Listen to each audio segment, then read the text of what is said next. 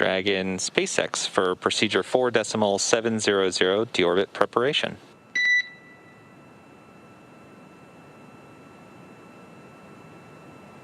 Go ahead, Mike.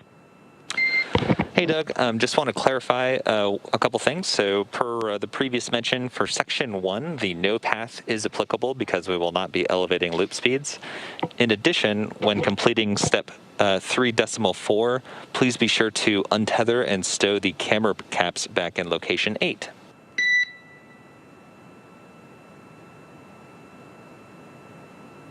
Okay, copy all. And in 3.4, you want us to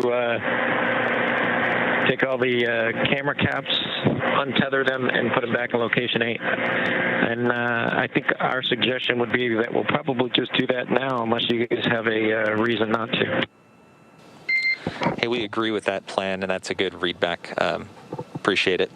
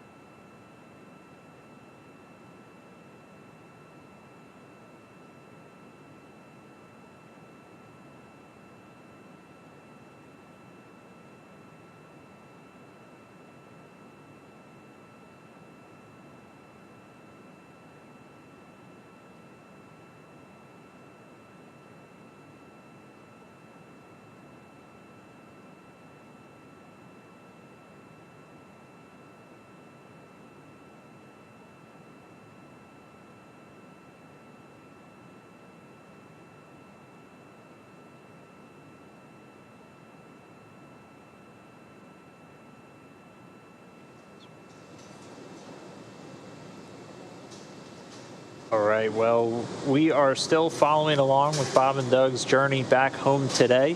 Everything continuing to proceed smoothly with the departure of Dragon from the space station yesterday. They have been awake for a couple of hours now after getting their 8 hours of rest on board the Dragon capsule, and everything's really focused on the events coming up in just about 3 hours from now. Yeah, so we have a number of things that will be happening. As Dan said, we're actually looking for our events to begin in 3 hours and 42 minutes.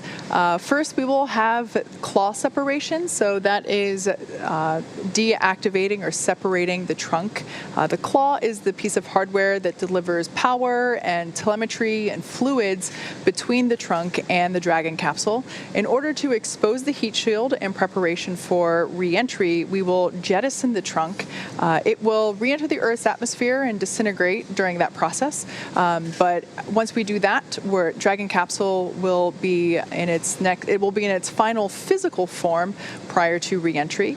We'll then initiate a deorbit burn. It'll last about 11.5 minutes, and that burn is intended to place Dragon on its final trajectory for its landing site, which is just off the coast of Florida near Pensacola. So once that deorbit burn happens, Bob and Doug will then sit back and continue to monitor all the telemetry and data that they have on their screens. That's their primary mission for today, is to just keep a tab on things. There you can see on your screen that they're now not in their suits yet. We'll wait a little bit longer before they have to don their suits, but they're there doing some checkouts and moving about the interior of Crew Dragon. Like I said, we will perform that deorbit burn, lining up the capsule for that final reentry and splashdown off the coast of Florida. And after we do the deorbit burn, we will close that nose cone. So the deorbit burn will utilize the 4 forward bulkhead Draco thrusters. We will not need to use them, and we want to for the remainder of the mission, and we want to protect that forward hatch there. That's the hatch that is used for ingress and egress, or entering and exiting the space station. And as these capsules are designed to be reusable, we definitely want to protect that hatch. So we close and lock that nose cone. And then after the nose cone is in place and we confirm that it is locked up, we then maneuver to that deorbit burn attitude. Let me rephrase that. We are performing the deorbit burn. The nose cone will close, and we will then begin the process of re-entering the Earth's atmosphere. Yeah, that was pretty cool. We just saw Bob kind of re-stowing his spacesuit. They keep their spacesuits, at least for this mission, in the seats on either side of them, as Bob and Doug are right there in the middle, the commander and the pilot seat. But after they're able to successfully re-enter the Earth's atmosphere, we'll get out of that comms blackout and we'll get to the actual parachute deploys. So first we'll have 2 drogue chutes come out. Those will do the initial slowing and stabilization of the vehicle, followed shortly after by the 4 main parachutes, which are scheduled to deploy right around 11:45 a.m. Pacific. All of that sets us up for splashdown in the Gulf of Mexico off the coast of Florida, just a few miles away from Pensacola. That splashdown time targeted for 11:48 a.m. Pacific, 18:48 GMT or Universal Time. There to meet them is going to be the crew of the Go Navigator, which has left its port.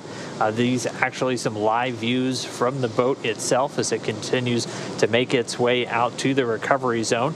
It was able to leave the port right at around 9:20 a.m. Eastern Time this morning. As we talked about a little bit earlier, they were tracking an issue with one of the backup generators on board the Go Navigator. They were working to try and get a replacement for that, but weren't able to get it on board quite in time. But Go Navigator still has a fully functional prime generator on board, and not having that backup is not any constraint on normal recovery options this morning. So Go Navigator steaming full speed ahead, heading to that recovery zone, and they're going to be there several hours before splashdown. They'll maintain a distance of about 3 nautical miles from the anticipated splashdown point and just be ready and on standby for when Bob and Doug are in the water. Yeah, as you may have heard us mention before, it has been, at least over the last week, the recovery team has been really busy with trying to determine where exactly we were going to point Dragon for its return home. In order to allow for multiple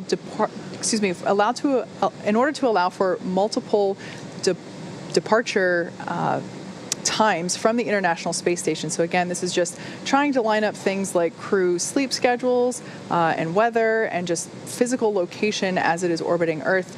We identified 7 potential splashdown locations. 4 on the west coast of Florida and 3 on the east coast. And it has been priority number 1 for the last week for the recovery team to determine which of those 7 locations Bob and Doug would be splashing down at. The weather around Florida is ever-changing, especially when you have something like, as we currently have, a tropical storm rolling through the area. Having that storm roll up the east coast of Florida had prevented us from obviously being able to land at any of those. So selection was then narrowed down to the 4 in the Gulf of Mexico on the west coast of Florida. And we continued to evaluate the weather at designated intervals, and we were able to determine that the best location for recovery would be off the coast of Pensacola. Requirements for these landing zones are essentially that they can't be in the middle of the body of water, because the landing zone has to be close to a medical facility, and it has to be close to a port so that the recovery vessel can actually get to and from the landing site. Yeah, and we've continued to watch the weather. We got pretty lucky with the weather that we're looking at today.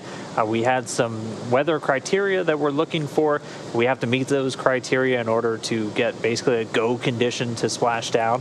One of the main things we were looking at was wind speeds, which we were looking to not exceed 10 miles an hour, and winds in the splashdown zone right now just barely over 1 mile an hour. So getting extremely calm winds and very calm seas for what should be a very stable operation for this recovery today. We actually just locked in Panama City a few hours ago. Our kind of last chance to lock in an alternate site was just a little over an hour and a half ago at about 5:48 a.m. Pacific. Dragon has the capability to change alternate sites once it's in free flight, and we do have, again, 7 different splashdown locations. Just based off of the weather and everything else that we looked at, Panama City was chosen as the alternate for this opportunity. That was already looking like our best one just based off the weather, and they just locked that in a few hours ago. But everything continuing on track for this Pensacola splashdown.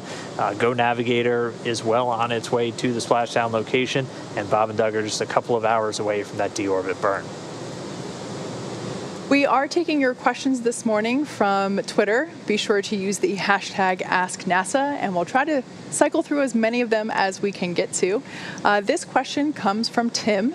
What's the current distance to the ISS? Good question. Something that I find that people often assume is that the International Space Station is really, really far away, and it's actually not. It is about 250 to 300 miles above the Earth. I think when I saw a report earlier, or maybe it was actually Leah who mentioned it in the earlier broadcast, I think it's about 263 miles above the Earth's surface right now. So depending on where it is in its orbit, it might be a little higher, it might be a little lower, so it's actually not that far away. It's basically the distance from Los Angeles to San Francisco, as the crow flies, just above us. So it's really not as far as many people think. Again, this is using the hashtag AskNASA. This next question comes to us from Nicholas. How far off the coast will the capsule land? Will it be possible to see any of the action from the coastline? Trying to find our exact distances. It varies depending on which coast that we're going to. We do stay far enough away that you wouldn't really be able to see it from the coast. Obviously, you do want to still be coming down in an area pretty far away from land to make sure you're hitting a splashdown zone, and just so you're not near any major air traffic areas, things like that, is you do have to clear air zones. We have to make sure that we have notices going out to ships not to go into a certain area. But they're just several kilometers, obviously, or several miles offshore. The Cape is the closest one. That one's typically only about 24 miles offshore. The other ones range anywhere from about 50 miles all the way up to a few hundred, just about 200 or so. When we landed Demo 1 last year, it was about 240 miles off of the Cape. So it is different depending on where you're going, but one of the things that we have in our recovery arsenal are helicopters, where Bob and Doug will get recovered by that main recovery vessel, the Go Navigator, and after they're out of the capsule and into the medical facility, a helicopter will come and land on the deck, and then it's only about a 10-minute helicopter ride from the Go Navigator back to Pensacola, where they'll be moving on to a NASA plane ready to take them over to Houston. Yeah, so one thing to note, the capsule will be re-entering Earth's atmosphere, and we will have parachute deployment starting at about 18,000 feet above the surface of the Gulf of Mexico. Those drogue parachutes and the capsule itself. Dragon SpaceX for timeline and recovery status update. All right, we should be getting an update up to the crew now.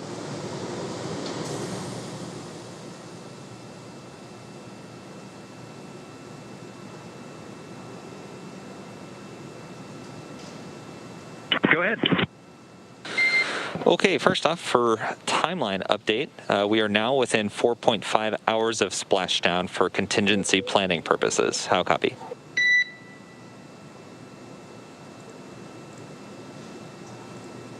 .5 for splashdown. Copy all. Okay, for recovery forces, I believe Jay told you that we were working a backup generator on the recovery vessel. Unfortunately, we're unable to get that generator aboard before Go Navigator had to depart due to timing constraints. However, Go Navigator has departed and is expected to be on site at approximately 1700 UTC.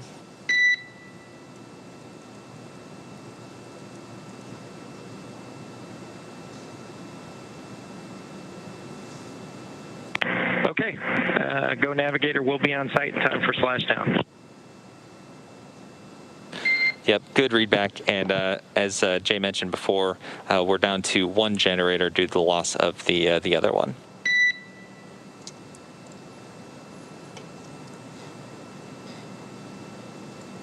Yep, we copied.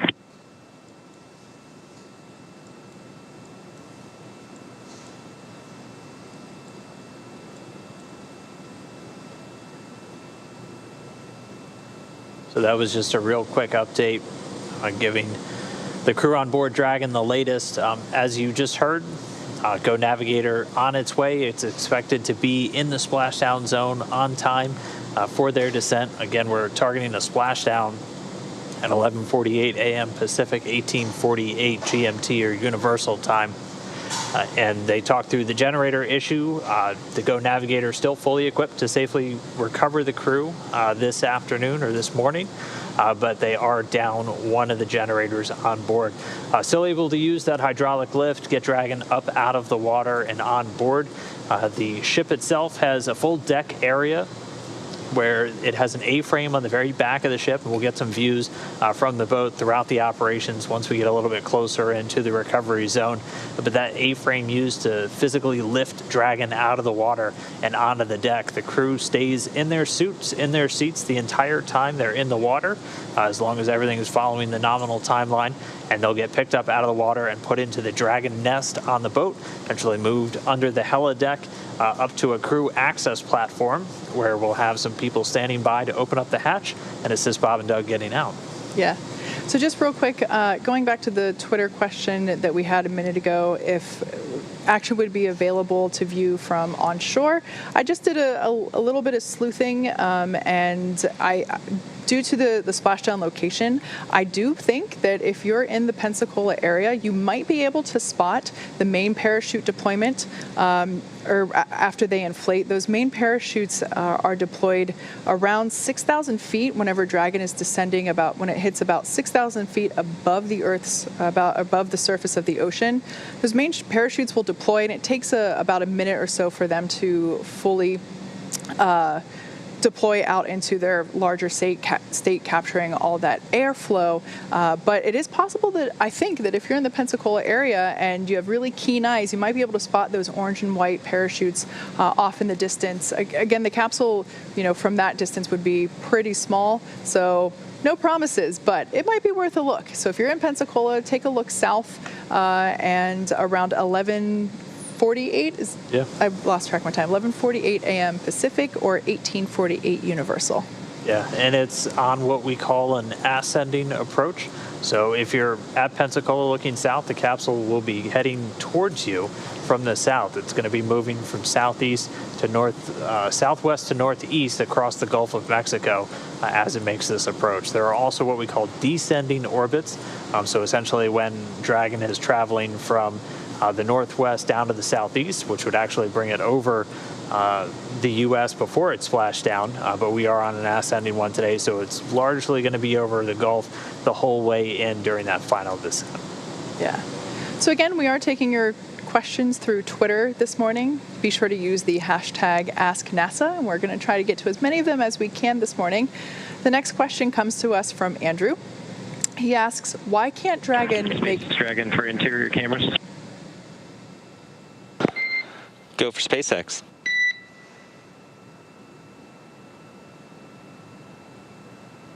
Yeah, Mike, could you take the interior cameras down for a few minutes? In work.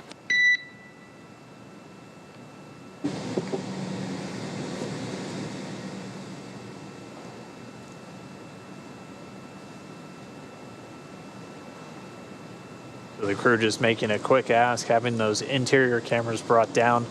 They work with the teams on the ground, a lot like those on space station. They have cameras in there just so they're able to get kind of rapid response to any questions that they have, any help that they need. But then obviously the astronauts getting the privacy they need when they're doing suit up or just kind of anything else where you don't need people checking in on you. Yeah. So again, going back to this question from Andrew coming to us from the hashtag AskNASA on Twitter, why can't Dragon make a straight downward descent instead of orbiting around the world? That is a great question. You have to keep in mind that when Dragon is at the International Space Station, it is at the same velocity. It is going 17,500 miles per hour, and it is orbiting the Earth. In order to have it perform a landing of straight down, you would have to have some sort of force to stop it going from that fast. And that's really not possible due to constraints like having enough fuel and size of the capsule and all that good stuff. So Dragon SpaceX, we should be external cameras at this time.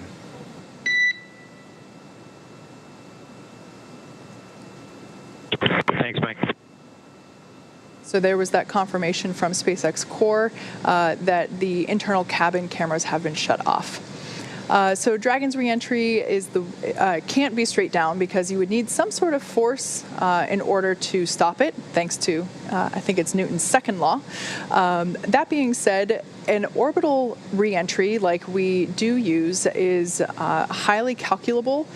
We are able to have very precise details in terms of where it's going to land and at what time. So there's no downside to doing it in the way that we do it, other than the fact that from a physics standpoint, the straight down approach isn't really possible. All right, so our next question from Elaine, what difference is there in the route map from the red and the yellow line? I think Kate touched on this a little bit earlier. That's showing you where Dragon is essentially in sunlight or in eclipse.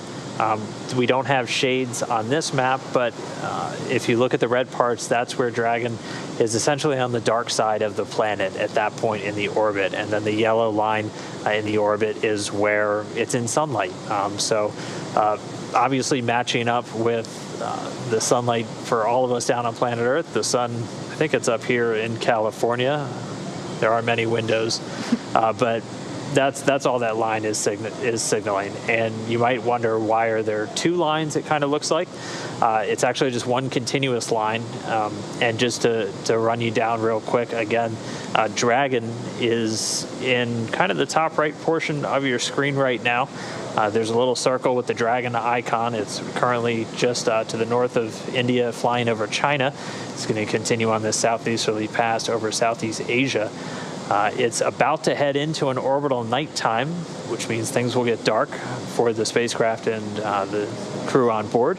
And that also means it's about to cross what's known as the terminator line. That is the line between night and day on the Earth's surface. And when you're on board the International Space Station, or in this case, on board Dragon, you can get some pretty spectacular views as the Earth goes from night to almost pitch black beneath you.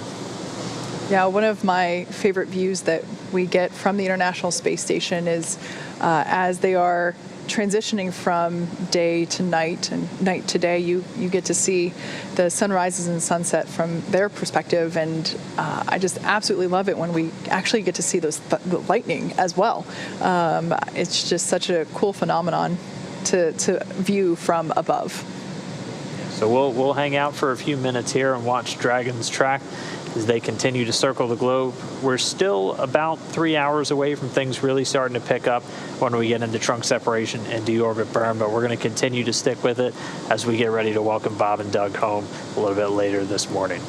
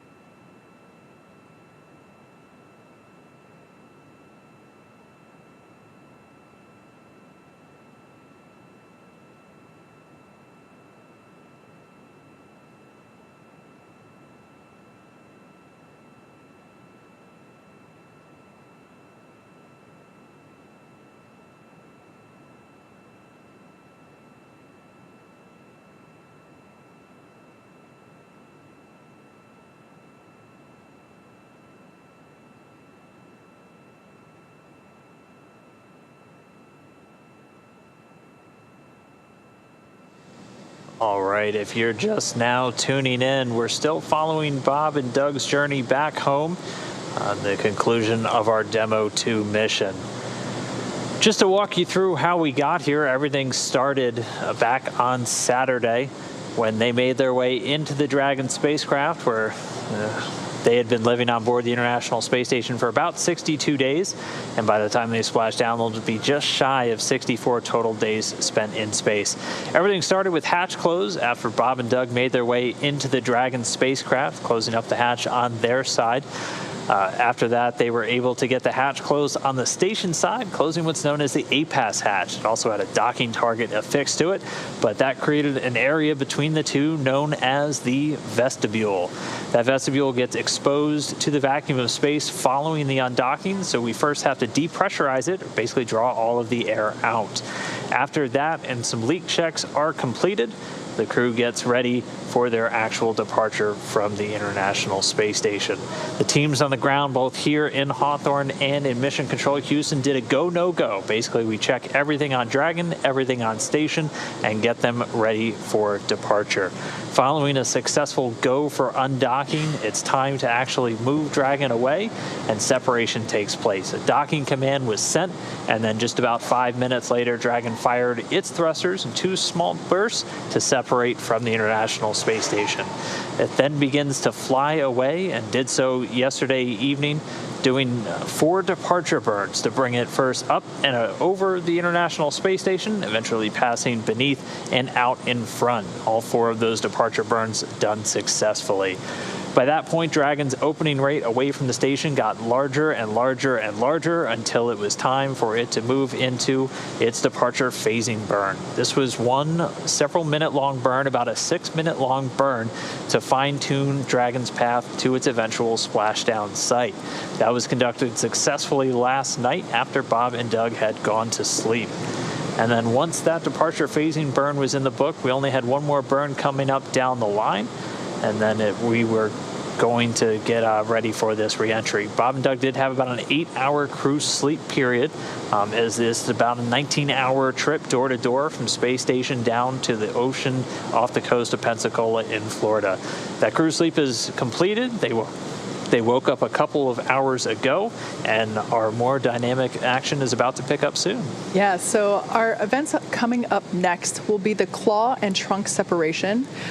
This will essentially be the final, when we separate the trunk, it'll be the final physical form of Dragon prior to reentry. We will then have exposed the heat shield at the bottom of the capsule after jettisoning that trunk, allowing it to get ready for its reentry. We put a deorbit burn. We activate the deorbit burn sequence, and that puts Dragon on its final trajectory to the landing site off the coast of Florida in the Gulf of Mexico. That deorbit burn will last about 11 and a half minutes. After that deorbit burn completes, we then close the nose cone. The deorbit burn will utilize the 4 thrusters at the top of Dragon, as you can see there. We no longer need to utilize them, and we want to protect the top hatch, or the forward hatch there, so we close that nose cone and lock it up. After that, Dragon will begin to re-enter the Earth's atmosphere, and we will experience a 6-minute-long communication blackout due to the plasma building up on the exterior of cabin, due to the buildup of plasma on the exterior of Dragon. We won't be able to send commands or receive telemetry, but that's okay. Dragon is completely autonomous. It is designed to steer itself anyway. So with that blackout communication period will last for about 6 minutes or so. After that, about a couple minutes after that, after we regain those communications with the crew, we will deploy the drogue parachutes. These are designed to begin to slow the vehicle down even further, and also to stabilize the Dragon capsule. About a minute or 2 after drogues deploy, we'll fire off the main parachutes. So these will be 4 orange and white parachutes that will deploy and begin to catch even more air and create more air resistance, slowing the vehicle down even further to a mere 15 or 16 miles per hour as the capsule then splashes down in the Gulf of Mexico. we've located a designated landing location near Pensacola, Florida. Recovery operations then begin immediately after splashdown is confirmed. The main parachutes will be cut from the capsule autonomously, and the recovery crew will then begin to move into position in order to retrieve Bob and Doug. The team will actually be waiting 3 nautical miles away from the splashdown site. Whenever the splashdown approaches, they will then move closer. They will pull get the capsule ready to be lifted onto the recovery vessel. Once that is secure in the nest, they'll then get to open the hatch and have Bob and Doug egress or exit from the Dragon capsule. And at that moment, it'll be their first breath of fresh air in 2 months since they've launched back on Falcon 9 in late May. So we're really excited. All of that will be coming up shortly. Those events that we have in the future, that the deorbit burn and the jettison of the trunk, that will all be in like 3 hours exactly. So my countdown here shows that the trunk separation will be happening 3 hours from now. So we're looking forward to all of those events coming up. It's going to be a very exciting morning. Like I said, seeing Bob and Doug for the first time coming out from the capsule on that recovery vessel. Go Navigator will be the first time that they are getting, they're back down on planet Earth for the first time in 2 months. Safety is everything, and of course the human body experiences microgravity, and just to be safe, we will place them into a wheelchair or my mind is blanking. Stretcher, yeah, there we go. Essentially, we'll be helping Bob and Doug as they get out of the capsule. Anybody who's familiar with our long-duration crew members returning to Earth, if you've ever seen a Soyuz landing, you've seen the crew members get physically lifted out of the capsule typically and immediately carried over to chairs where we're able to do quick medical checks, take things like pulse, a number of other items, and just really give them a moment to rest, as it can be pretty jarring on the body when you re-enter into a gravity environment after living in space for several months. So we're just doing everything we can possibly to keep them safe.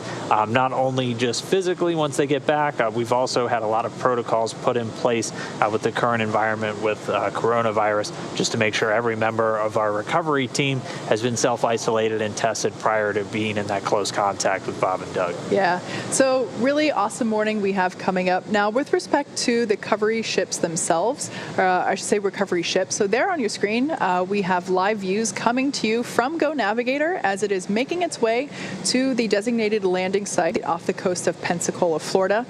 In the lower right-hand side of your screen, what you see there is the hydraulic lift that will be used to hoist Dragon out of the water and into the nest, which is just barely out of view there. But that nest is what the capsule will sit on and then be pulled more towards the interior of the deck, and that's where we'll open the hatch and have Bob and Doug come out. So as you can see, we got some blue skies with a couple of clouds. It's a picture-perfect day. Those seas look really calm.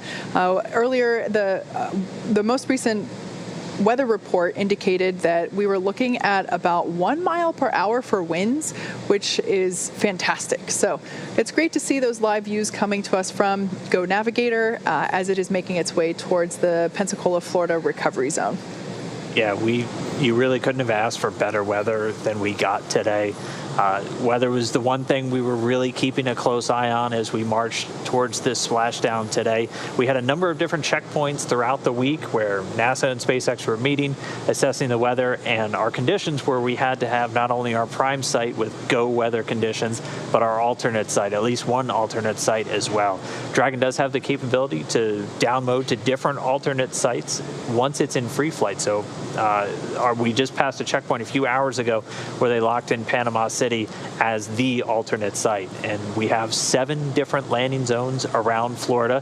3 of them on the Atlantic side, Jacksonville, Daytona, and the Cape, were not in consideration for this weekend as they are still dealing with the tropical weather system. But we were able to get great weather at Pensacola, and they're set up for that splashdown today. And Go Navigator is on its way. It left the port just about an hour and a half ago, and we've been following its progress. It had one of its backup generators was failed, and they were working to replace it with another one, but weren't able to get it there in time. But that is not a constraint to do the recovery operations. Go Navigator is still perfectly capable of effectively and safely recovering the capsule and Bob and Doug from the ocean in its current state.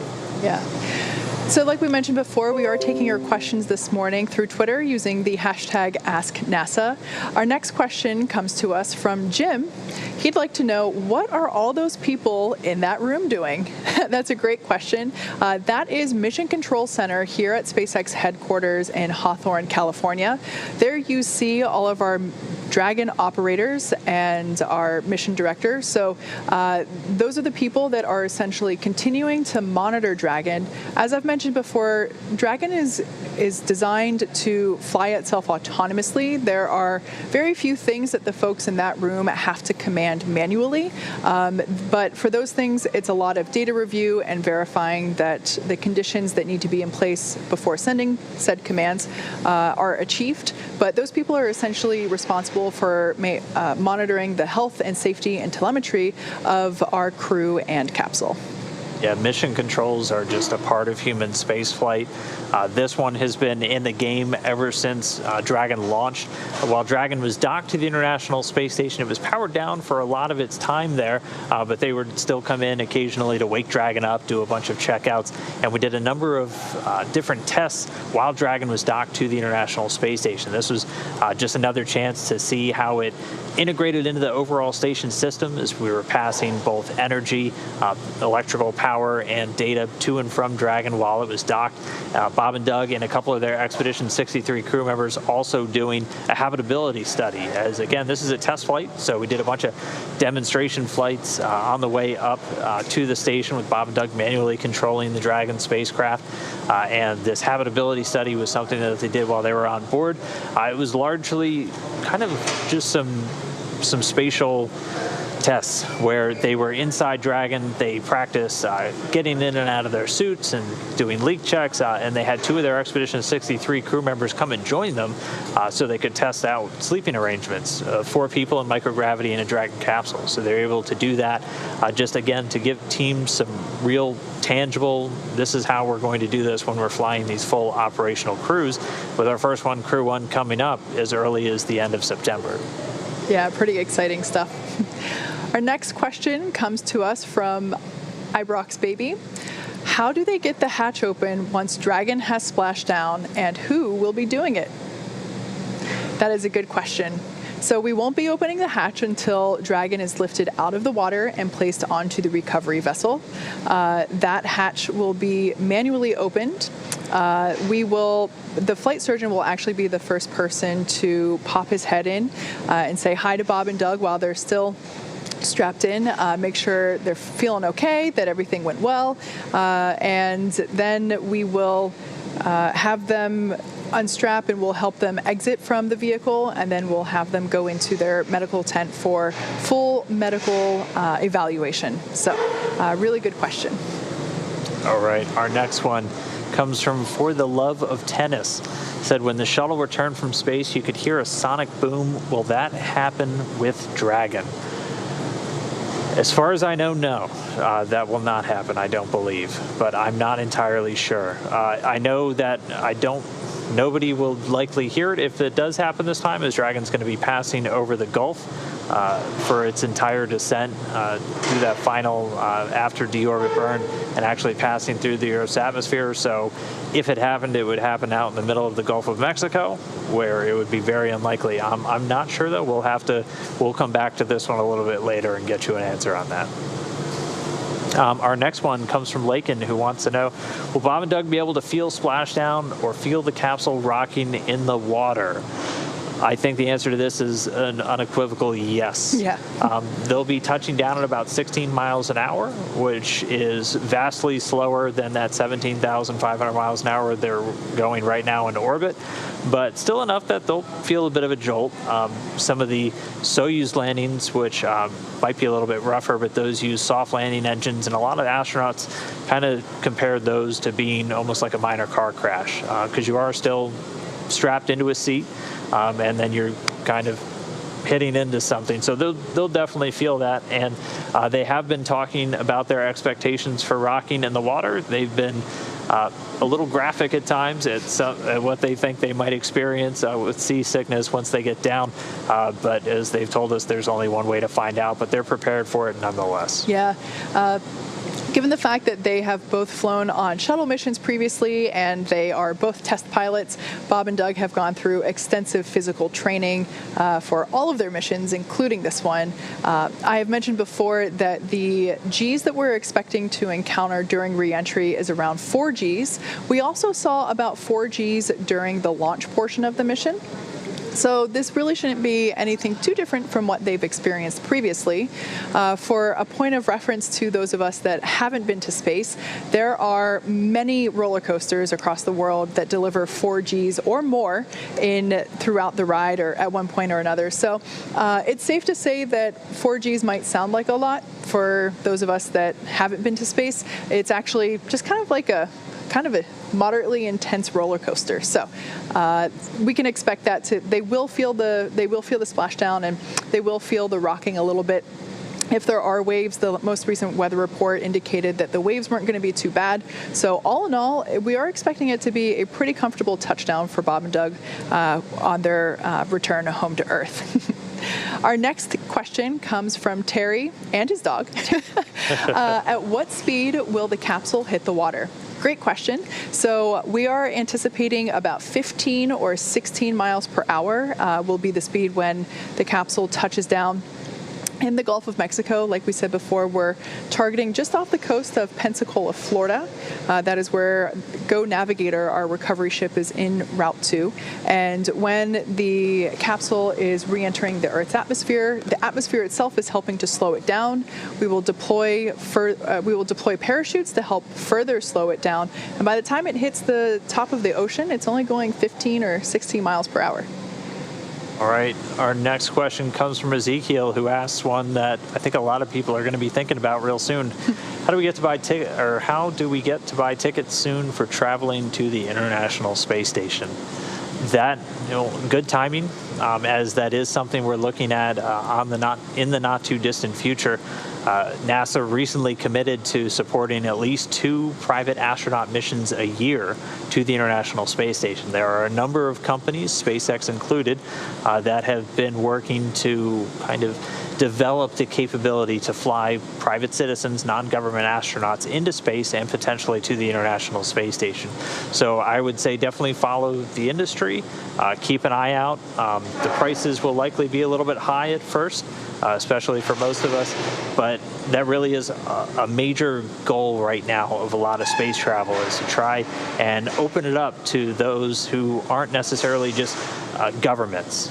Space travel for so long has just been the realm of governments who would have the budgets to do these kinds of things, and we've seen basically an explosion of commercial activity in low Earth orbit. The International Space Station's been kind of the cornerstone of enabling that entire market with a marketplace and a capability for research and transportation and a number of other things. And we work with a lot of partners in the space industry to try and just grow that even more. Yeah. Another question comes to us from Twitter using the hashtag AskNASA. This one comes to us from Chris. How airtight is the ISS? Well, I think it's safe to say that the ISS, the International Space Station, is completely airtight. Given the fact that it is orbiting Earth in the vacuum of space, it has to be airtight in order to make sure that the crew is safe throughout their stay on station.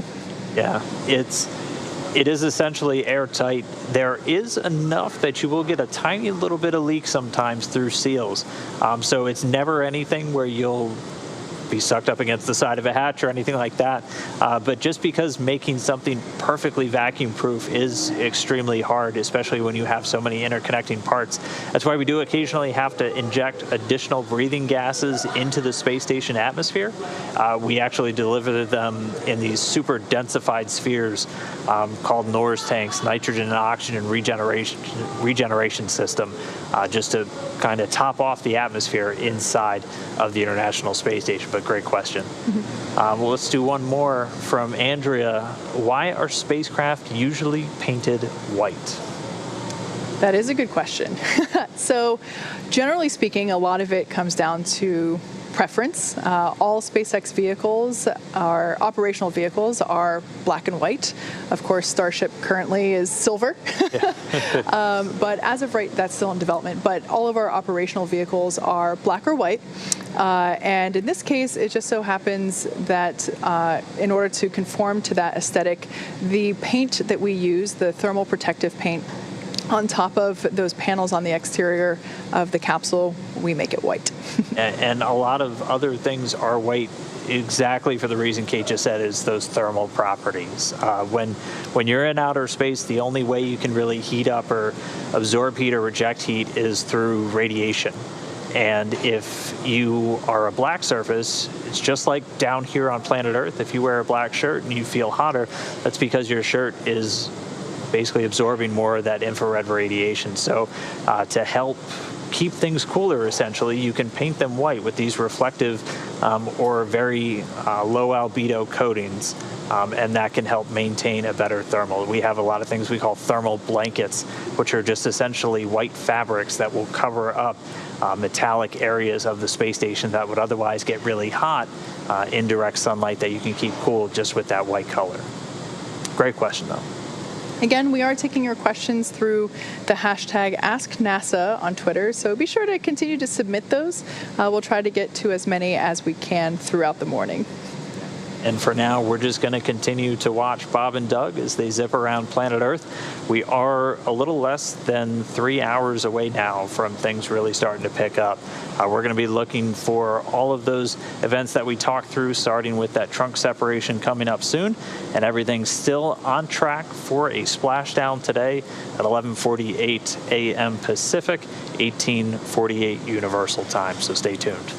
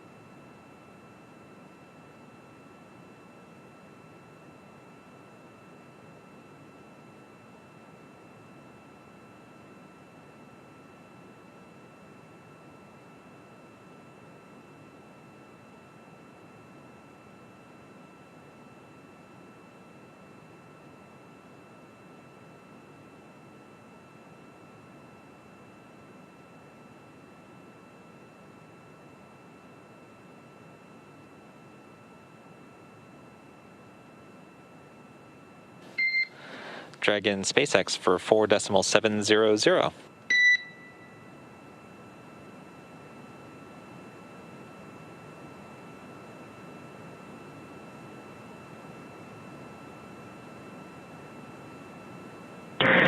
Go ahead, SpaceX.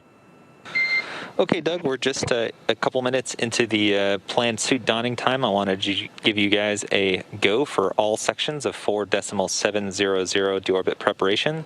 We are standing by to support suit don.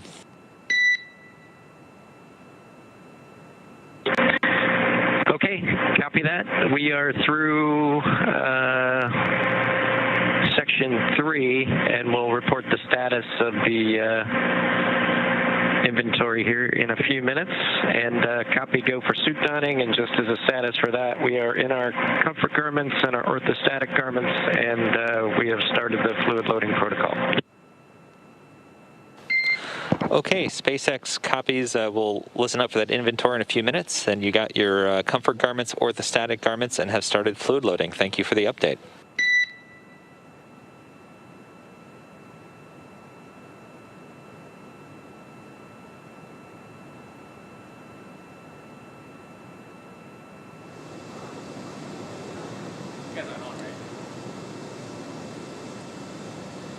All right, so we just heard a call up to the crew as they're getting into some of their activities to get ready for this deorbit burn. So they're about to get suited up.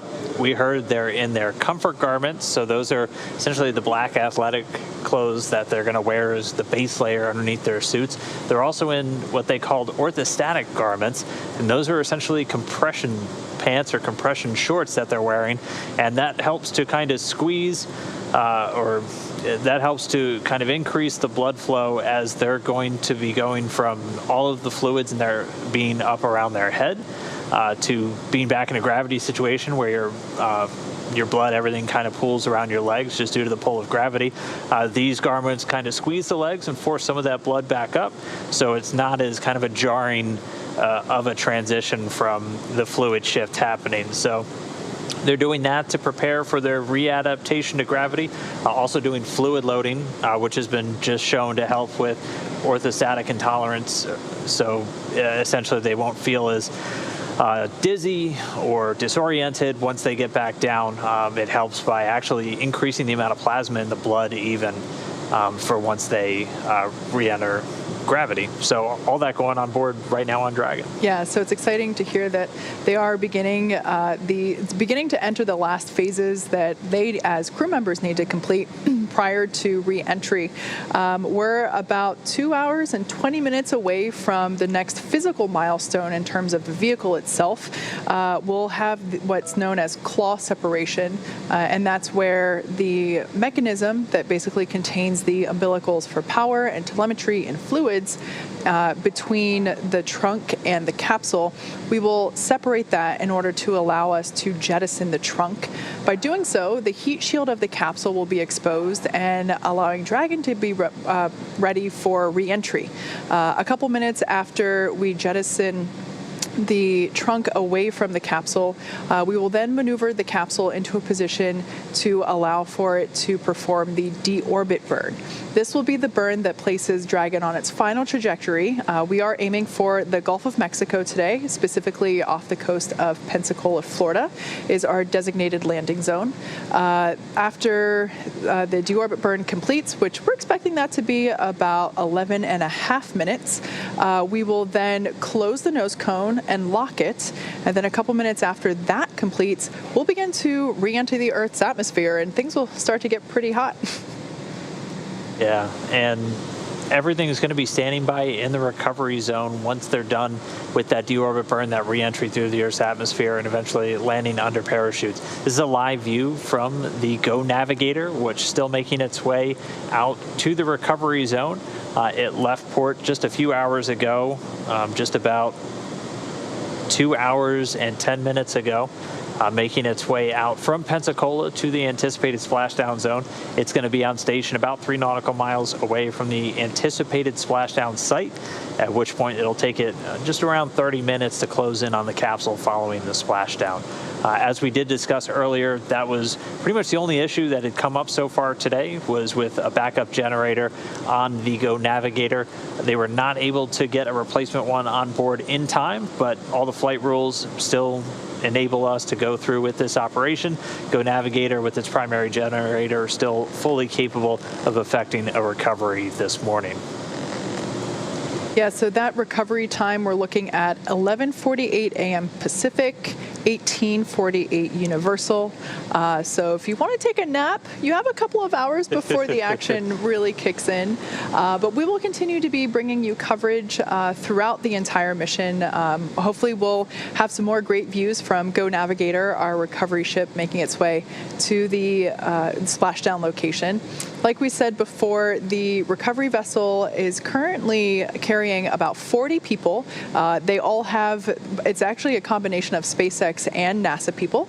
They all have specific jobs, and whenever we are actually performing the recovery operations, you only see a small handful of those individuals on board because safety is the top priority, not only for Bob and Doug, but also for the personnel on board. So we'll make sure that unnecessary personnel will be away and in one of the back rooms, whereas the operational deck during active recovery mission or during active recovery operations will have those key personnel involved. And we will be able to see the descent all the way through splashdown, as well as the fast boat approach. So those are the two smaller boats that make their way to Dragon after it splashes down. They're the ones that are doing the initial preparation of the capsule, preparing it to be lifted out of the water and onto the recovery vessel. So we have quite a bit coming up, and we're looking forward to being able to show you all of that. As I've mentioned before, the recovery team is a newer one here at SpaceX, since the whole crew recovery process is newer, and it's really cool that we get to showcase them a little bit. The last time we were able to do so was about a year ago, year and a half almost, and on the Demo 1 mission. So be sure to stay tuned throughout the entire recovery process, because once the capsule is lifted up and out of the water and is secured to the deck of the ship, that will be our first opportunity to hopefully get a couple thumbs up from Bob and Doug, indicating that they're feeling good after their return. Yeah, we expect it to take about an hour from splashdown to them getting out of the capsule. A lot of it will be those initial checks happening in the opening minutes following splashdown, and it'll take about 30 minutes for the primary vessel, the Go Navigator, to get very close to the Dragon capsule itself. And then once it's there, it'll take only a few more minutes to lift it up onto the boat and then move it on that nest towards the crew recovery platform. So it's a platform with enough space for just a couple of people underneath the helipad on board the Go Navigator, where they'll be able to open up the hatch. SpaceX's Anil Menon, one of the flight surgeons that works here, is going to be the first one through the hatch. He'll do a quick check on Bob and Doug, making sure they're ready to come out, and then we'll be assisting them out of the capsule and immediately over into a medical facility on board.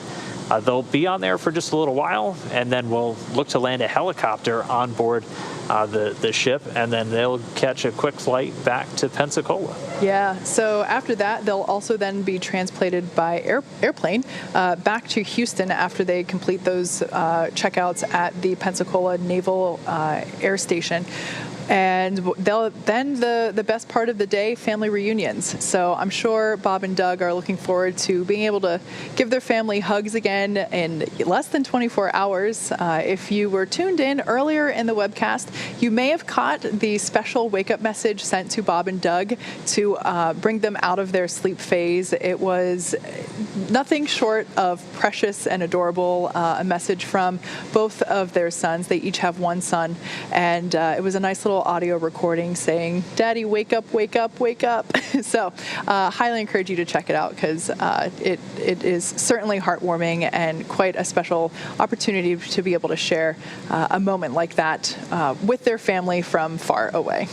And they were pretty adamant. It's a good thing we have weather, because it sounds like those kids are expecting their dads home today. I think one of them's got to go get a dog. so he's excited. That's what it sounds like. But everything's gone extremely smoothly with Dragon's flight. It all started yesterday on Saturday when they loaded in and departed the International Space Station. Since then, we've had a series of steps, all executed flawlessly. We haven't had any issues tracked with Dragon during the departure and the setup for splashdown. Again, today, this is our prime location. This is our prime opportunity. So once we undock from station, Dragon had an identified prime and a backup, the alternate, which was several days later. If we were unable to land today, we would target a different site 48 hours later. It's actually about 47 hours from the initial splashdown target to the secondary. And that secondary was locked in a few hours ago as Panama City. But everything's looking great with the weather today. As we talked through, we had constraints of about 10 miles an hour for the wind. And our initial weather report last night, we were about a mile an hour, and we just got upgraded to about 2 miles an hour. That is correct. Winds have doubled, but when you go from 1 to 2 miles an hour, we're still well within the limits. So still looking forward to an on time and a good splashdown today. Yeah, the other good news coming out of that most recent weather report is that the waves are also looking really calm. The threshold for the waves is based on how high the wave is going to get and how frequently. So waves occur in this type of pattern, and for safety reasons, we can't have high waves or waves at a certain height occurring very frequently. That makes recovery operations dangerous. And we're pleased to report that the last information that we got regarding the weather anticipated at splashdown are very small waves. Let me pull it up here real quick. It was something like, here we go.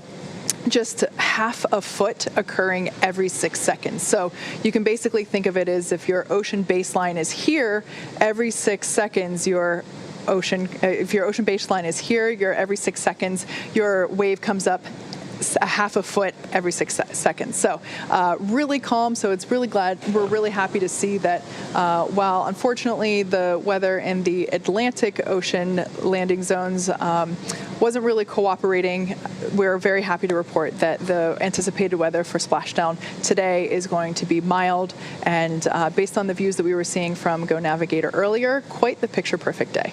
And weather is something that we track very closely. If you've been following the mission since May, weather was definitely in the conversation back when we launched, where we had to scrub the first attempt just due to some bad weather that moved into the area. But we're able to just kind of pinpoint right between some clouds for that second launch attempt on May 30th. And then we were watching it extremely closely today, too, or even in the lead up to where we are today. And we're going to continue to have weather checkpoints all the way up until about an hour and a half before landing. That's really the final opportunity we have to wave off. And we actually have a question from Twitter. Just a reminder, use the hashtag AskNASA on Twitter, and we'll try to get to your question throughout the morning. And this one from Demi wanted to know, if the splashdown were to be scrubbed, could Dragon go back to ISS, or could they be in the orbit on their own? For this mission, we don't have a plan essentially to re-rendezvous with the International Space Station. We weren't going to undock until we had good weather at a prime and alternate location. Both were go at the time that we left. So if for some reason we had to wave off within the next hour or so from Pensacola, Dragon would continue in its orbit. It would make some adjustments over the next 47 hours, and then we would target a splashdown at Panama City. We had to lock in that alternate site just a few hours ago. Up until that point, for the first about 12 hours or so, Dragon has the ability to change alternate sites. So we could have targeted one of the other Gulf sites, potentially even going back to Pensacola on the second 2 days later. But we were able to lock in Panama City. And not anticipating to need that, but Dragon does have the ability to wave off and kind of reattempt a splashdown 2 days later.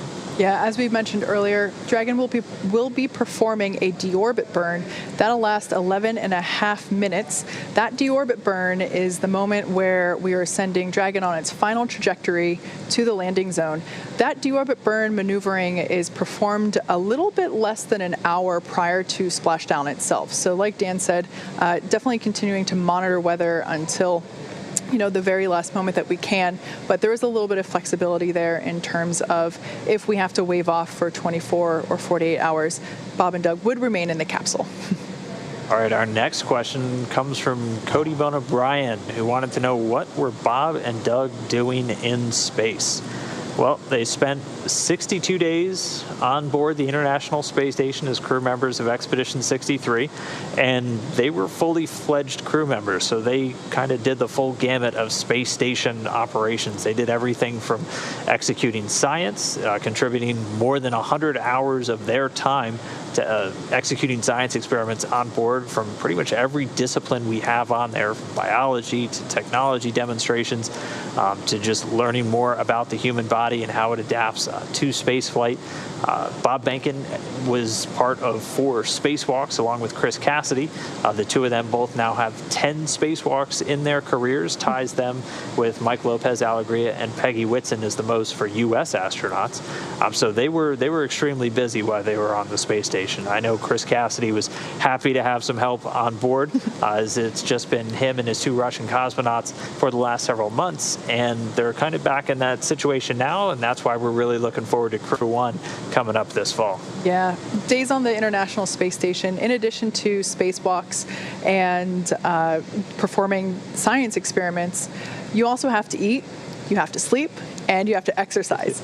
So it's really easy to see how whenever there are only a couple of people on the International Space Station, that things that are, exercise, eating, and sleeping are absolutely essential. Exercise helps to keep the body strong and try to prevent the effects of that microgravity has on the human body. So when it comes to what might get shifted out a little bit, it's not exercise, it's not eating, it's not sleeping, and so having 2 extra hands on board to assist with things like spacewalks and being able to perform some of the science on board was definitely a help. But in addition to that, Bob and Doug were also completing mission objectives related to Demo 2 while it was docked, making sure that the battery life was as expected, making sure that the solar panels were still absorbing and generating power as expected. So I am sure that by the time that they get home, they will be pretty tired, not just from the dynamic events happening today, but just from the last 2 months as a whole. I'm getting tired just thinking about it. Ready for a break, yeah. Yeah. All right, our next question comes from Philip Hartman, who wants to know, how much training does it take to be able to operate, control all of the technology on Dragon and the things on Space Station? I can touch on the space station stuff. We typically train crew members for about 2 years. We've had a couple that kind of cram in that training a little bit shorter than that, but typically crew members get assigned about 2 years out and spend that entire time training just to do day-to-day tasks on board the space station. I mean, that's everything from just operating the basic facilities, learning how to repair all of the major pieces of hardware, like the thing that generates your oxygen or scrubs the carbon dioxide, how the water recycling system works. They get kind of crash courses in operating a bunch of different science hardware that's on board the space station. You kind of have to become a jack of all trades when you're up there, because one day you're a mechanic, the next day you're a physicist, the next day you're spacewalking, and so they get a whole bunch of training that they have to take, and it's done all over the world too. Yeah, definitely can't call a handyman when something goes wrong. Yeah. You are the handyman. Next question comes to us from Abby. Again, this is the hashtag AskNASA on Twitter. This may be a silly question, but is there a telescope on the ISS that the crew can use? They don't have a telescope. They don't actually have very many windows that look up at the stars. We have a number of science experiments that are on the International Space Station that use its position outside of the Earth's atmosphere to look kind of beyond our solar system. We have some that aren't necessarily telescopes, but like the Alpha Magnetic Spectrometer, which is looking for signs of dark matter. And then we have one that was a Japanese payload. The name is escaping me, but it was essentially looking for pulsars throughout the universe, and was really cool. It was essentially developing a futuristic version of GPS, where it was looking to develop a system or a map where you could use pulsars, some of the brightest objects in the universe, to navigate. And obviously that's not something we need to worry about right now because we're not leaving our solar system anytime soon. But we're already learning how to do that, and we're using the International Space Station to do it. They have some big lenses for their cameras, but those are pretty much pointed back down towards Earth. Our next question wanted to know, how does the communication to Dragon work? Is it done through satellites? Partially, yes. If you think about the International Space Station orbiting Earth, it technically is considered a satellite as well as a spaceship. Really big one. Yeah. And then we also have ground stations across the world that are able to provide uplinks and downlinks from the station, as well as from Dragon capsule itself. So we try to make all of those connections as direct as possible to us here in mission control, for trying to reduce latency and making sure that we get high quality feeds. So we try to avoid ping-ponging as much as possible. But yeah, there are a number of ways, but generally speaking, we go from capsule to ground in as short of a distance as possible. All right, our next one comes from Juliet, who wants to know, does NASA have a full-size mock-up of the space station in a training facility? We have several, actually. We have a building called the Space Vehicle Mock-up Facility at the Johnson Space Center in Houston, where we have a full-size mock-up of every single habitable module. So that's essentially saying every single module you can actually go inside. There's a huge part of the space station itself that's just external, that isn't pressurized, and the astronauts only really see when they're spacewalking. So to familiarize them with that part, we have a full-size mock-up in the bottom of our swimming pool, the Neutral Buoyancy Laboratory, a 40-foot deep pool where they practice how to spacewalk. So we have several, and they're typically of kind of different fidelity is what we call them. So you'll have some that have real racks, real science hardware, real oxygen generation system built in, and then you'll have some that are just kind of representative of them. They'll be full size, but they might have like a printed poster of what's on the wall here. But you can still use things like that for emergency training. We really try to do as much training on the ground, and I know we do the same in Dragon, in something that's lifelike for what they're about to be flying on once they're in space. So by the time that they get there, a lot of your actions just feel like reflex. So at this point, we're going to check in on Dragon. Looks like it is about to go over Eastern Europe. We're going to show our ground track here and allow you to follow along. We still have, let me check my timer here. We still have 2 hours and 1 minute until our major milestone begins. That will be the claw separation in preparation to jettison the trunk. Again, that's coming up in 2 hours and 1 minute at 10:51 a.m. Pacific or 18:51 Universal. So stay with us and enjoy watching Dragon traverse the Earth.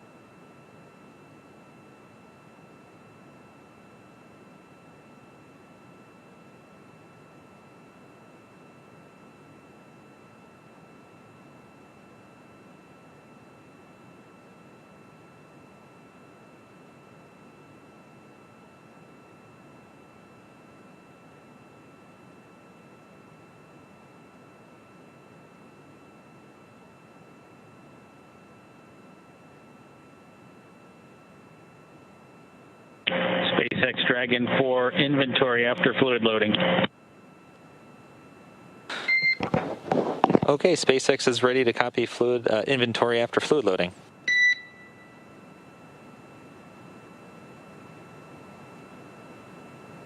Okay, from location 10, 2 additional bottles were consumed from bag 207 and 1 from bag 206. So that leaves 208 empty, 207 empty, and 206 with 2 remaining. From location 9, 3 bottles were consumed from 203. So that leaves 203 and 204 as empties. Everything else is per the packing plan.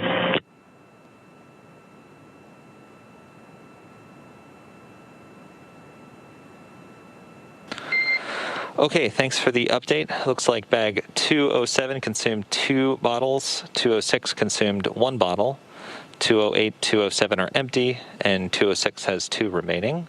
And then from location 9, we copy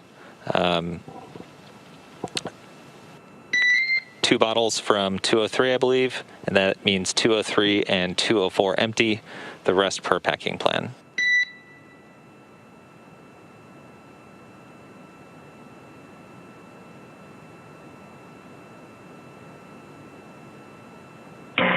From location 9, 203 and 204 are empty, and everything else is per the packing plan. Okay, copy location 9, correction, 203 and 204 empty, the rest in location 9 per the packing plan.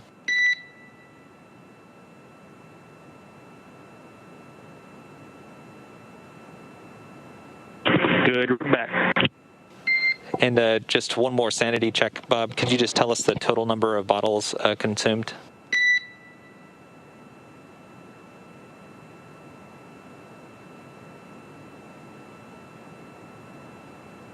Let me try to do the math from my notes here.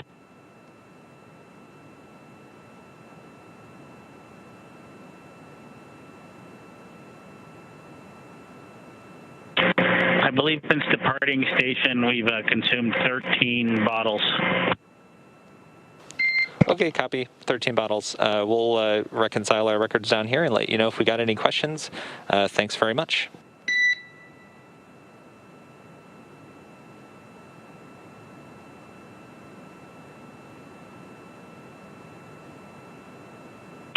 Thanks, Solo. And we're about to close out locations 9 and 10 and be suited, and so it's not going to be practical to go back and re-inventory anything if there's any questions after about 3 minutes. So please let us know if you can early. Okay, copy. And actually, we do have a question for location 10, bag 206. Can you please read back the quantity there remaining?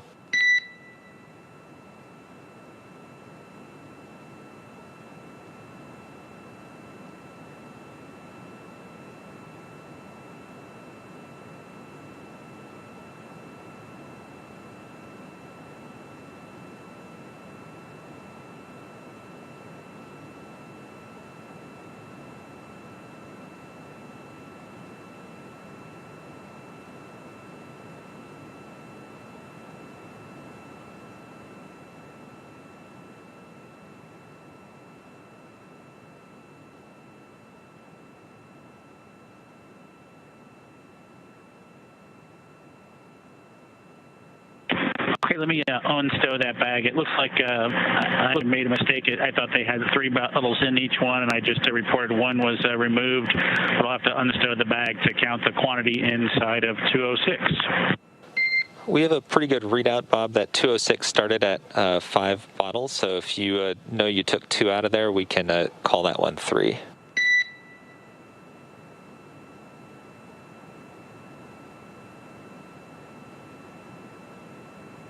No, from 206, we took a single bottle out. So let me count them for you. Okay, thanks for that double check.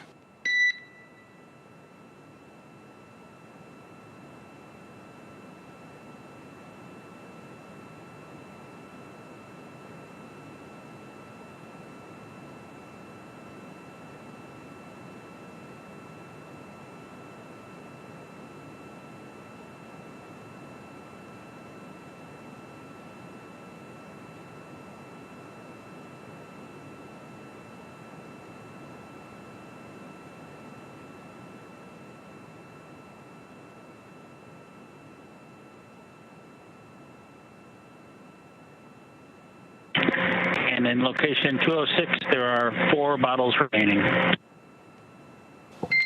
Okay, 4 bottles remaining in 206. That math makes better sense to us. Appreciate it.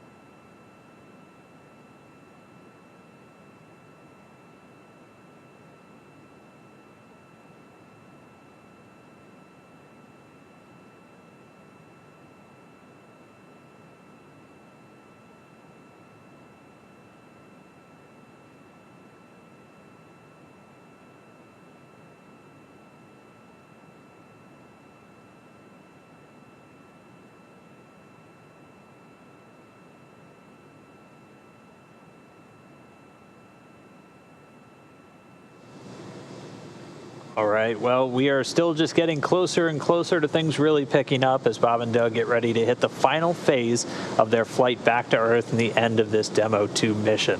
Still have a couple of milestones to go, but I mean, everything picked up when we departed the space station yesterday, and it's been a pretty smooth ride so far.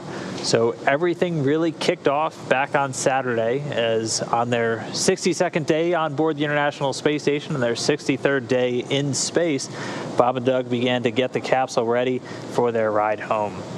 Everything picked up when they got all of the final cargo into the Dragon capsule and then got themselves in and then closed that hatch, crawling in through the top hatch to the Dragon spacecraft, getting suited up shortly thereafter. Meanwhile, on the station side, Station Commander Chris Cassidy closed the A-Pass hatch, creating what is known as the vestibule, a space between the two hatches that would be exposed to vacuum following undocking. Then we use valves on the Dragon side to draw the air out of that vestibule in a depressurization step, bringing it down to vacuum and getting it ready for that eventual physical separation or undocking. After that was complete, the teams down here on the ground, both in MCCX right behind us in Hawthorne and in the International Space Station Flight Control Room in Houston, did a go-no-go for undocking, making sure everything was good with systems on board Dragon and the health of the International Space Station. Following that go-no-go, we had a successful separation with Dragon using Draco thrusters around its service section to physically separate from the International Space Station. After hooks had driven back that were holding it in place, it executed those 2 quick burns. Then it was on to 4 departure burns spread over a number of hours, initially taking Dragon up and over the International Space Station, which brought it behind, and then after it lowered its orbit beneath the station, eventually bringing it out in front. Following all of those successful departure burns, it was just about time for the crew to get some sleep. And actually, during their sleep period, we were able to do what's known as the departure phasing burn. It's a little off in this timeline as it actually switched in the final hours leading up, but that departure...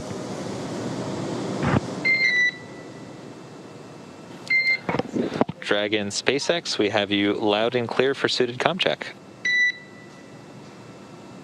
I read you the same.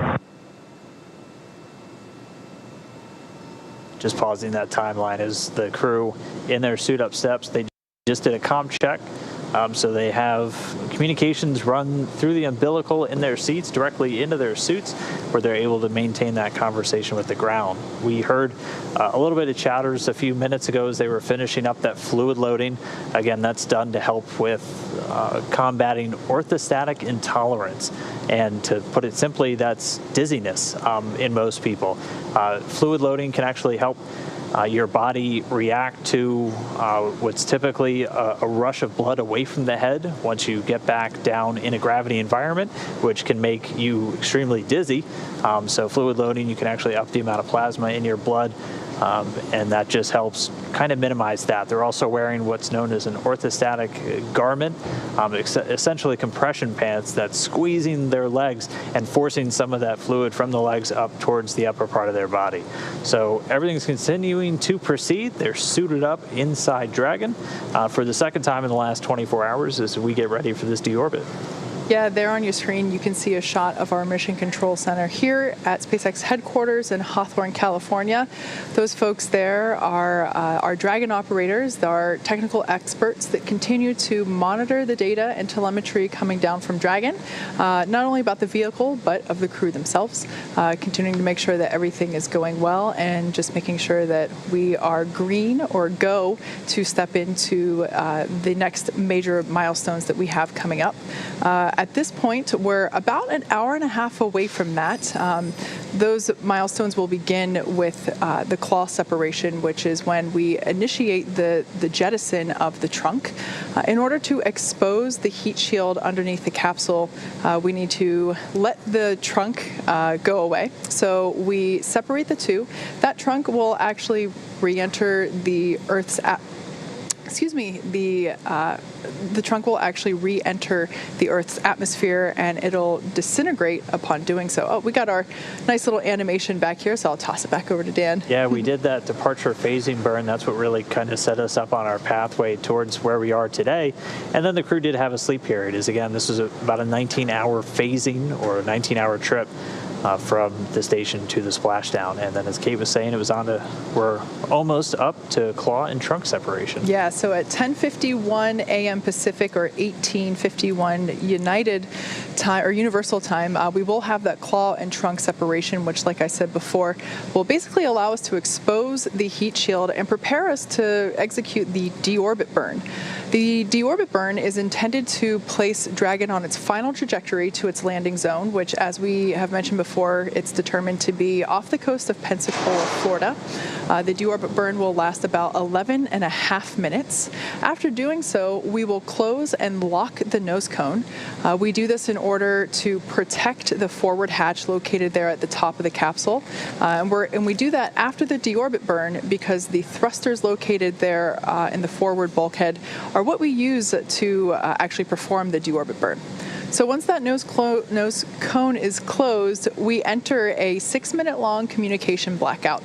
This is because we are re-entering the atmosphere. As we encounter that atmosphere and friction builds up, plasma builds up on the external sides of the capsule, creating a barrier, essentially, where we can't command the capsule or receive telemetry. However, Dragon is completely autonomous, so totally fine. It's driving itself at that point anyway. So we will then, like I said, that blackout period lasts for 6 minutes. A couple minutes after that, we will deploy the drogue parachutes.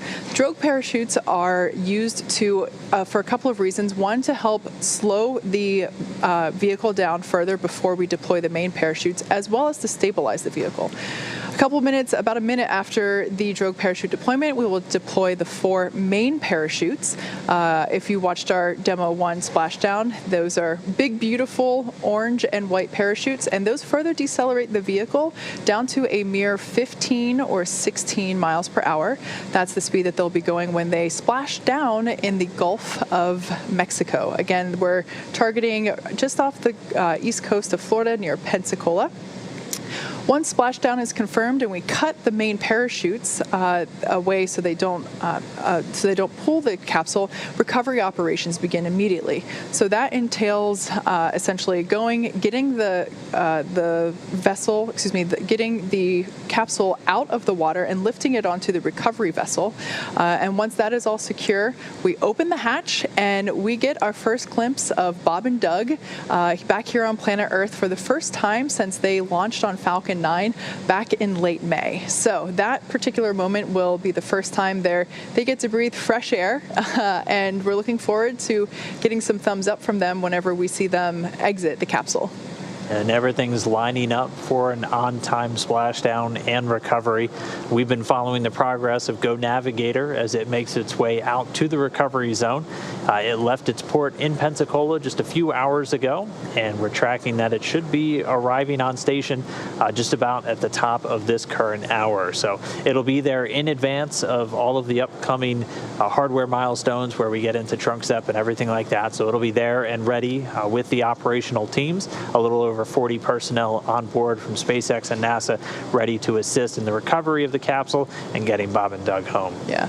So as those mission controllers there in our mission control center here, just to my left, continue to monitor Dragon's health, we continue to monitor Twitter for your questions. We're using the hashtag AskNASA, and we're trying to get through to as many questions as possible this morning.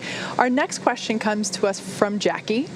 The question is, what is the name of the Dragon recovery vessel that's sailing to the splashdown location? Great question, especially because we actually have 2. The one that we are utilizing today is Go Navigator. This recovery ship is for all of our of all of the splashdown locations on the west coast of Florida. So any potential splashdown location in the Gulf of Mexico is serviced by Go Navigator. For our East Coast landing sites, which we will not be attempting today, we use Go Searcher. Both the Go Navigator and the Go Searcher are identical. They have a fully functional recovery platform as well as medical bays. So it's really nice that we're able to assist the departure process, so departing the International Space Station. It's really great that we're able to assist that departure process by allowing for more opportunities for departure by having more landing sites. So today we are using Go Navigator, and it departed for the landing zone about 2.5 hours ago, I think, at this point. And it is en route to the designated landing zone just off the coast of Pensacola. All right, and our next question comes from Takur, who wanted to know, what's the importance of inventory check during the splashdown? If you were just listening a few minutes ago, you heard Bob and Doug going through a wide range of inventory checks, and a lot of it was their food and water, particularly the water, as they had just completed that fluid loading. As we've talked about a few times today, we have to meticulously track every single item on a spacecraft for the obvious reasons, like if an astronaut needs to find it, it helps to know where it is. And then for some of the less obvious reasons, like we have to track where everything is, and if something is missing in a spacecraft, you have to kind of halt work once it's back on the ground and make sure you find it. And then also for things like food and water, that's something we call a consumable. So those are essentially resources that you have a finite amount of. Food, water, obviously one of those. They have about 3 days worth of food and plenty of water on board. It wasn't the limiting consumable for this flight home, as was discussed in our pre-return news conference. Carbon dioxide scrubbing was kind of the low man on the totem pole for the trip home. They have just about 3 days worth. So you have to think of all of these different items that are life support systems, typically that fall under that consumable port, whenever you're kind of mapping just how much on-orbit lifetime that you have. So we knew that we were going to either return today or within 47 hours after that. And so we make sure we have plenty for that situation, and then hours beyond that as just extra margin, as we're always about redundancy and backup plans and everything like that. Something else to consider with respect to the importance of inventory. During the reentry period, we don't want anything loose flying around. That is certainly hazardous to the crew. And so taking inventory of what has been unstowed and then restowed allows us to be absolutely sure that something didn't accidentally, because, you know, as you're floating there, it is easy to let go of something and then it might drift off to behind the control panel. Like Dan said before, it's very easy for things to kind of drift off on the International Space Station and get lost. So really having this inventory allows us to make sure that there aren't any foreign objects that aren't supposed to be out during the times in which they are meant to be stowed. So inventory is important for a number of reasons. Our next question comes to us from Tim. He says, my 10-year-old daughter, Haley, wants to know how hot the exterior of the spacecraft will get during re-entry.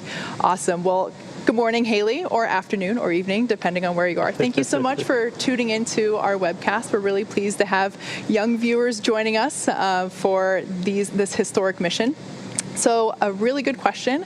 The outside of Dragon capsule will reach 3,500 degrees Fahrenheit.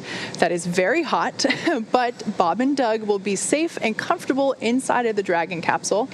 We have measures in place to make sure that the inside of the capsule will be flushed with cold air, as well as the air inside of their spacesuits. So even though the outside will be getting really hot, Bob and Doug will barely be breaking a sweat. All right, our next question comes from Mohan, who wants to know, will the Super Draco thrusters be a backup to the parachutes?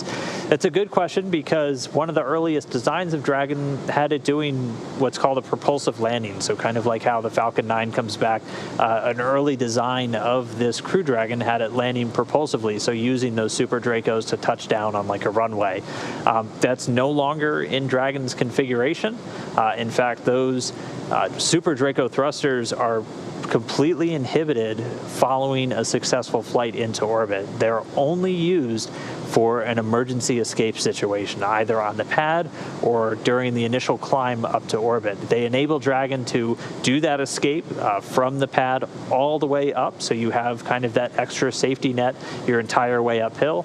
But once they're on orbit and they're making their way to the space station, or even when we're coming home, those thrusters are disabled. We're only using the smaller Draco thrusters around the service section, so the bottom of the capsule itself, and the four at the very top, the forward bulkhead thrusters. Our next question from Amy wants to know what happens to the parachutes after splashdown. Are they recovered? Yeah, absolutely. So there will be, after splashdown, there will be 2 fast boats or smaller boats that will be approaching the Dragon capsule. The first boat is responsible for determining that there aren't any toxic vapors surrounding the capsule. That fast boat will then also be responsible for preparing the capsule for lift out of the water. The second boat is responsible for retrieving the parachutes out of the water.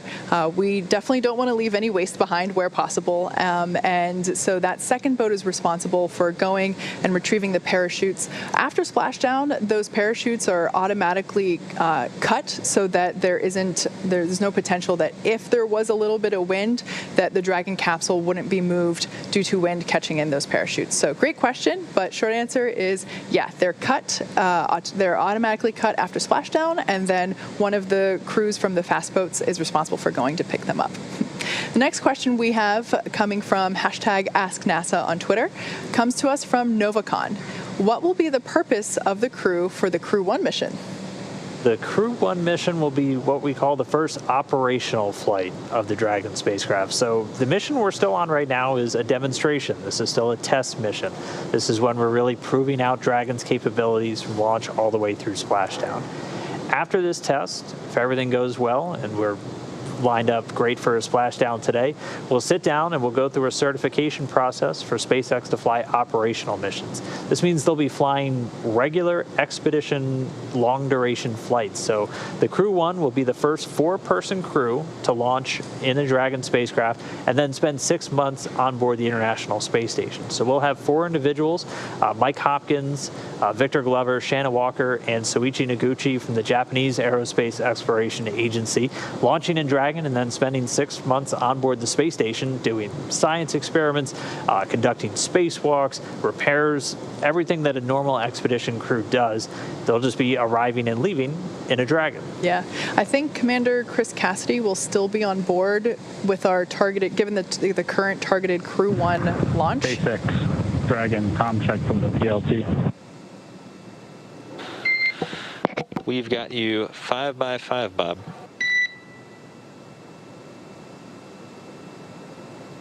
And I have to SpaceX and check between us. And please repeat the last 5 seconds of that call. We had a bit of a comm dropout.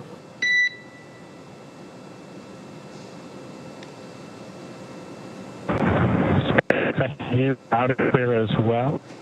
We have being Doug and I.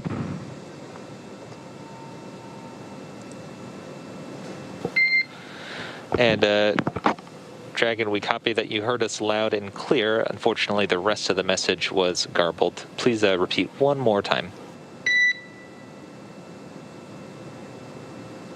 Yeah, we've got a good comm check between both of us, and we are complete with suit downing 4.010. How copy? Okay, that was 5x5. We copy that you are complete with suit donning procedure.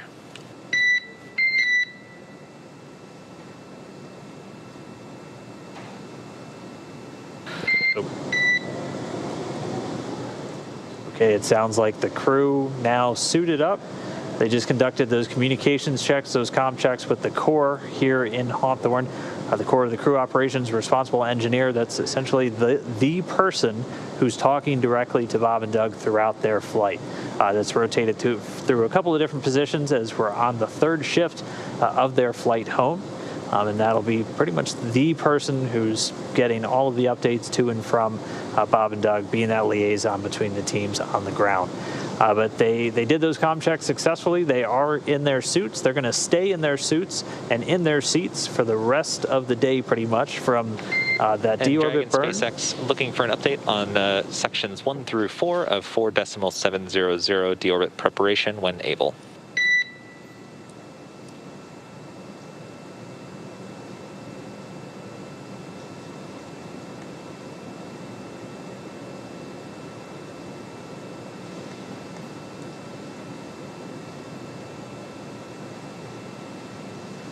And SpaceX Dragon, we are complete with sections 1 through 4. And looking at section 5, the only thing left there to do is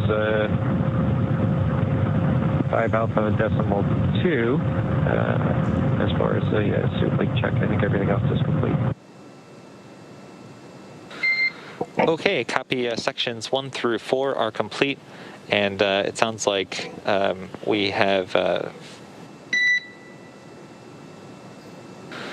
Sounds like you're completing fluid loading and standing by for the leak check. That's a good copy, Mike. Thanks, Doug. Appreciate it. So what we heard there was communication between Dragon and Mike, I just wanted to check back with you on the comm dropout that you had on the last 2 calls that I made to you. How is this comm now? Was it explainable as just random dropouts, or is it continuing from the PLT seat? Okay, Bob, we had you 5 by 5 just then, much better than before. We're investigating root cause, but given the clarity of your call just now, I would suspect your audio system is healthy. Copy, thank you.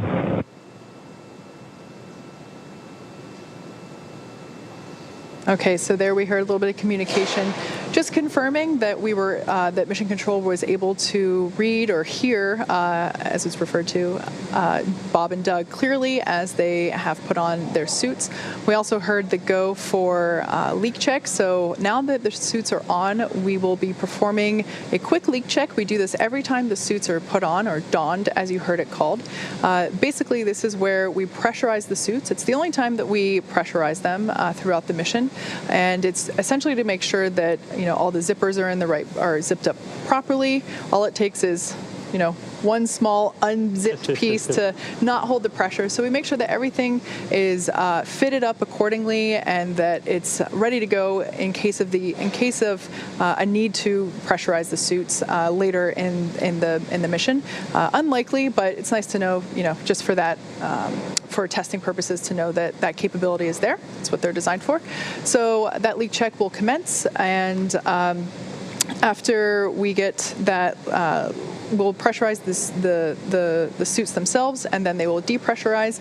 Bob and Doug will be able to lift the visor on their helmet again, and then that's essentially, that's what they will be wearing during this last phase of their mission as they re-enter the Earth's atmosphere.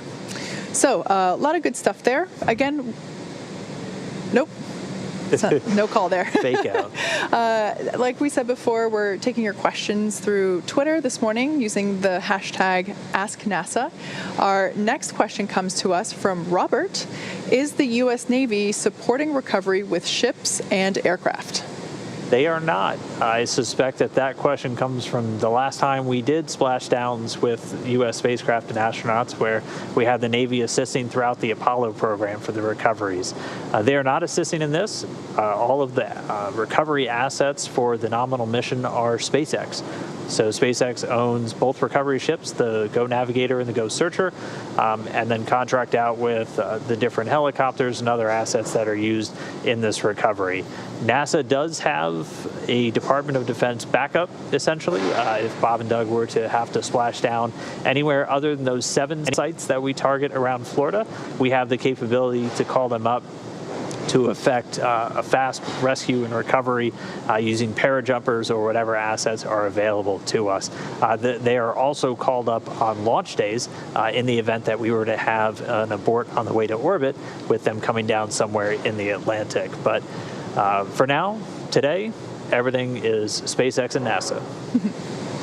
Another question coming to us from Humzi. Is there a time limit on how long the capsule can be left to float in the Atlantic Ocean before it needs to be recovered? Yeah, so obviously we want to get the crew out as soon as possible, let them get out and stretch their legs and begin their medical evaluations. However, the capsule would be able to float there for a couple of days, like we mentioned before. There is enough onboard water and food. They would be comfortable, although if the waves pick up, I certainly would not be comfortable. That being said, we do strive to recover them as soon as possible. This is part of the reason why we have numerous potential landing zone sites, and we have special criteria for where they actually land to ensure that we're able to get the crew up and out of the water and into the medical bays essentially within an hour after splashdown. All right, our next one comes from Mark, who wants to know, can they take over from the computer and do a manual splashdown if required? They can. Initiating a deorbit or an emergency deorbit is one of the capabilities available to crew members on board. You would have to be in a pretty extreme situation to do that. Something we're obviously not in today, as everything's gone really smoothly with Dragon, but that is something that's available to them. They also have the capability to manually step in for a number of the different steps during the reentry, mainly for any parachute deployments or even cutting the parachutes after they've splashed down. If that doesn't happen automatically, they have a button right in front of them on their displays where they can make that happen. So they do have quite a bit of capability to jump in if required. Yeah, that is one of the few hardwired buttons on their display panel, but it is certainly not one that can be triggered accidentally. It is a two-step verification lever, essentially. So no need to worry about performing an emergency deorbit accidentally. Next question comes to us from NASA plus space equals heart. I couldn't agree more. Will this Crew Dragon be reused? Yes, it will. This particular capsule is intended to be reused on the Crew 2 mission, which will be launching sometime next year. And yeah, we already have plans for reuse for it. In fact, the team at the Cape is already preparing to begin those refurbishment processes as soon as the capsule lands, essentially, really getting a head start on that. The capsule is waterproof. That was a process that we learned how to do through the Crew Cargo program. Our reuse efforts with that program, with our previous version of the Dragon capsule, also known as Dragon 1, the process of making that waterproof that knowledge that we learned from that has transferred over to Crew Dragon capsules, and it's safe to say that it is with very little refurbishment required to the internal hardware. There's very little refurbishment required because we're able to keep it watertight and eliminate any exposure to salt water, which for metallic surfaces does cause corrosion, which is no good for spaceflight. So short answer is that, yeah, we will be reusing this as soon as next year on the NASA Crew 2 mission. All right, our next one from Lisa. What are Bob and Doug bringing back from ISS, if anything? There's quite a bit, actually. They have about 150 kilograms, or a little over 330 pounds of cargo, essentially strapped to the ground right underneath their seats. The lion's share of that is utilization or science samples, a lot of it cold stowage samples that's kept in powered freezers. Those samples coming from a range of biological and biomedical studies, a lot of them with the astronauts themselves as the test subjects. As cargo return, a pretty critical capability, as we execute a lot of the science on station, but we need to return a lot of the samples for analysis down in labs here on Earth, and they're going to be bringing a lot of that down. They're also returning some vehicle hardware items that have either malfunctioned or just passed their service life and need to come home or get inspected. And then a couple of their personal items, things like their sleeping bags are coming back with them. And they also have a couple of special items we've touched on a few times, including that tremor dinosaur that was chosen by both of their sons as their zero-G indicator for this mission, and the flag that was left there by Doug Hurley and his fellow crewmates of STS-135, the final space shuttle mission. That is coming home. It's been up there for just about 9 years, and it will fly again when we send humans around the moon in the not-too-distant future. And I know we haven't seen it, but I have heard that Little Earth is also coming back. I almost forgot about that. Little Earth was the zero-G indicator on Demo 1 and remained on station after that mission, and it's pretty sure it was packed away to come home on Demo 2. I think you're right. So right now, Dragon is currently flying over the far South Pacific Ocean. We have a nice little map here to show you of our ground tracking. So there you can see it on your screen. If you're curious, the yellow indicates where the capsule is in daylight. The red part of the line indicates where it goes into eclipse, or whenever it's basically hiding in Earth's shadow. So right now it's in daylight. Bob and Doug must be getting some pretty spectacular views as they're completing their suit up process. But at this point, we're going to take a quick break and leave you with our lovely ground map here.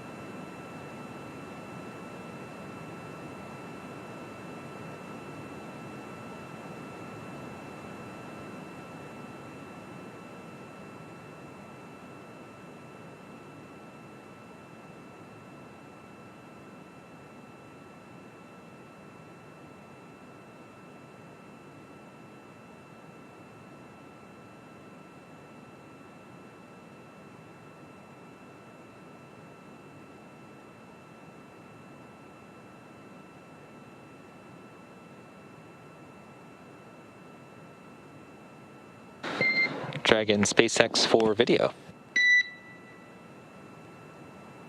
Go ahead. Yeah, request to come back aboard when y'all are ready. We are ready for you to come aboard. Outstanding, and work.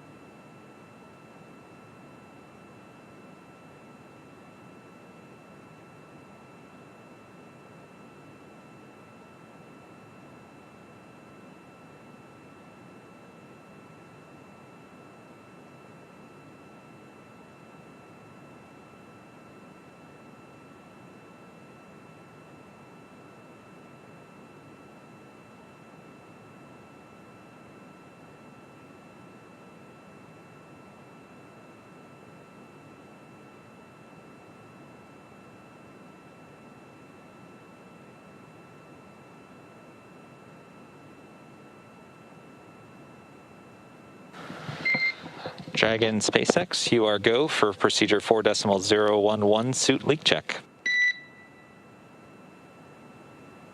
Suit check in work.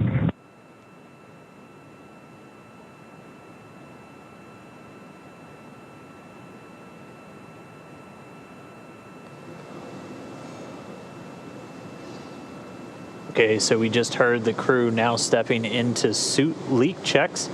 As we've described a few times, this is when they're actually going to pressurize their suits that they wear for launch and entry, and really any of the dynamic phases of the mission. So they'll completely zip up and seal the suits, and then flow nitrox in to confirm. Dragon in 2.2, we are ready to pressurize. Dragon SpaceX, you are go to pressurize. So Bob Bankin and Doug Hurley getting the go. They're going to pressurize their suits. So pressurized nitrox now going to flow in. Again, these suits are, we have confirmation the leak check is in progress. So these suits are worn as just another line of defense to help protect the crew members from the harsh environment of outer space. If they were to experience a cabin depressurization, any kind of poisonous leak in their atmosphere, or even a fire, these suits are designed to protect from all of those different instances. So the suit leak check is pretty standard. Anytime before we get into one of these dynamic operations, we just want one more check to make sure that the suit is ready to go in case it's called upon. And so they'll pressurize now and flow some nitrox, some nitrogen and oxygen through their suits. They'll look for it to maintain a constant pressure. And then once that's done, they'll depressurize the suits, and they'll leave the zipper open. They'll typically leave one zipper just unzipped a little bit when they're not pressurized.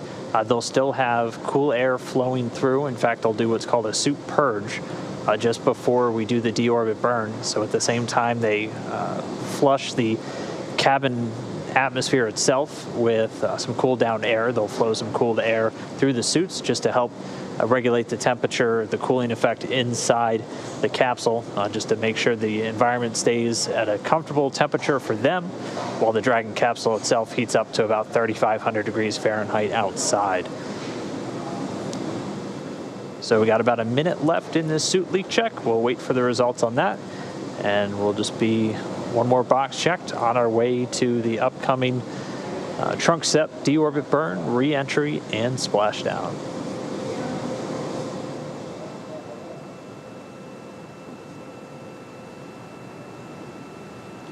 And one interesting thing to note, if you're watching this ground track, you're going to start to see that line coming out of the bottom left corner and ending in the Gulf. That means we are on our final orbit. And so Dragon's basically on its last lap around planet Earth, the last 90 minutes it's going to spend until we just about get to that splashdown. So you can keep an eye on that. The line's going to stop moving where you can see it terminate in the Gulf.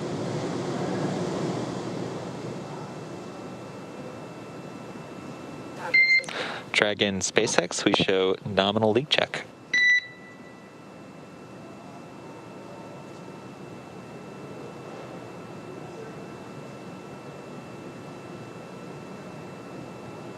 Copy, show the same.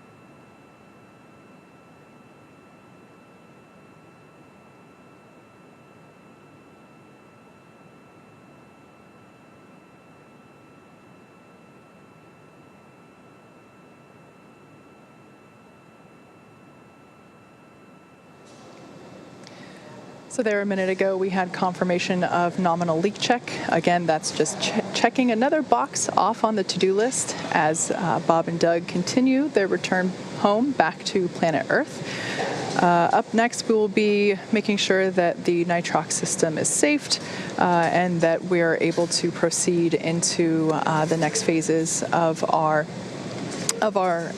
descent to the Gulf of Mexico. We are aiming for a splashdown site just off the coast of Pensacola, Florida.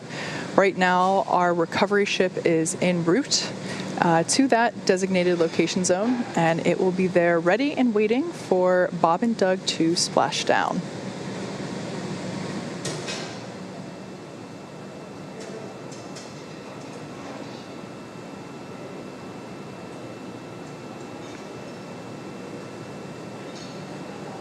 There on your screen, we do have a live shot from Go Navigator. Again, that's our recovery ship located in the Gulf of Mexico. You can get a little bit of a feel for that wave action that we got there. Generally speaking, pretty calm looking based on the waves that we can see there in the shot. And yeah, so we're excited to be able to welcome Bob and Doug back home. Just checking my timeline quickly. Their landing will be coming up in just under 2 hours. We're looking at an hour and 57 minutes. That will be happening at 11:48 a.m. Pacific time, 18:48 Universal Coordinated Time. Before we get to their water landing, we have to perform a couple of steps prior to that. If you've been following along with us this morning, you're probably very familiar with this. But for perhaps those of you who have joined in within the last few minutes, at this point we are exactly an hour away from the next physical milestone that needs to be completed prior to Dragon Endeavour's return to planet Earth. Those activities will begin with claw separation. The claw is what connects the umbilicals, the power, the telemetry, the fluids between the Dragon capsule and its trunk. In order to expose the heat shield in preparation for Dragon's re-entry through the atmosphere, we need to jettison the trunk. It will disintegrate upon entering the Earth's atmosphere itself. So once we separate that, we're now able to step into what's called slew to deorbit burn attitude. That's essentially maneuvering the capsule into position to perform the deorbit burn. The deorbit burn is where we fire the 4 Draco thrusters that are located at the top of the capsule near the forward hatch. We call those the forward bulkhead Draco thrusters. Those will be utilized to perform the deorbit burn. It'll last about 11 and a half minutes. That deorbit burn is what will be placing Dragon in its final trajectory to the exact landing location. So like I said, that'll be about 11 and a half minutes long. After that burn completes, we want to close the nose cone and lock it up. Like I said, that's where the forward hatch is located. And since these capsules are designed to be reusable, we definitely want to protect those thrusters and that hatch, because that is the hatch where the astronauts basically exit and enter the capsule when they're going in and out of the International Space Station. So once we have that nose cone locked and in place, we then begin to enter the Earth's atmosphere. Dragon SpaceX for deorbit burn brief. Go ahead. Okay, first off, for timing, showing no changes. Your tablet and onboard times on your timeline are within about 1 minute or less of our ground estimates. How copy? Copy. Timing on board is per the iPads and within a minute. Yeah, and even better, the onboard countdown in your timeline should be within a few seconds. So looking pretty good. For the vehicle, Endeavour is looking great for entry. The ready comm during Bob's comm check earlier we consider temporary, and we are not tracking any system issues. How copy?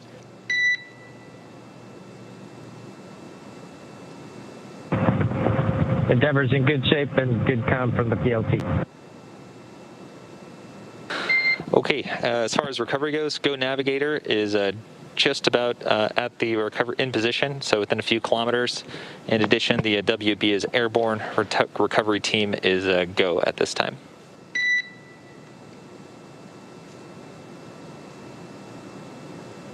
Go for recovery. Copy all. Yep, and one quick go back. Recovery has arrived, so they are on station. In addition, for the weather, I'm looking at the weather right now from the water video from Go Navigator, and it looks like glass. It's awesome. The latest splashdown forecast, though, is winds at 2.25 knots, wave height less than a foot, and a 6-second period. How copy?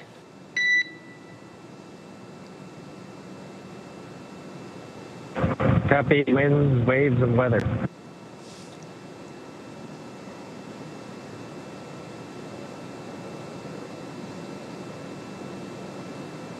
All right, so there we heard the deorbit briefing. This is basically the opportunity that the core here. Okay, Doug, that's all we got for the burn brief. We'll talk to you shortly before deorbit sequence start. Copy all. Thanks, Mike. And correction there, we'll have the go, no go for you shortly. That'll be the next step.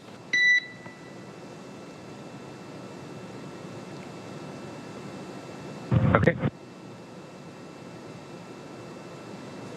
Yeah, so as I was saying, the burn briefing there, just making sure that everyone's on the same page.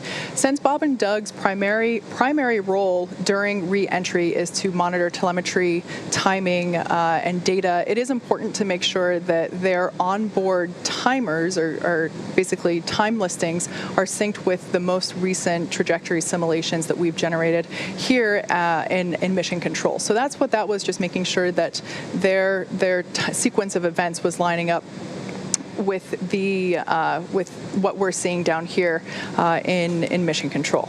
So all really good stuff there. We also heard that the recovery vessel Go Navigator is in position. So it is ready and waiting for splashdown, which, like I said before, will be occurring at 11:48 a.m. Pacific, 18:48 Universal, and we're just under 2 hours from that happening. So I don't know about you, Dan, but as we're stepping into these checks and we did the leak check, we did have done a couple of comm checks, and now we're talking about deorbit burn. My heart's starting to go. We're getting there. It's starting to feel real. We're waking back up. Yeah. It's time to bring these guys home. And I mean, here in the core call up, the water looks like glass from the ship views. That's exactly the type of thing we want to hear. The wind has picked up a tiny bit to 2.25 knots. It's about 2.6, a little under 2.6 miles per hour. So still well within our margins for what we were looking for acceptable splashdown weather. Right now in the room behind us and over in Mission Control Houston, teams are just doing a final go, no go. And so that should wrap up over the next couple of minutes. And then we'll hear them call that up to the crew members when they get the final go to do the deorbit burn. But we'll be doing all of the other activities prior to that, including the claw and trunk separation, and then just getting ourselves ready for deorbit burn. So things are definitely going to start picking up in the next couple of minutes. Really, the next hour is really where things start to happen. But we do have a couple of moments now to get joined by a special guest. Dragon, SpaceX is go for the deorbit burn, and the burn has been enabled. That's a great call to hear. Never copy. Go for the deorbit burn, and we see it on board. All right, so we just heard it. That means both the SpaceX and NASA teams are go for deorbit burn. So we are counting down to that deorbit burn. Still a bit of a ways off. It's just under an hour from now from starting for that 11.5-minute burn. But for now, as we are go for deorbit and return of Bob and Doug, we're going to send it over to the Johnson Space Center real quick, where Courtney Beasley is standing by in Mission Control Houston, along with NASA Administrator Jim Bridenstine, also there in Houston. Courtney? Thanks, Dan. Yes, joining me in a studio here at NASA's Johnson Space Center is NASA Administrator Jim Bridenstine. Jim, thanks for joining us today. Another historic day for our agency, returning humans to Earth in a commercially built and operated spacecraft. How is this mission paving the way for the future? Well, it's a great question, and I think it's really establishing the business model for the future. So you can see today I'm wearing my Artemis shirt. And when we go to the moon, we're going to go with commercial partners. And NASA's goal here, we don't want to purchase, own, and operate the hardware the way we used to. We want to be one customer of many customers in a very robust commercial marketplace in low Earth orbit, but we also want to have numerous providers that are competing against each other on cost and innovation and safety, and really create this virtuous cycle of economic development and capability. And that's what today's return is going to represent. This is the next era in human spaceflight, where NASA gets to be the customer. We want to be a strong customer. We want to be a great partner, but we don't want to be the only ones that are operating with humans in space. And while on board, Bob and Doug were, of course, conducting science experiments and spacewalks. And how are NASA's efforts on this station contributing to life back here on Earth? So when we think about the International Space Station, it really is focused on how do we do those transformational activities that benefit human life here on Earth. And certainly, when we think about advanced materials, industrialized biomedicine, these are the things that we're developing every day. Some examples would include, as far as advanced materials, very, very thin materials like an artificial retina for the human eyeball. So somebody who has macular degeneration might not have to lose their eyesight in the future. We can only create materials that thin in the microgravity of space. We cannot do it here in the gravity well of Earth. But that's just one of so many examples. When we think about how we compound pharmaceuticals, when we think about how we create immunizations for things like salmonella and other diseases, these are capabilities that are available to us because of the resource that is microgravity. But advanced materials, things like very pristine fiber optic cables, we call it Z-band, for example. These are all things that we think that there is a marketplace for the future. So look, right now we're doing commercial resupply of the International Space Station. As of today, when Bob and Doug come home safely, we will be doing commercial crew to the International Space Station. The next big thing is we need commercial space stations themselves. And in order to create the market for commercial space stations, we have to have these transformational capabilities that come from the microgravity environment. And that's really what we're developing right now. And as you know, a big day for NASA today, but how about a big week? This week alone, we launched Mars 2020. Artemis 1's launch vehicle stage adapter was delivered to Kennedy Space Center, and here we are completing the first commercially crewed mission to the International Space Station. What are your thoughts on the state of the agency at this point? So make no mistake, NASA's budget right now is the highest it's ever been in nominal dollars. And it's at $22 billion. The budget request that President Trump gave us that is before the House and the Senate right now is $25.2 billion. It's not just about sustaining capabilities like commercial crew, commercial resupply, the International Space Station. It's also about developing new capabilities so that the United States of America can stay the preeminent spacefaring nation. It's why we created the Artemis program to go to the moon sustainably with commercial partners and international partners to use the resources of the moon to live and work for long periods of time, and then take all of that knowledge onto Mars. And of course, as you mentioned on Thursday, we launched another Mars mission. The most sophisticated robot that NASA has ever developed is right now on its way to Mars, and we're going to prove that we can turn the carbon dioxide atmosphere of Mars into pure oxygen for life support. But there's so many other things. We're looking for life on another world. We're looking for signs of ancient life on Mars. We're talking about microbial life, but life nonetheless. And this is really a bright moment for NASA. I want to be clear, though. We need support from our members of Congress in both the House and the Senate. We need to be able to get that $25.2 billion budget that we have requested. And so I'm working with members of Congress and senators on both sides of the aisle every day, doing town halls across the country. We are in great shape. But in order to stay number one in the world, we're going to need the resources that the president has requested. Jim, thanks for joining us today. Such an exciting day. And in case you missed it just moments ago, both SpaceX and NASA are both a go for deorbit burn. So with that, we'll send it back to Dan and Kate at Hawthorne for the latest. All right. Thank you so much, Courtney. Great to hear from the administrator. And we're in it now. We're kind of in the final stretch. This is what I feel like we've been waiting for the last couple of hours, and it feels pretty great to be here. Yeah, it certainly does. In this next phase of the mission, Dragon has a series of steps to complete before returning Bob and Doug home. As you've heard us talk a little bit so far this morning, Dragon will maneuver to the correct attitude and jettison its trunk, which is the cylindrical, unpressurized part of the assembly. We need to expose the heat shield in order to prepare the capsule for atmospheric reentry. So we will. Oh, there we got a nice view of Bob and Doug in their suits. This is the first time we've seen them in their suits and in their chairs this morning. So there they are, tapping away, preparing to initiate the deorbit sequence. So let's talk a little. I'm sorry, go ahead. I was going to say, just like in the lead up in the last couple of minutes, we heard they had good suit leak checks. As Kate described earlier, once the leak checks are complete, they don't keep the suit pressurized, so visors are open. They're going to have cool air running through their suits and the cabin and just getting ready for the ride. Yeah.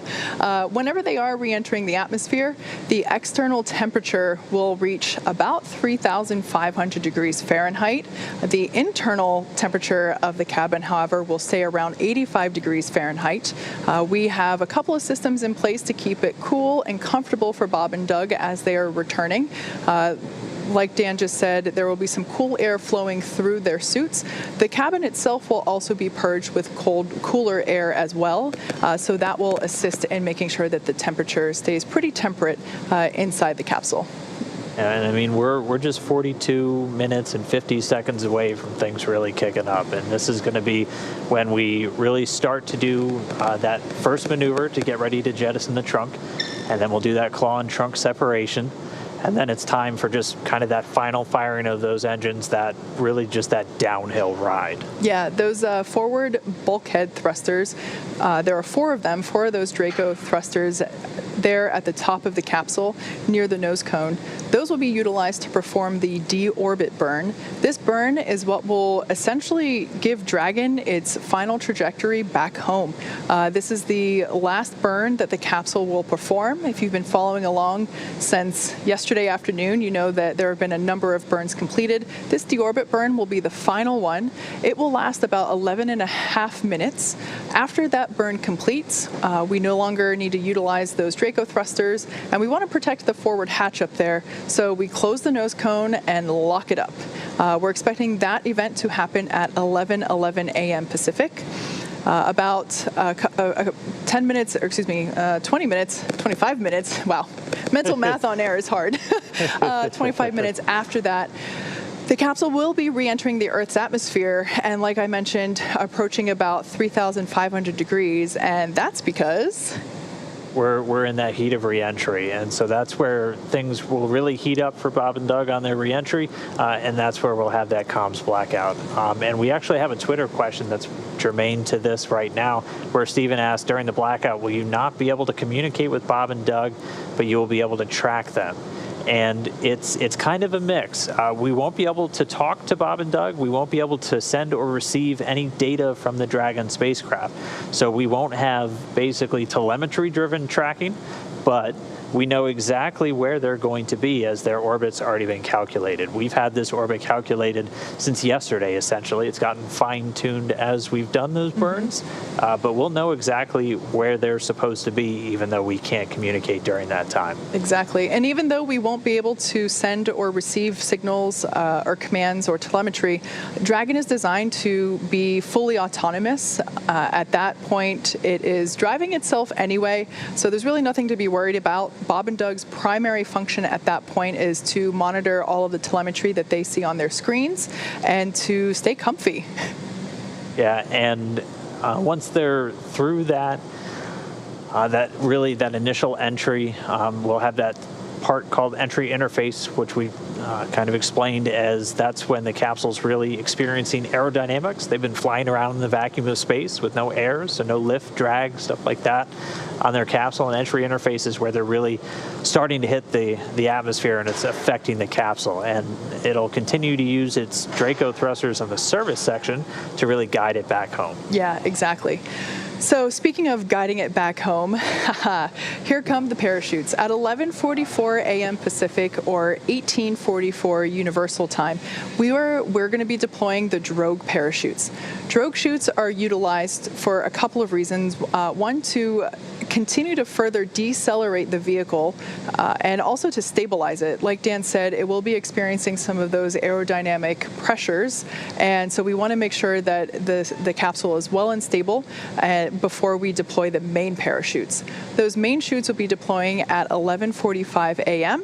and there will be 4 of them. Those will essentially deploy, and it takes a couple seconds for them to fully inflate. So it might look a little funny at first, but we assure you that they are working properly, and it just takes a couple seconds for the air to continue to catch in them and for them to fully expand to their large rounder shape. So after those chutes deploy, it only takes 3.5 minutes for Bob and Doug to splash down. That'll be occurring at 11:48 a.m. Pacific, 18:48 Universal. And like we've mentioned before, our splashdown location is off the western coast of Florida. We're aiming for a location near Pensacola. Our recovery vessel Go Navigator is currently in location, ready and waiting for splashdown. They're actually going to be waiting about 3 nautical miles away from that splashdown point. Yeah, we got the call that they were on station. We also got the call that the NASA WB-57 airplane is in the air, and we've actually seen a couple of brief spurts of video. That's the airborne asset that we'll have. That WB-57 is a high-altitude research plane that NASA flies. It's outfitted with a number of imaging cameras. The main one that will be seen is an infrared one. If you watched the Demo 1 splashdown, which I'm sure you all did, you were able to see that first, and this is actually a glimpse of that WB-57 camera. We'll be getting this back, and if we acquire it the same time we did for Demo 1, we were able to see the capsule while it was still in that atmospheric reentry, so it was just this really bright light that all of a sudden lit up the sky, and that was the first view we got of Dragon. And so we'll use that to hopefully see during the entry, and then the initial parachute deploys, and then we'll have a couple more assets on the ground or on the water, on the boat, that will get a couple more views of Dragon as it delivers Bob and Doug safely to the ocean. Yeah, so as you can hear, all of this excitement will be happening in pretty rapid succession. On your screen now, we can see closest to the camera, we have NASA astronaut Doug Hurley.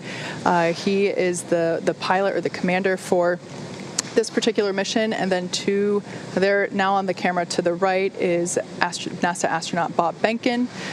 We are very fondly looking forward to bringing our space dads home this morning, and it looks like we mentioned before, that'll be happening in about an hour and a half, again targeting splashdown for 11:48 a.m. Pacific, 18:48 Universal Time. But like we mentioned before, the action really begins at the claw separation milestone, which is slated for 10:51 a.m. Pacific in about 38 minutes from now. So again, we are continuing to take questions this morning through Twitter using the hashtag AskNASA. Our next question comes to us from F1 Fanatic. Do the astronauts need to have face masks down during re-entry? That is a great question. Very astute observation that those visors are in the upward position. So right now, these suits are unpressurized, and Bob and Doug are breathing just the normal cabin air. Those face masks, our visors as we refer to them, do need to be lowered and locked during the re-entry period. We need the spacesuit to be fully enclosed during the more dynamic elements of operations, and certainly the re-entry period is one of them. So we'll actually at one point during the deorbit burn preparation phase, we will actually hear communication between ground station, from ground here, Mission Control Headquarters at SpaceX to Bob and Doug, just to confirm and double check that those visors are in place where they should be. Our next question comes to us from Philip. Where exactly are the parachutes stored before deployment? They are stored in 2 separate compartments on the Dragon spacecraft, on a side of the vehicle that has a deployable panel. The drogue parachutes are stored in the kind of the upper part. It's called the upper bulkhead, and they're deployed by 2 drogue motors or mortars. So pyrotechnics that are fired to actually deploy those drogue parachutes. Just further down the panel, kind of at the base of the spacecraft, is where the 4 main parachutes are stored. And again, those get drawn out by the drogue chutes.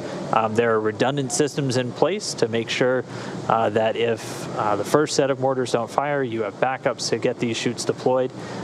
We're one fault tolerant on both the drogue parachutes and the main parachutes. So 1 out of 2 drogues and 3 out of 4 mains is what the vehicle's been rated and tested to. SpaceX has done a tremendous amount of testing on these parachutes, even within just the last several months in the lead up to the mission. As parachutes, obviously a very critical part of the reentry, and this is something that is very meticulously packed and documented before the start of any mission. And NASA assisting SpaceX, as we have some experts who have been involved in parachute missions for decades.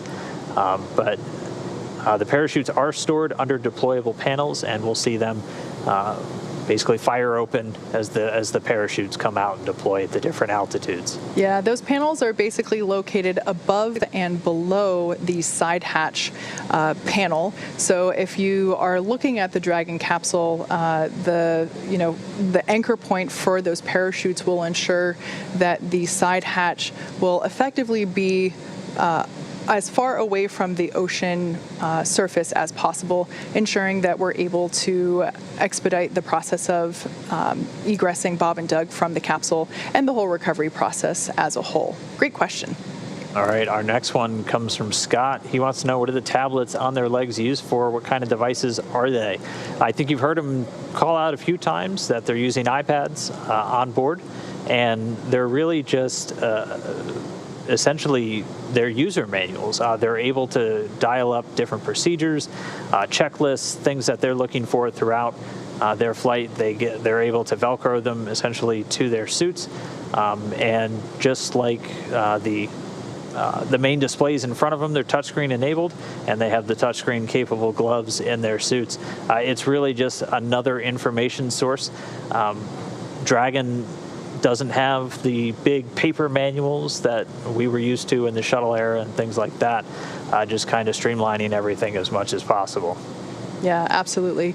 Like we mentioned before, this is a demonstration mission, and so Bob and Doug's job here is to make sure that everything is working as it should be. So a lot of what they're doing is going to simply be monitoring, well, not simply, paying attention can be, especially whenever there's a lot going on dynamically around you, is staying focused can be tough. So it's not an easy job what they have coming up, but they will essentially be responsible for monitoring all the data and telemetry that is being received on screens. And part of the debriefing that will happen once they get back on land is quite simply, was there anything that happened in reality that you weren't expecting or differed from what you were instructed would occur? So making sure that in the future fully operational missions that we have, starting with Crew 1, launching later this year, that those crews are fully prepared and that we make those, essentially those instruction manuals that they do have access to as perfect as possible, because it is essential that we have correct information and that the crew is informed and aware of all the operations that are going on, regardless of whether or not they're not the ones necessarily commanding, because the vehicle is autonomous, but it is important that they do know what's going on. All right, our next question comes from Sam. Might be the most important one of the day. Wanted to know if Bob and Doug can listen to the SpaceX webcast when they're inside the Dragon capsule. I mean, I certainly hope so. It's not like they have too much else on their mind. Right. No, they're not able to listen to us, but one kind of fun fact that always kind of makes us geek out a little bit is the crew members on board the space station will usually get NASA TV pumped up to them anytime their crewmates are launching or landing. So they're able to watch their friends and former crewmates as of just a few hours ago return home. So Chris, if you're watching, hi. Great question. Another one comes to us from Ruhr Rocker. does the Dragon capsule have windows where Bob and Doug can look out? Absolutely. Actually, one of my favorite pictures that Doug Hurley has posted on Instagram to date was actually one of the first pictures he posted at the beginning of this mission was a shot of what he could see outside of Crew Dragon's windows. There is a window located on either side of the side hatch, and it certainly will provide visual confirmation that reentry is happening. Like Dan mentioned before, they'll be able to see a little bit of the energy that's being expelled during the reentry period. Some of those pieces of the ablative material, as they heat up and are designed to flicker away, they'll actually be able to see that from the windows themselves. So it'll be quite the fireworks show. All right, our next one comes from Joe. Wants to know, does the Dragon capsule have Netflix? Another important question. Yeah, the answer to that is no. As our views here of the capsule cycle through, we'll be able to see what their screens look like. There we go. So there in the center screen, we actually have the ground tracking map. As you can see there, actually it might be kind of hard to make out, but Dragon is actually crossing over the Atlantic Ocean, now approaching what looks like England and Ireland. So it will be crossing over into Europe soon. And also on those screens to the left and the right of that ground track screen were their telemetry screens. So those will be the interface that they use during the deorbit burn, and that's what they'll essentially use to make sure that everything is looking good and performing nominally. Yeah, and I mean, that center screen that you just saw, that's essentially the same map that we've been looking at throughout our coverage here today. So they're looking at a lot of the same data that we're trying to give you guys down here on the ground. Just where are they over the Earth? Because it can be a little disorienting to look out the window and figure it out quickly. But they're able to see just how far along their orbit they are, where those milestones are coming up. So they can just, again, they're in a monitor mode and they're ready, locked and loaded to jump in if required. Our next question comes from Roshan, who 7-year-old Ian wants to know, why is the Dragon capsule cone-shaped? For a very specific reason, and it's why a lot of spacecraft are in the capsule shape. When they were trying to really figure out the most efficient way to re-enter the Earth's atmosphere, both from handling the trajectory without having wings like a space shuttle, starting over. When they were really first trying to figure out how to best shape a spacecraft to efficiently and effectively re-enter the Earth's atmosphere in the safest configuration, where they essentially landed on was a cone shape. Or a capsule shape. There were very initial drawings that you could find all manner of spacecraft that were put into wind tunnels, but at the end of the day, all the way back in the early days of spaceflight, when we were in the Mercury and the very early days, they were able to determine that the capsule shape was really the most efficient. That shape of heat shield dissipated the heat the best, was the easiest to control, and was really the safest option. And physics haven't changed since the 60s, at least not a great deal. So that's why you still see a lot of capsule-shaped spacecraft, and it's really just for re-entering an atmosphere. Good question.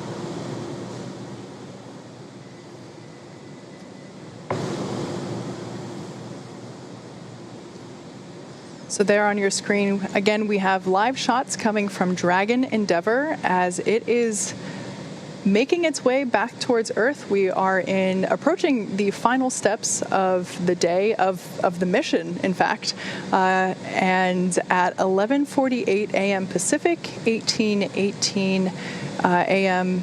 or p.m. Excuse me, Universal.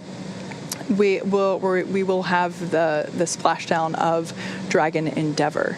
So right now, Bob and Doug are essentially cycling through, preparing for what we call deorbit burn initiation. This will be where the deorbit burn is what will be placing Dragon on its final trajectory to a specific landing location. That location was there were 7 possible ones. We determined the best one for today's reentry to be off the coast of Florida near Pensacola. The recovery vessel Go Navigator is in place, ready and waiting. And it seems like Bob and Doug are pretty comfortable there. They are in their spacesuits. The leak check has been performed, and we got the call out that it was nominal, so everything good there. Right now, those visors are in the up position. They will be closed and locked whenever we get into the dynamic portion here upcoming in just a few minutes. Checking my timeline here. We're just about 24 minutes and 20 seconds from things really picking up. That's when we'll start to get into the attitude to separate the trunk, and just about 8 minutes after that is when we'll start the deorbit burn. And again, that'll be the longest burn of Dragon's return journey. The latest timeline we got had it lasting for about 11 minutes and 22 seconds. It'll be the last firing of those forward bulkhead thrusters. The 4 Dracos at the very top of Dragon that'll eventually be covered up by the nose cone following the deorbit burn. And as we've said before, that deorbit burn is what commits them to coming home. When that happens, that capsule is re-entering the Earth's atmosphere, and that'll put them essentially on a collision course with planet Earth. It lines up their orbit to intersect with that splashdown point in the Gulf of Mexico.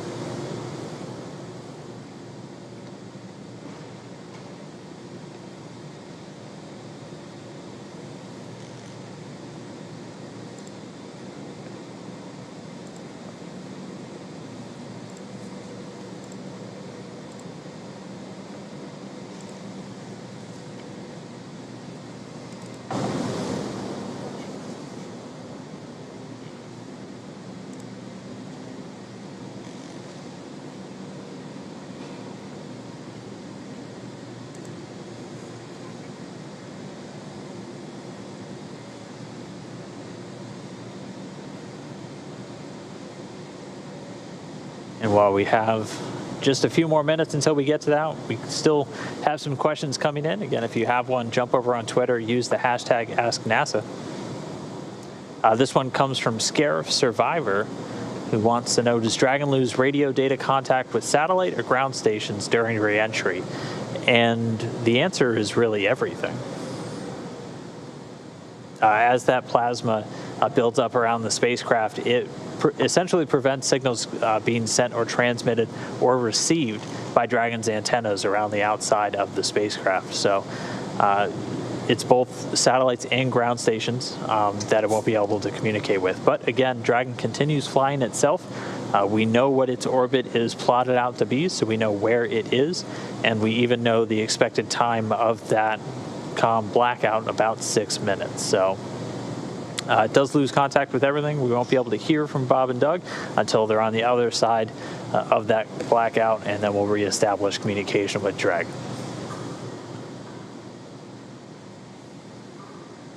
All right, we have another one from Nettie Banda.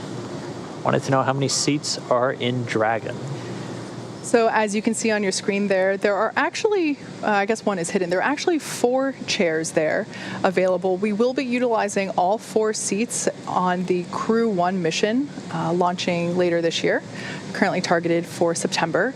Right now, Bob and Doug are only occupying 2 of them, as this is a demonstration mission.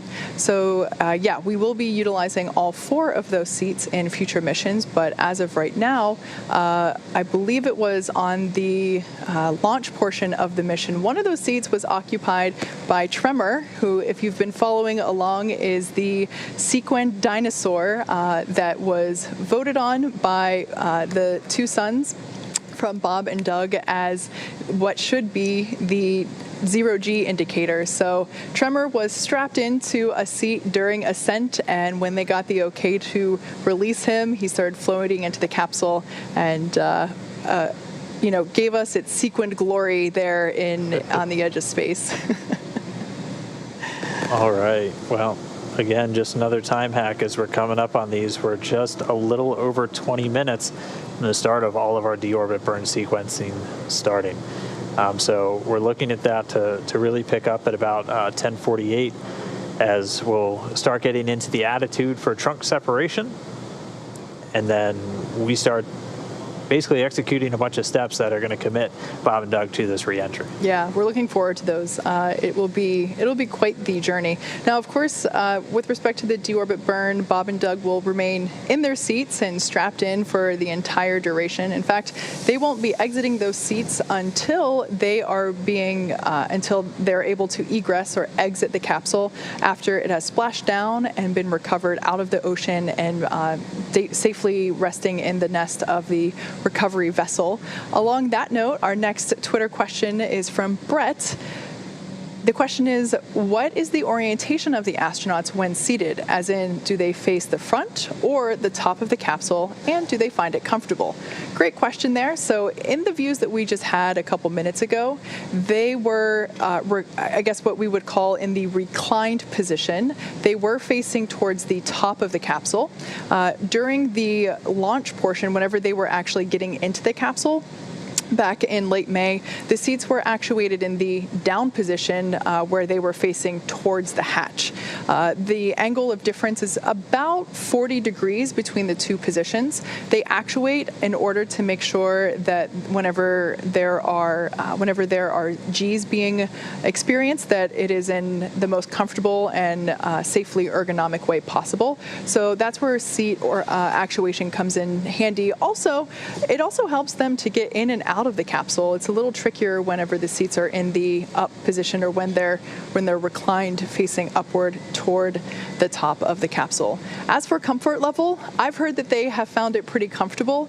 The seats are actually custom fitted for each astronaut destined to be flying in it. So whenever a crew member is assigned to a mission, they will also be assigned a seat specifically. So there will be no mid-flight fire drills where everyone is switching seats. Everyone has a designated seat. They're essentially small, medium, and large, and the armrests are also customizable depending on how long the crew member's forearm is. So we have taken many steps with comfort in mind, as well as style. You've seen those spacesuits. They look pretty good, in my opinion, but those spacesuits are also similarly custom fitted for each individual crew member. So with the combination of the custom fit of the suit as well as the custom fit of the seats, we have aimed to make it as comfortable as possible in the event of some sort of situation where we need to wave off an activity for up to 48 hours. That's a long time to be in a confined space, even if you are highly trained like these guys. So yeah, making sure that they are as comfortable as possible while inside the cabin was certainly high priority. All right, our next question comes from Richard. This one deals with kind of hygiene on the space station. Just curious how the astronauts that have been on station a while, how do they stay so clean cut? I know there's not a barber on board. Do they cut their own hair? It just looks clean cut. Do they shower, do laundry? How do they do it? They do have to cut their own hair.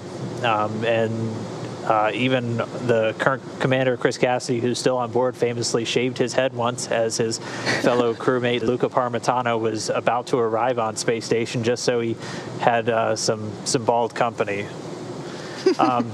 But they do have trimmers on board the International Space Station that have a vacuum attached to them, so they're not just getting hair just all throughout the cabin, as like everything else, hair would just tend to float around and get caught in the drafts of the air circulation on board. So they use basically vacuum cutters in order to give themselves haircuts. So that's how they're able to do it. No professional stylists up there, but they're able to make do and stay a little less shaggy. Quick time check here as we just passed 10:30. It's now 10:32 here in California. We are less than 20 minutes away from our first event here on our list as Bob and Doug begin to continue to check off the boxes of their return home. That first event is claw separation. That's essentially the initiation of trunk jettison.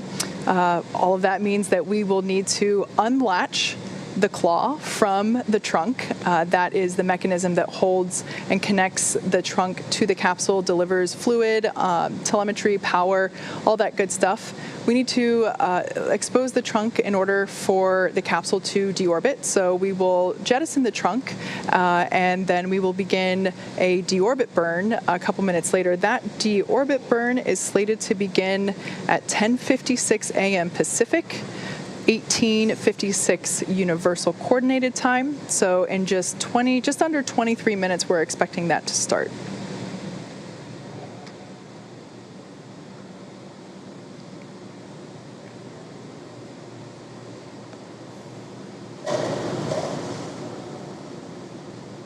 Once again, if you're just joining us, we've got some live views inside the Dragon Endeavour capsule. Bob and Doug there in their seats as they are making final preparations and doing final reviews as we get ready to initiate the deorbit sequence. Closest to the camera there is NASA astronaut Doug Hurley, and further away from the camera is NASA astronaut Bob Behnken. These are two incredibly wonderful humans. We affectionately call them our space dads here at SpaceX. It's been such an honor to be able to fly them. Of course, Doug Hurley was actually the pilot of the final space shuttle mission, STS-135, back in 2011. And honestly, when I heard that he was assigned to this mission, I cried because, just to have the opportunity to return the pilot of that final mission to the space station in this capacity is so cool. And I've loved following this mission since the moment that we started training for it here in Hawthorne.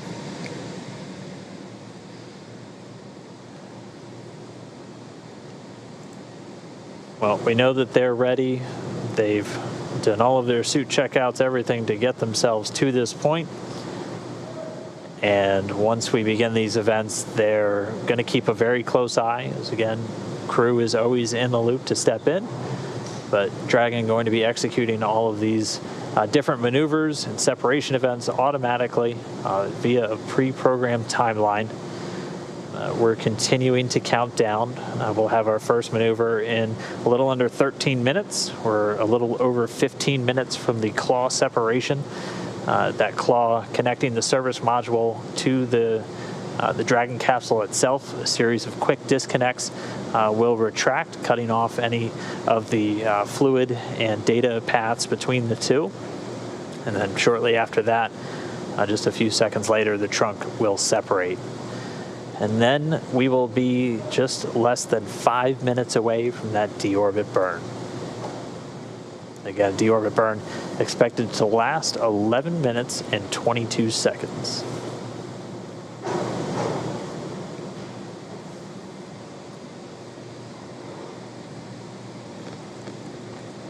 Now, of course, during reentry, Bob and Doug will be experiencing a couple of Gs. We're anticipating them to feel about 4 Gs during reentry. This will make it a little difficult for them to move their arms around. Not impossible, but essentially what they're doing right now is reviewing all of the event details for splashdown, making sure that and I've said this before, they have rehearsed this both they've rehearsed the sequence of events in person with the recovery team, as well as through simulations here at Mission Control or at SpaceX headquarters in Hawthorne, California. So at this point, because it will be difficult for them to maybe flip through to the exact part of the procedure they might want to review during the actual re-entry event itself, they are reviewing those now in preparation for that splashdown or for the re-entry sequence. We've got another Twitter question. This from Laura Mountain. This one's pretty cool. Is it quiet in the Dragon, or does it sound like an airplane? Well, it doesn't sound like an airplane, at least not right now, as they're still flying through the vacuum of space. There's none of that rushing air. They'll get some of that once they're further down during their descent. And then they're also able to hear when the Draco thrusters fire. And one of the really cool things they've done to train the crew is SpaceX had a number of microphones placed throughout the cabin during that Demo 1 flight last year. And they were able to record what it sounded like inside through all of the major burns, the launch, the descent and landing, everything. And in the trainer upstairs here at Hawthorne at SpaceX headquarters, they have speakers set up where, as they're doing simulations or practice runs of the different phases of the mission, they're able to hear what it should sound like inside Dragon as they're going through that. So I know that's one thing Bob pointed out is one of the things they're looking for is, does this sound like I was expecting it to? Does this look like, is that a light I'm supposed to see? All of those different things that for them is like reflex by the time they've trained it this much.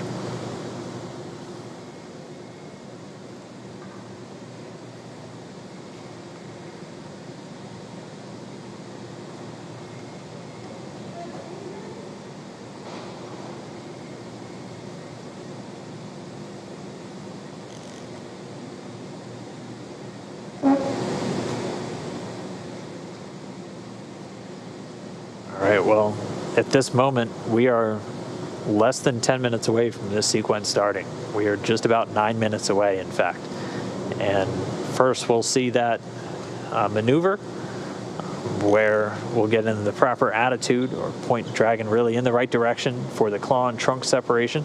We're essentially going to do a 90-degree yaw maneuver, turn Dragon sideways to make sure the trunk goes out and away, not coming out in front of or behind the capsule, essentially re-entering the atmosphere with the capsule. We're going to avoid that.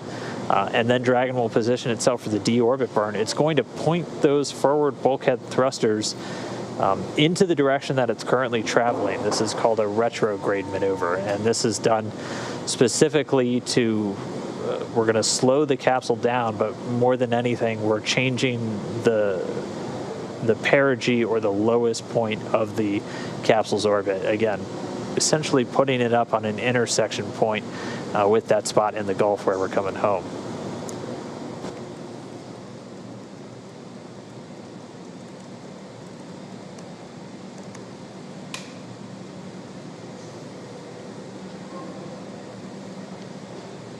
Eight minutes, Kate. We are getting close.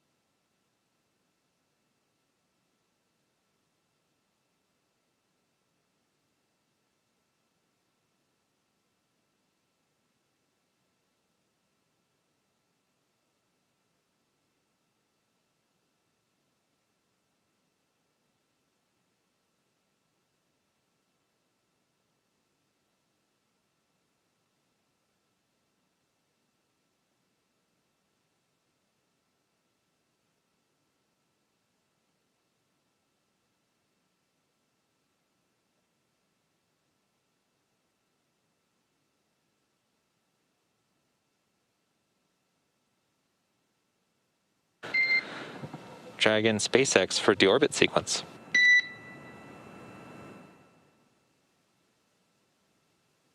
Go ahead. All right, Doug, we are 5 minutes out from deorbit sequence start.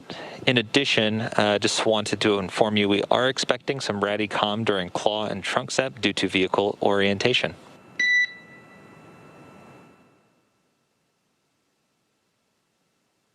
Okay, copy. We see 445 left for the slew, and then RADI-COM during the claw sep. Good read back, Doug.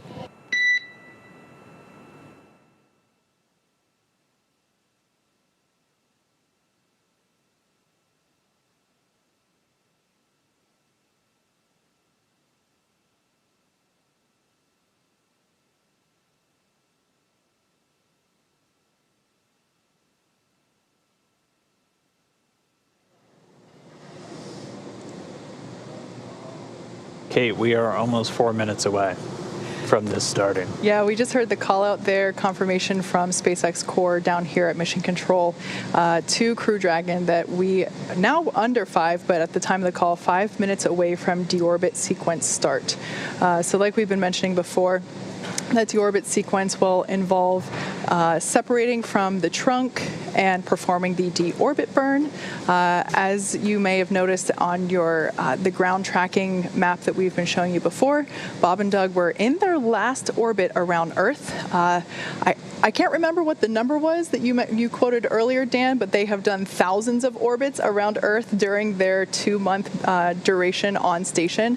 So it is really exciting that the line that we see on that trajectory map is no longer fully around it. They're coming home. We're not seeing two lines showing what their next orbit is going to be. They are on their final orbit of planet Earth, and this is their 1,024th orbit around our planet since they launched back in May of earlier this year. So we're counting down. We're under 3 minutes away from that first maneuver, and that's going to be a slew, as you heard Doug radio down.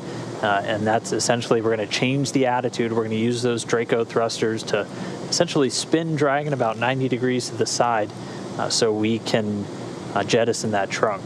And that'll be done in 2 stages. We'll do the claw separation and then the trunk separation.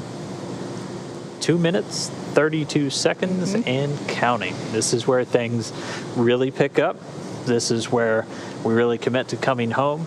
And this is where we're in kind of the final stages of Bob and Doug's trip in outer space. And pretty soon we'll be seeing them in the Gulf of Mexico. Yeah, well, they are staying comfortable and continuing to monitor data and telemetry in the vehicle. Dragon is actually doing a couple of things itself to prepare for this deorbit sequence. Again, it's doing these things autonomously. It's isolating the thermal control system loops from the radiator. This is the system that will help keep Bob and Doug cool while they are re-entering the atmosphere. Like we've said before, the external temperature will reach 3,500 degrees Fahrenheit, and that thermal control system is what helps keep them cool during that time. Also, Dragon is initiating the separation of the claw mechanism, which will terminate the data, the power, and the fluid connections between the capsule and the trunk.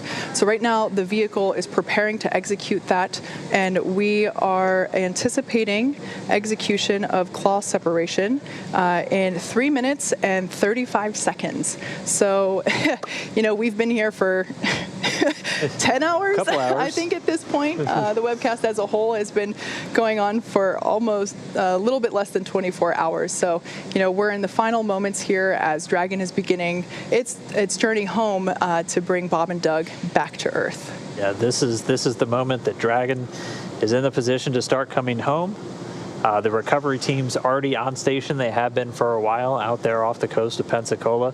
We are less than a minute from starting all of these carefully choreographed sequences to essentially split Dragon in half, get rid of that trunk so we have the capsule, point the heat shield back down towards Earth following that deorbit burn, and then we bring them home. We are just about 30 seconds away now from maneuvering Dragon to get ready to get rid of that claw first, and then that trunk separation. There will be about a 35-second difference or 35-second jump from separating the claw to separating the trunk, and we'll keep our eyes on the ground track for you and make sure we get kind of exact locations of when these separation events are occurring. We're looking for both the claw and the trunk to separate cleanly, and then it'll be less than 5 minutes until we do the deorbit burn. Yeah, and after that, it'll... Dragon SpaceX, deorbit sequence start. All right. Great news. Never copied. All right, so the Draco thrusters on Dragon starting to fire. It's now moving its way over to the trunk jettison attitude. We should be about 2 minutes away from the claw separation.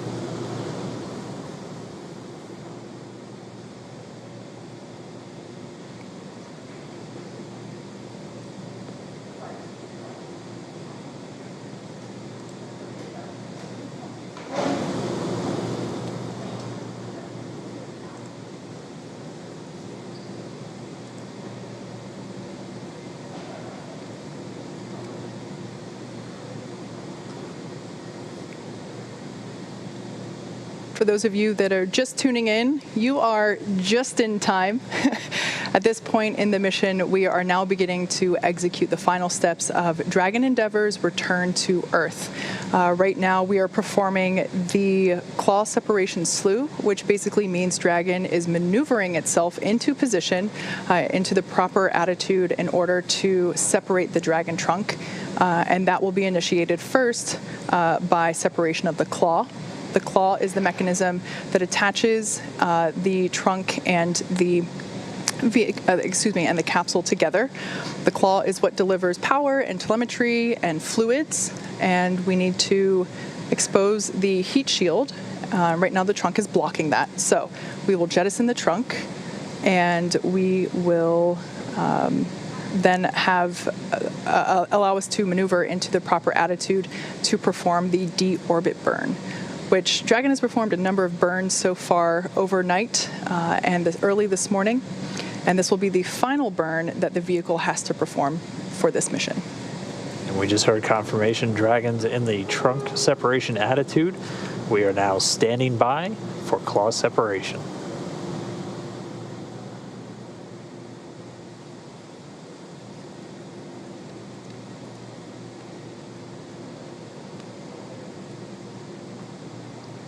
And we just heard confirmation of claw sep.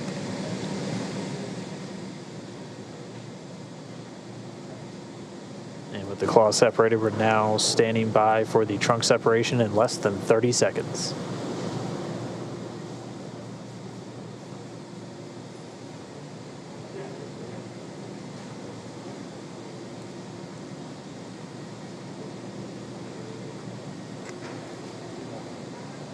Ten seconds till trunk separation.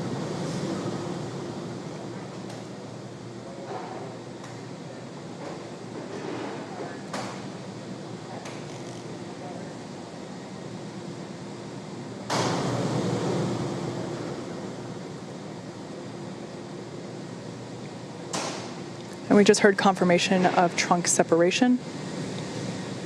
The trunk separation coming at 10:52 a.m. Pacific, with Dragon flying over the Indian Ocean just off to the west of Australia. Dragon SpaceX, we showed nominal trunk jettison. Oh yeah, we felt it. All right.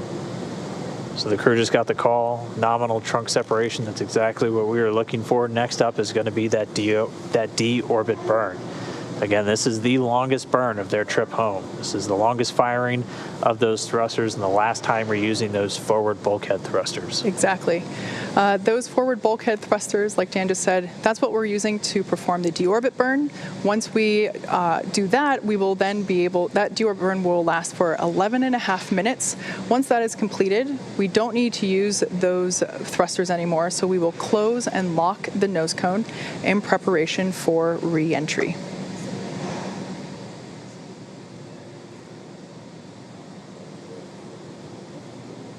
So we're a little under 3.5 minutes from the start of the deorbit burn.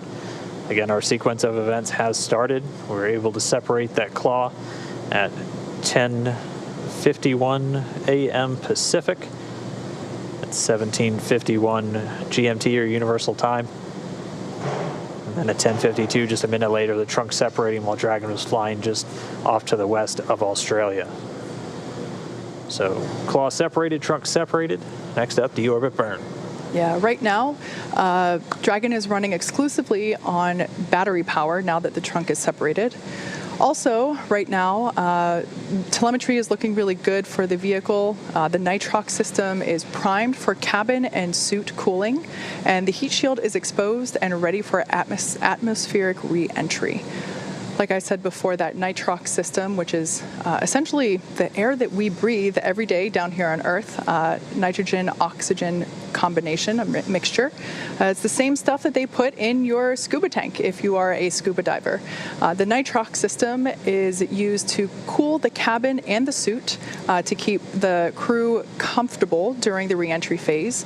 They will actually have cold air flowing through their suits themselves, as well as through the cabin itself. So a two-pronged approach to maintaining a comfortable temperature there inside the capsule. Like we said, the next event that we have coming up will be the deorbit burn, which we're expecting that to commence in 1 minute and 40 seconds.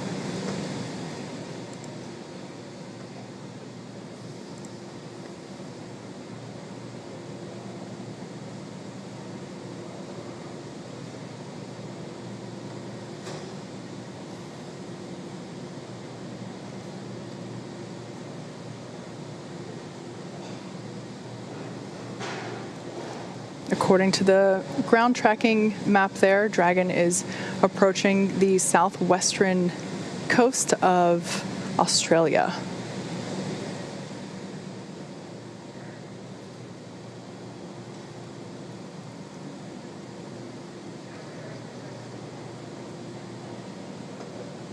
And we are less than a... We're excited. Jinx. We are inside a minute to deorbit burn. And again, one more time, this is the long one. This is expected to last 11 minutes, 22 seconds. This is that burn that commits the Dragon to re-entering the Earth's atmosphere. And you can get kind of a sense of just how far they're going to go. By the time they fire this burn, they're just going to be off to the southwest of Australia. And this is going to realign their orbit to intersect with that point off the coast of Pensacola where they're going to be splashing down. Yeah, this is the moment where Dragon is fully committed to the re-entry point. Again, we are aiming for just off the coast of Pensacola, Florida. Our recovery ship Go Navigator is ready and waiting to begin the recovery process right after splashdown occurs. Once again, if you're just joining us, we are now in the final steps of the deorbit sequence. The deorbit burn will be starting here in just a couple of seconds. And we just heard confirmation deorbit burn has begun. That coming at 10:56 a.m. Pacific. Again, while the Dragon spacecraft just off the southwestern coast of Australia. So here we go. 11 more minutes to go. I'm ready, and I'm sure it's safe to say that Bob and Doug are ready. They've done a number of interviews over the last few weeks while they were on station, and just the excitement and the enthusiasm for the mission is palpable. Just the opportunity to be able to fly these two incredible humans to the International Space Station and back is such an honor, and we're just really excited to get our space dads home safely and back to their families as quickly as possible. This deorbit burn that we are currently in, it will last 11 minutes and 22 seconds.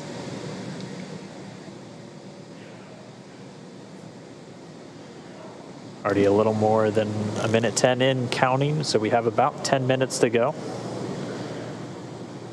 Just heard a call. The propulsion system performing nominally. That's the word we always want to hear. We always like to hear. So just under 10 minutes to go left in this burn. And all within the last 10 minutes. Again, it seemed like we had slow progress of events all morning, and then boom, within the last 10 minutes, we had a couple of things happening. Dragon maneuvered itself into the appropriate position to jettison its trunk, and it did so successfully, nominally, and then it initiated the deorbit burn just a couple minutes ago. Like I mentioned earlier, this deorbit burn is the last time those 4 forward Draco thrusters will fire, forward kind of meaning at the top of the capsule. Dragon Endeavour has not yet entered Earth's atmosphere, but this deorbit burn is what will line the vehicle up and put it on its final trajectory to the landing site in the Gulf of Mexico. Right now, although we can't see it at the moment, Bob and Doug are using their screens to keep tabs on the burn duration, Draco thruster firings, and trajectory details such as entry angle, capsule perigee, and how much distance is remaining until that deorbit burn terminates. So Dragon is flying itself, so all they really have to do is stay strapped in their seats and keep tabs on things.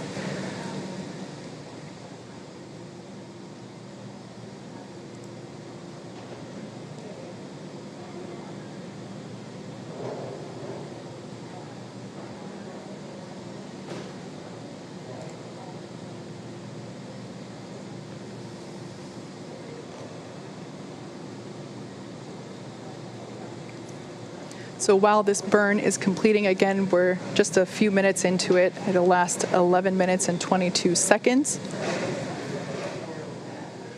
We have a couple more events coming up afterward in, let me check my timeline here real quick. In just under 44 minutes, we will have the initial parachute deployment. So that is essentially when we will be deploying the drogue parachutes, the small parachutes that are designed to further slow down the capsule as it is re-entering the atmosphere, as well as stabilizing it. And then a minute after that, we will deploy the drogue parachutes, and that is targeted for 11:44 a.m. Pacific, 18:44 Universal. And then just a couple minutes after that, we will have splashdown. So again, that's all in just under 44 minutes. Right now, we are performing the deorbit burn. We've got a little over 7 minutes left in this burn. And the only performance call we've gotten so far is everything's still looking good with the propulsion system on Dragon. Once this burn completes, we will have kind of a couple minutes, about 3 minutes to catch our breath before things pick right back up and we get the nose cone closed. And then there'll be a bit more of a gap, and at that point, they will maneuver Dragon to its entry attitude, essentially heat shield pointed down and into the line of velocity, and that heat shield protecting them from the heat of re-entry. Temperatures getting up to about 3,500 degrees on the Dragon spacecraft. But everything looking good. We're about 5 minutes into this deorbit burn. Again, it started right at 10:56 a.m. Pacific time, 17:56 GMT. Dragon was flying about 260 statute miles just off the southwestern coast of Australia.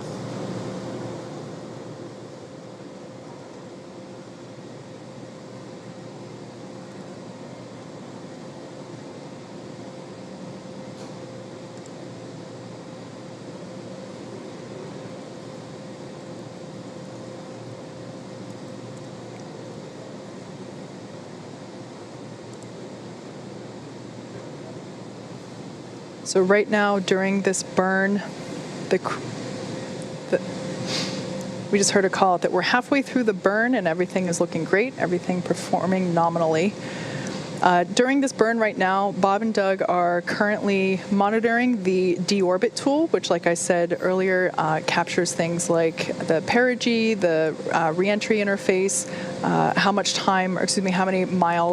much distance remains before the burn itself is terminated.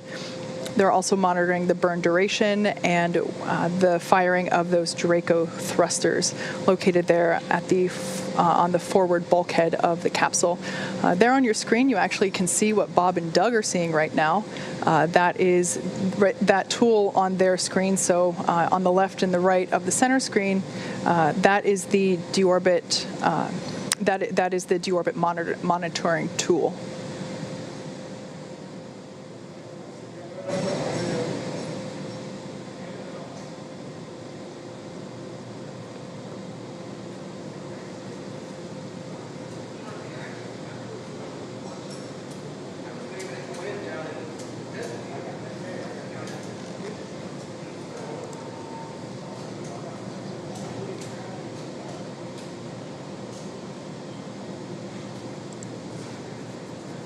Just past 7 minutes into the burn, a little over 4 minutes remaining. Everything's still looking good with Dragon Ship Endeavour's deorbit burn to commit it to coming home. Everything continuing to be on track for our splashdown. Again, our splashdown time right at 11:48 and 24 seconds Pacific was the calculated time. It would be typical if we're a couple seconds on either side. But that time is 18:48 GMT or Universal. But we're already through several of the really major steps to initiate this reentry. The claw is separated, the trunk is gone, the deorbit burn has begun, and we're more than halfway through, just a little under 3.5 minutes remaining.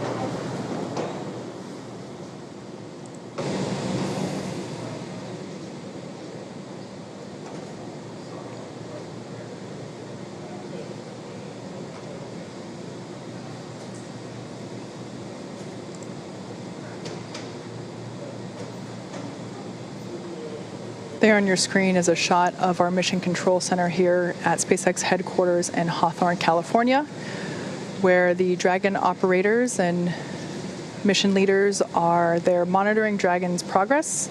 They continue to watch the propulsion data and all the GNC data, making sure that everything is looking healthy and nominal.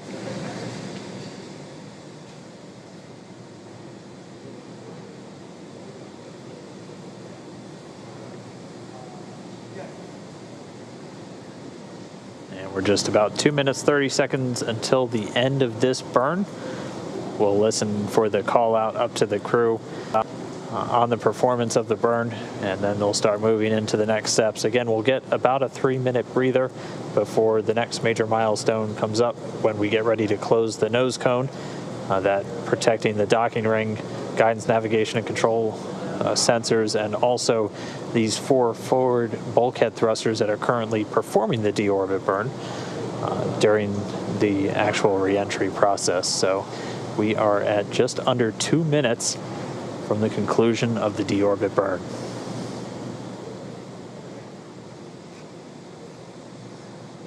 Again, Dragon is committed to its splashdown point. There is no going back. Yeah, we already have the recovery team ready and on standby. They've been there for quite some time now.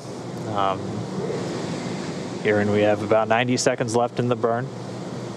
Weather looking great at the splashdown site off Pensacola.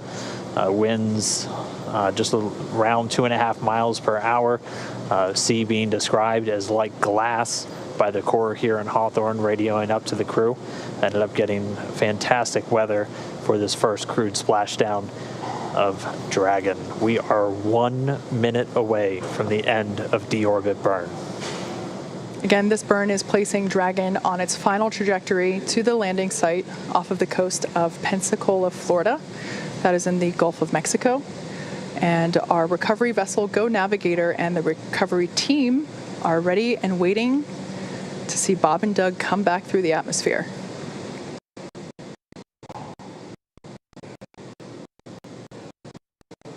Like we said, this deorbit burn, during this deorbit burn, we're not re-entering the atmosphere just yet.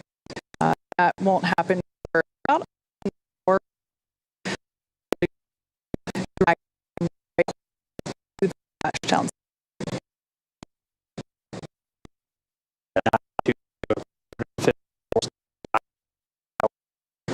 We are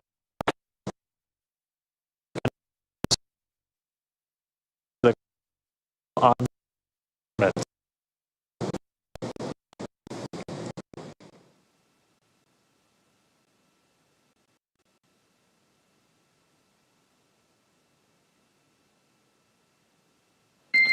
Dragon, SpaceX, deorbit burn complete, performance nominal, nose cone closure initiated. Nominal burn, nose cone in work.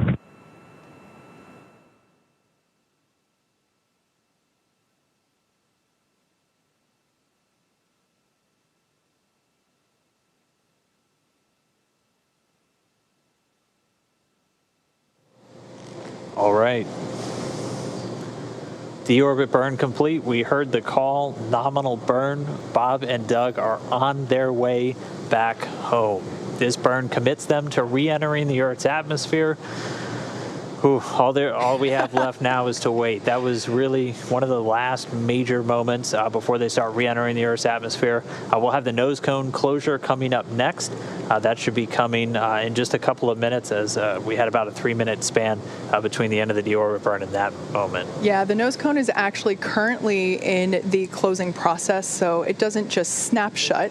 It does slowly close and lock. So right now, that nose cone is in the process of moving back into the closed position, and we will hear the call out for whenever it has fully closed and whenever the latches have secured. Seeing some data, it looks like it's about halfway there. It's open a little bit more than 90 degrees. I think the exact count was 110 degrees opening range or range of motion for the nose cone. So we're a little more than halfway now to getting that nose cone closed.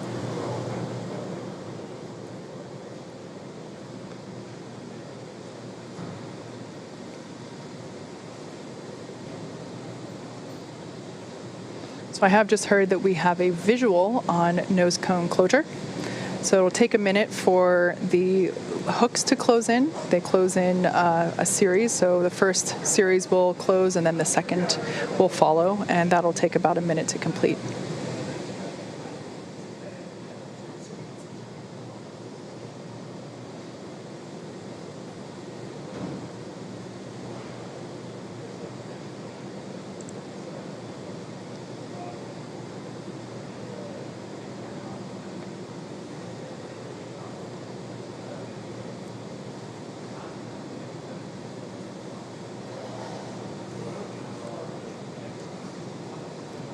All right, well, as we just wait for the finish to that nose cone closure, we'll have a bit of time again. We'll have about 20 minutes or a little over 21 from right now until we really start re-entering the Earth's atmosphere. We're expecting that entry interface in about 21 minutes. And then right around that time, we'll also be looking for that blackout we've been talking about. We've had a little bit of what we call Radicom at this point, so you'll hear kind of some sporadic interruptions in the audio transmission just because of how Dragon was oriented for the trunk jettison and for the actual deorbit burn. But that blackout period will be due to the plasma that builds up around the capsule, interfering with those antennas either sending or receiving data.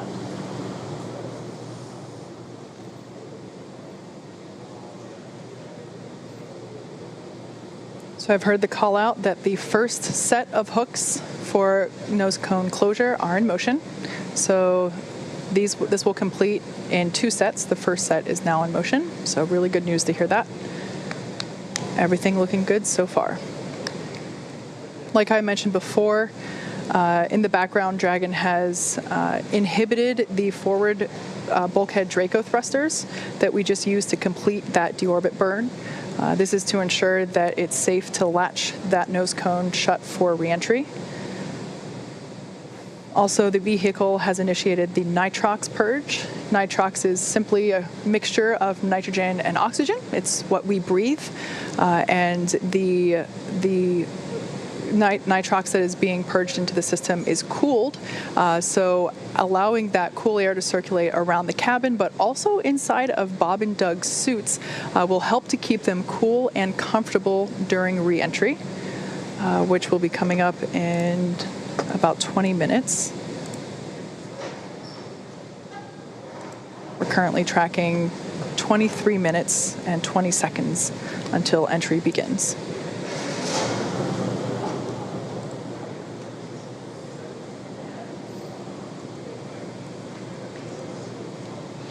So in case you're just joining us at this point, the nose cone has closed.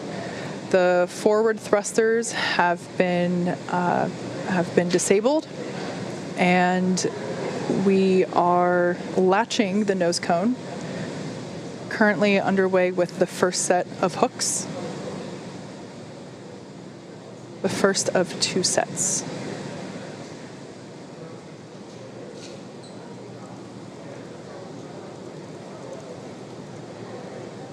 And we just had confirmation that the first set of hooks will begin to close as well.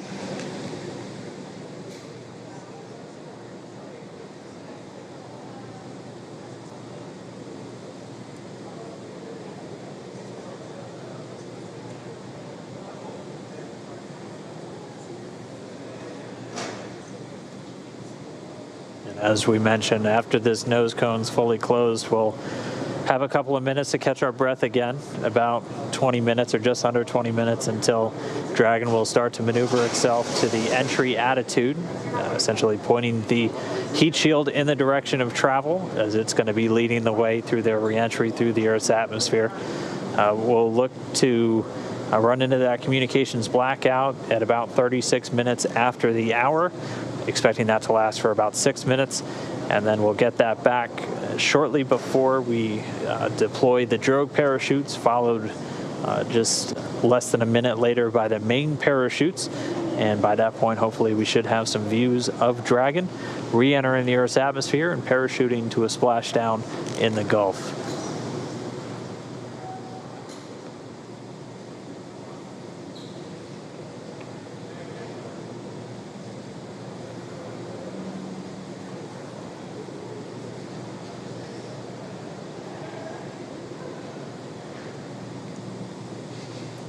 So there in the front row of Mission Control in the center, you can see CEO Elon Musk and our President Gwen Shotwell sitting side by side at those center consoles. In addition to those two, the room is filled with Dragon operators and mission leaders who are continuing to monitor the health and telemetry of the crew and the capsule. Right now, nose cone closure is underway. The first of 2 sets of hook latching has completed.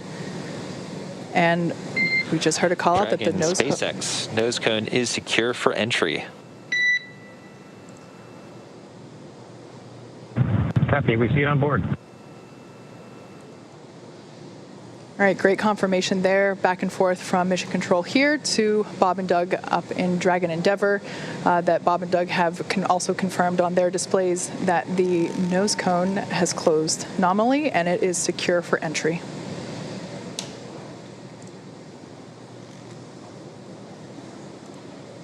All right, so that nose cone close completion. A lot of tongue twisters with this right now. Coming with Dragon still flying over the South Pacific. It is on its way home. We're going to gradually start to see its altitude dip. Right now, already only 207 miles over the Earth's surface.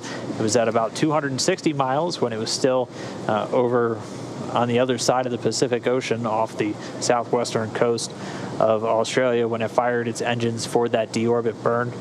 So its altitude going to continue to drop. Once it gets to about 100 kilometers in altitude, or about 62 miles, it's going to begin what's known as entry interface. And that's when it really begins to start to feel the effects of the Earth's atmosphere. Will once again be experiencing lift and drag as it's no longer in that near vacuum environment in low Earth orbit.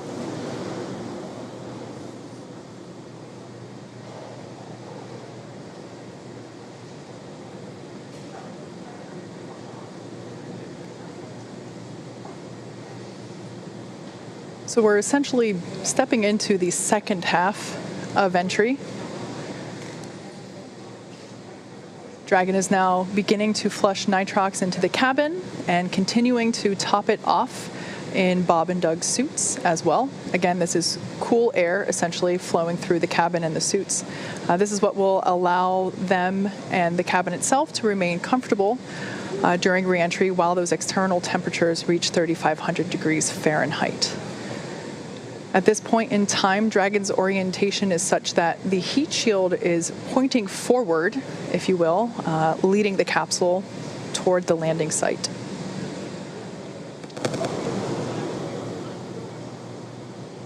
If you've been following along over the last couple days, you know that weather has been a big ticket item for us. The recovery team has been busy over the last week working to determine the selection of a landing site. In order to increase the options for space station departures, the team identified a total of 7 possible splashdown locations. In order to meet NASA's timeline requirements for crew recovery, these potential splashdown locations have to be close to a port, and they have to be close to medical facilities. So with all of that in mind, you add the ever-evolving weather conditions of Florida, but also that tropical storm Isaiah that was moving through. And it's easy to see how determining that landing site is quite a complex process. Since Dragon is capable of splashdown on either side of the Florida Panhandle, we in fact have 2 identical and fully equipped recovery vessels ready to support. One in the Gulf of Mexico, which is what we're utilizing today, Go Navigator, and the other located off the east coast of Florida, able to service landing sites in the Atlantic Ocean. That one is Go Searcher. Like I mentioned, today we'll be splashing down in the Gulf of Mexico, just off the coast of Pensacola, Florida. Go Navigator, that recovery ship I just mentioned, is in place and ready and waiting for Bob and Doug. The WB-57 plane, if it hasn't taken off already, I'm sure it will be very soon. It's in the air. Okay, great. That's what will provide our first views of Dragon during reentry. We'll get a thermal cam off of that airplane, allowing us to see the capsule as it is reentering the atmosphere. If you were tuned in for our Demo 1 broadcast, it was basically a big ball of light coming at us. We'll also have cameras on board the recovery vessel, so as Dragon gets closer and is deploying those parachutes, we will also be able to have hopefully some really clear footage of that all occurring as well.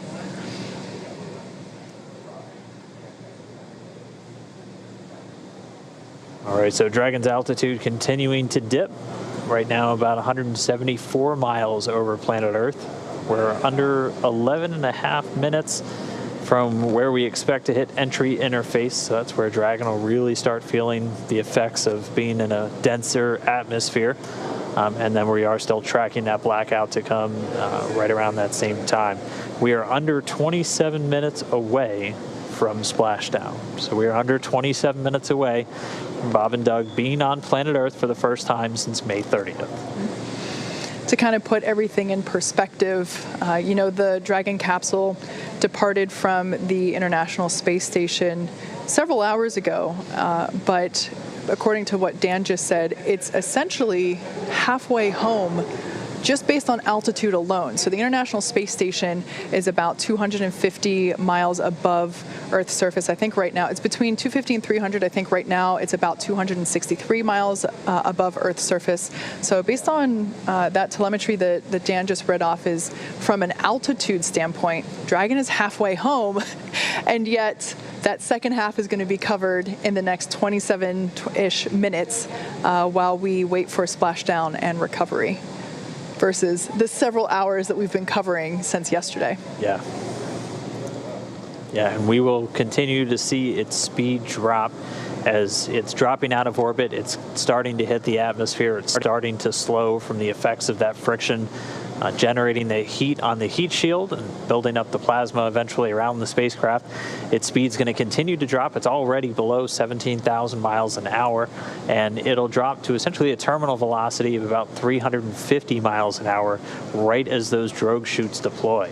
And those are going to pop out when sensors on the Dragon spacecraft, both GPS and pressure sensors, tell the spacecraft it's at the right altitude, and then those will automatically deploy. Those drogues coming out of the top section of the spacecraft using 2 mortars, or pyrotechnics essentially, to deploy those to do the initial slowing and stabilizing of the Dragon capsule.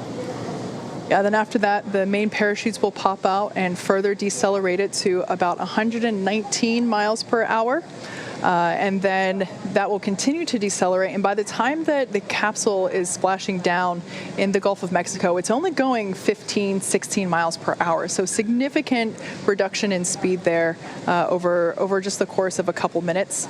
That, of course, is a pretty comfortable speed. The way that the astronauts have described it previously with other types of missions also landing down, doing land landings at about the same rate. They said it feels like you're in a minor fender bender. Yeah, you're definitely running into something. You'll feel it, but they do a lot of work with the seats and the restraints with these crew members just to make sure, while it may be a fender bender, you got more than a seatbelt essentially holding you in. So they're very secure in their suits and in their seats, and they're going to stay in there even after Dragon touches down. We'll still have communication with Dragon. Once they're in the water, it'll stay powered on.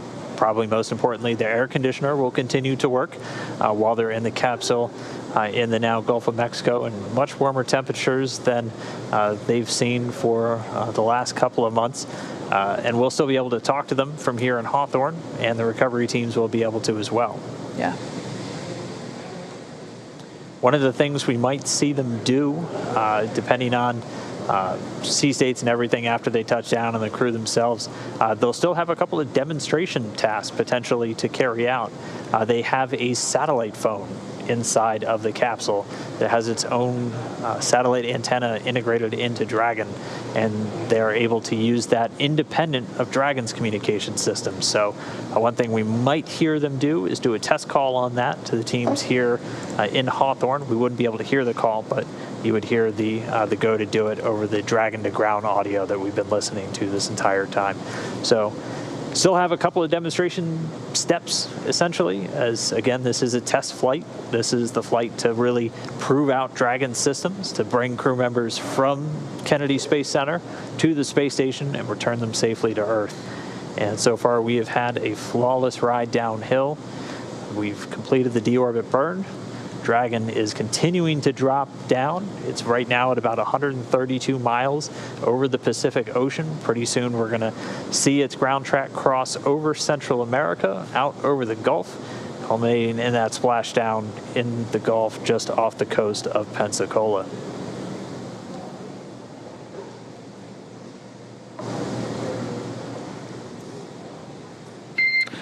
Dragon SpaceX for entry brief. Go ahead. Okay, Doug, we have no update to timing because the burn went great, and your vehicle is still looking really good for entry. No health issues at this time.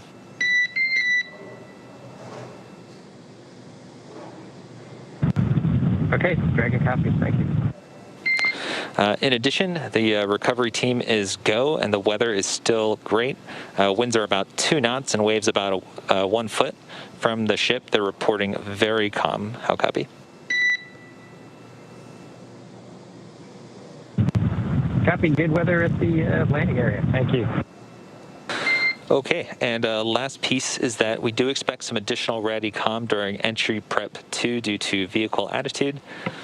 So if you can get us your entry check report a little bit prior to entry prep 2, we'd appreciate it. Copy. We'll go. Okay, thanks, Doug. So there we just had a bit of a briefing between Mission Control and Bob and Doug up in Crew Endeavor, just confirming with them that the deorbit burn was great and that the timing on their pads doesn't need to be updated.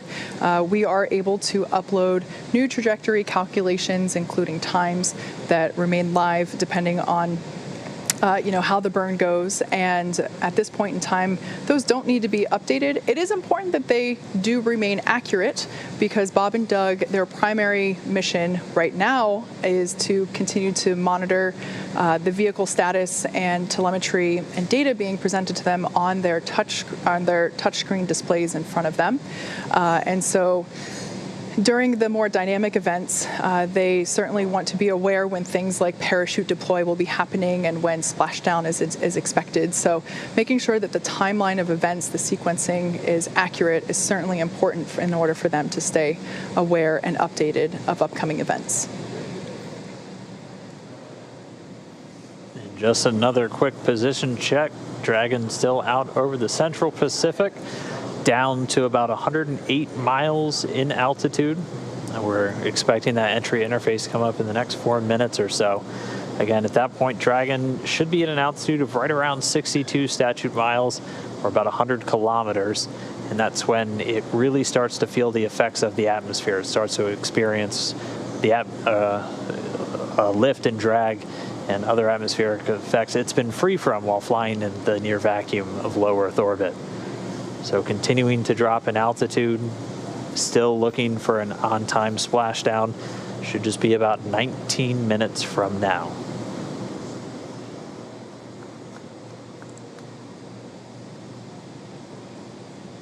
And just a reminder, we do have that blackout period coming. So as they continue to dip in the Earth's atmosphere and get lower and lower, the atmosphere gets thicker and thicker and is going to generate more and more heat, eventually heating up the outside of Dragon to 3,500 degrees Fahrenheit.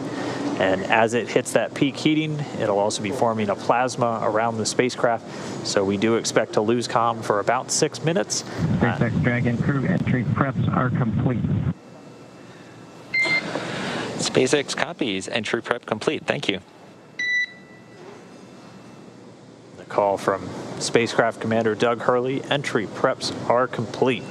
So they are on board, they are monitoring, they are ready to come home. Yeah, and as of right now, entry prep should have also included final configuration of their flight suits. So we had a question from our social media earlier if the visors will be up or down. Those visors should be down at this point as part of that entry prep check.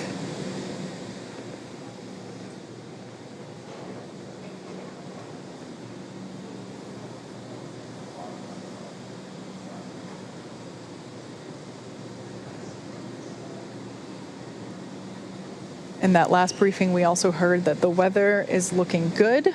In a previous report, the phrasing was, "It looks like glass." And that is certainly ideal for a water splashdown. That being said, the recovery timeline, Bob and Doug should be out of the capsule within an hour after splashing down. So good to hear that the weather is good. We saw blue skies and a couple of white fluffy clouds out there in the Gulf of Mexico as we got views from our recovery vessel Go Navigator. But glad to hear that conditions are sustaining and that winds also are looking really good, around 2.5 miles per hour. So hardly anything at all. Really couldn't ask for better conditions for a splashdown day. We kind of threaded the needle once again, almost like we did on launch with the weather today. Your upper limits for wind were about 10 miles an hour, so we're well below that threshold for a splashdown today. The Dragon coming up on 82 miles in altitude, continuing to dip down. We're expecting that entry interface to start pretty soon, where the vehicle itself's really going to start heating up. It's going to continue to use its Draco thrusters to maintain its attitude as it continues through the Earth's atmosphere, and we'll have that comm blackout coming up in just a couple of minutes as well.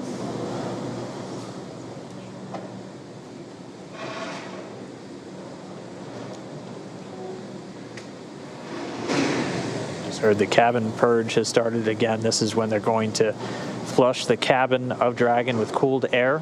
They're also going to do a suit purge, running cooled nitrox through the suits for Bob and Doug just to keep things at a comfortable temperature for them as the capsule goes through the re-entry and starts to heat up.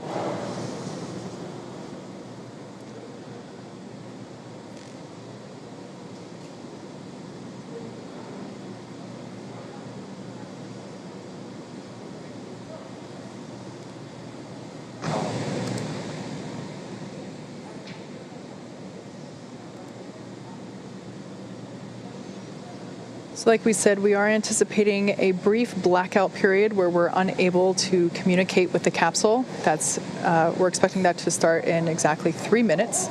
That will last for 6 minutes total, and during that time we will be unable to command the vehicle or receive telemetry. That being said, Dragon is designed to be fully autonomous, so it's driving itself anyway. So Bob and Doug will stay fastened in their seats. Like I said, that anticipated loss of signal, or as you'll hear it called, LOS, is anticipated to last for just 6 minutes. During that blackout period, the capsule will encounter what's known as entry interface. This is when the capsule is now really in the Earth's atmosphere and beginning to be subject to aerodynamic forces. This is also when a lot of that friction will begin to build up and raise the external temperatures. Dragon SpaceX, we show 2 minutes until predicted calm blackout. We will see you on the other side at 1842.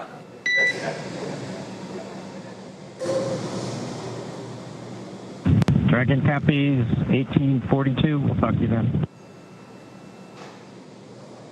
So there's that heads up communication from Mission Control to Dragon Endeavour, confirming that comms blackout. Like I was saying, during the blackout, the Dragon capsule will be going through entry interface, where it is encountering aerodynamic forces, really starting to build up the external temperature and that external temperature will reach about 3,500 degrees Fahrenheit. However, the interior of the cabin is environmentally cooled, so Bob and Doug should remain comfortable during their descent. There will be cool air flowing not only through the cabin itself, but also through their suits. The suits have sensors on them that are able to detect the temperature inside that suit, and once that sensor reads that it has reached the maximum temperature threshold, it'll flush the suit with some cool air and really circulate and cool it down.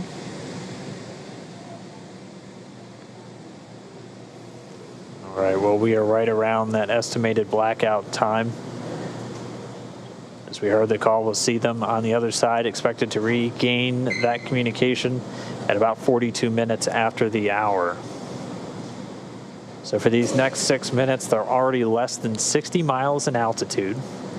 And this is when the capsule is really heating up during that reentry, reaching temperatures of around 3,500 degrees Fahrenheit, as again, you're essentially hitting the atmosphere more than 17,000 miles an hour, and the friction building up that plasma around the spacecraft. And that's what's going to prevent us from talking to Bob and Doug or getting data back from the spacecraft for the next 6 minutes. Its flight computers are in control, though. It's going to continue to maintain its appropriate trajectory and attitude, having attitude determination devices on board the capsule, not reliant on communications with satellites. And it's going to continue Dragon down the correct path for this splashdown off the coast of Pensacola. So we are in that blackout period. We're going to continue to stand by until we get them on the other side.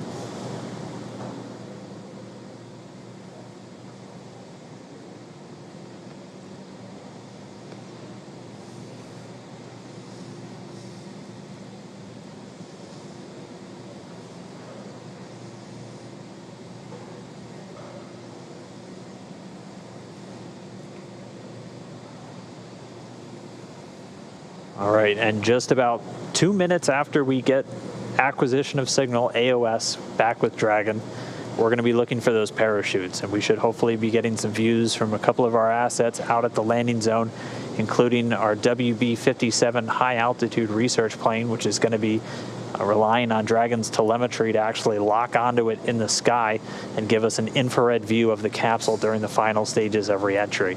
We're going to be looking for the drogue deploys at about 44 minutes after the hour. Those will be 2 drogue shoots that are going to come out when the vehicle is still moving at about 350 miles an hour. And it'll be at an altitude of about 18,000 feet. They'll come out and do some initial slowing and stabilization of the spacecraft, and then less than a minute later, they'll detach, and the 4 main parachutes will deploy. You'll see them come out and look kind of closed up initially, and then they'll do what's known as reefing, opening up in really 2 different stages just to minimize the immediate loads on the parachutes themselves. Those main parachutes will come out at an altitude of about 6,500 feet, with Dragon already slowed down to 119 miles an hour, and they'll do the rest of the slowing the whole way down until we splash down in the Gulf of Mexico. We should be 10 minutes away from splashdown.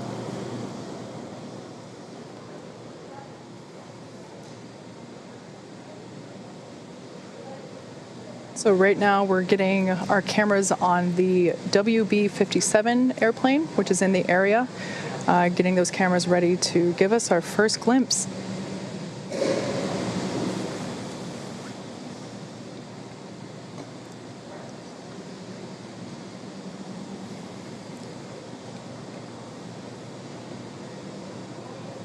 And we should still have about 3 minutes left, a little less than 3 minutes, until we anticipate reacquiring our signal and our connection with Bob and Doug in the Dragon spacecraft. If you're just tuning in, we are in a blackout period that we were expecting. This blackout period will last a total of 6 minutes, and we're about halfway through there now.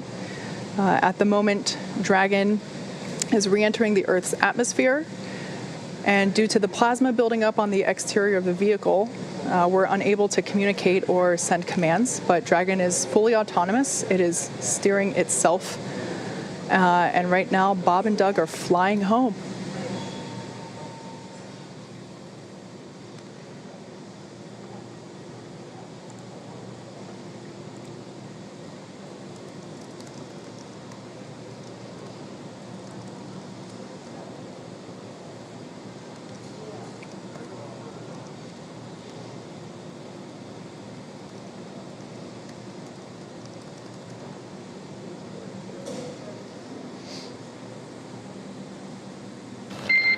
Dragon SpaceX comm check.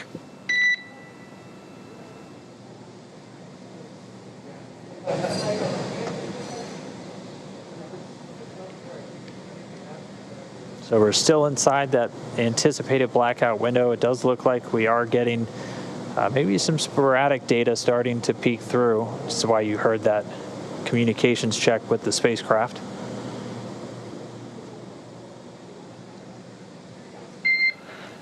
Dragon SpaceX comm check.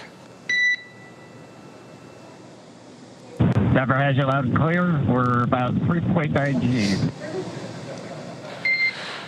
Copy, we've got you 5x5 as well, Doug. Looking good, and you can expect an automated chute deployment.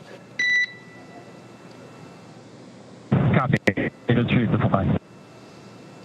All right, really good news there. We have come out of the blackout period, and we have reestablished connection with Dragon Endeavour, with NASA astronauts Bob Behnken and Doug Hurley on board.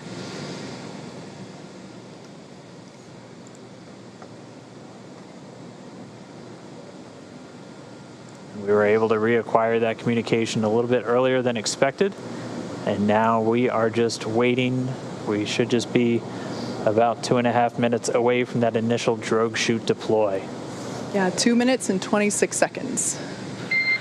AGPS has converged. Copy that. You may have heard earlier that Bob and Doug are currently experiencing 3.5 Gs. Not too bad. That's about what they pulled during the ascent phase. Just like a mild roller coaster.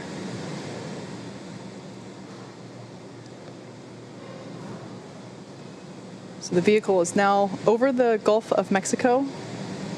It is approaching the landing zone off the coast of Florida near Pensacola, and there we have our first shot. There it is. The first view from the WB-57 airplane. It is dipping in and out a little bit. This is going to be an infrared camera showing us Dragon re-entering. We have that comm back with Bob and Doug. You heard AGPS is converging. Dragon has 3 GPS units that it uses actually in the parachute deployment process, as it helps, along with the pressure sensors, really give a solid altitude to the flight computers on when these are supposed to deploy. We're standing by for the drogue chute deployments. We should be just under 5 minutes away from splashdown. Passing 15 kilometers, brace for drogue window. Copy, we're braced. Just about 14 kilometers in altitude, 8.4 miles, continuing to descend. There on your screen, we have a shot of the capsule as it is preparing to deploy those initial parachutes, the drogue parachutes. Again, these parachutes help slow the vehicle down even further and help stabilize in preparation for main chute deployment.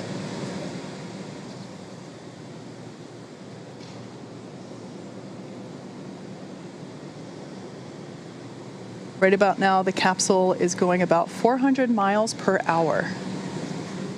Decelerating quickly.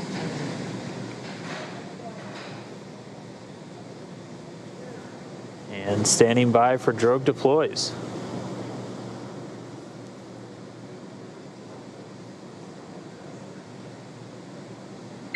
Visual, 2 drogues out. There on your screen, we have visual confirmation of those 2 drogue deployments. Copy, 2 drogue. All right, so 2 of 2, the drogues now out. They're going to do their slowing and stabilizing of the Dragon spacecraft. They should be detaching in just a few moments, and then we'll see 4 parachutes, the main parachutes deployed. Dragon under drogues. Drogue descent rate nominal.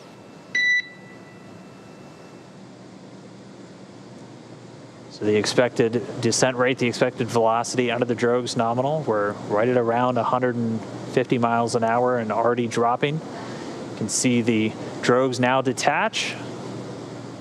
And there we have confirmation of deployment of the 4 main parachutes. We are visual on 4 chutes out. We are visual. 4 main parachutes deployed. Copy, 4 main.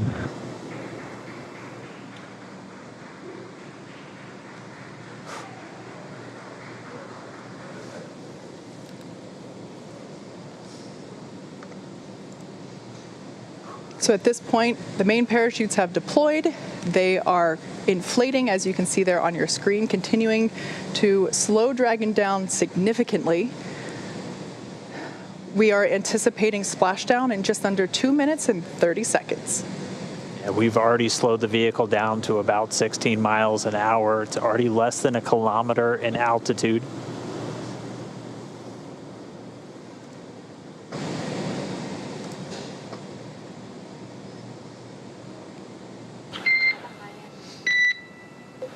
Main chute descent rate nominal, passing through 700 meters.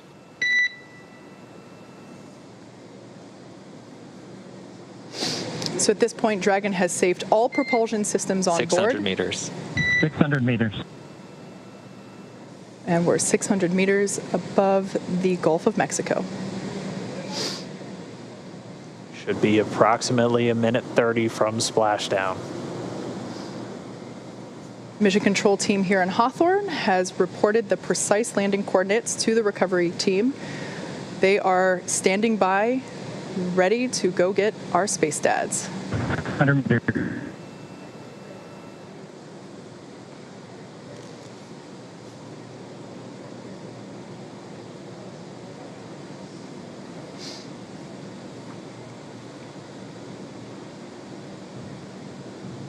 We just passed about 300 meters. 1 minute till splashdown.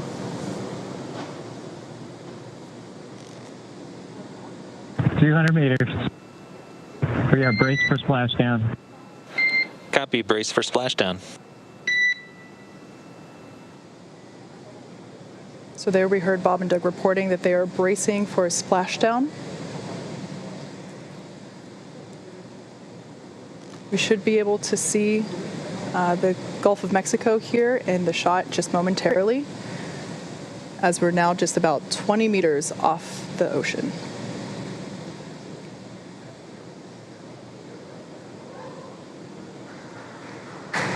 splashdown. As you can see on your screen, we have visual confirmation for splashdown.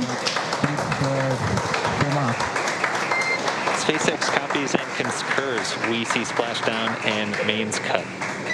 Dragon Endeavour has returned home. NASA astronauts Bob and Doug. On behalf of the SpaceX and NASA teams, welcome back to planet Earth, and thanks for flying SpaceX.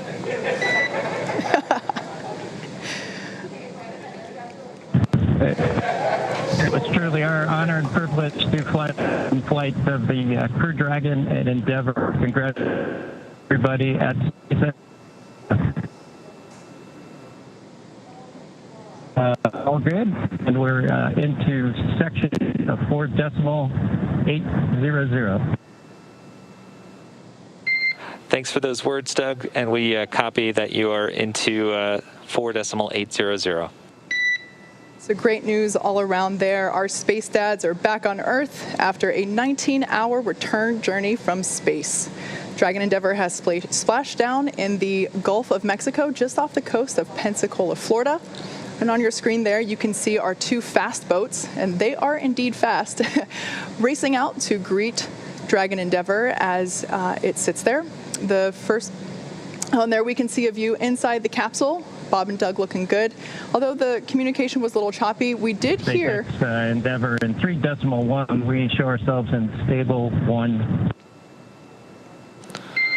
And SpaceX copies for vehicle assessment, step 3.1, stable 1. Good news. Stable 1, essentially. They're upright in the water. Stable 2, also another potential where it could be on its side or even upside down, but Dragon does have a water ballast system to keep it upright, where it's able to essentially pump seawater into bladders in the service section of the capsule. But they're upright. We already see the fast boats approaching.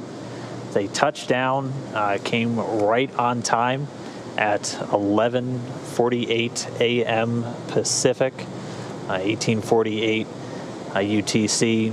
Bob and Doug now in the water, and the recovery ops, they've already begun. We already see the fast boat starting to move in. We're still maintaining that good communication back with Bob and Doug and the team here in Hawthorne. Pretty soon we should be getting the go for them to move in, begin their hypergol sniffs, and begin wrangling up those parachutes. But we can see Bob and Doug inside the capsule, back on planet Earth.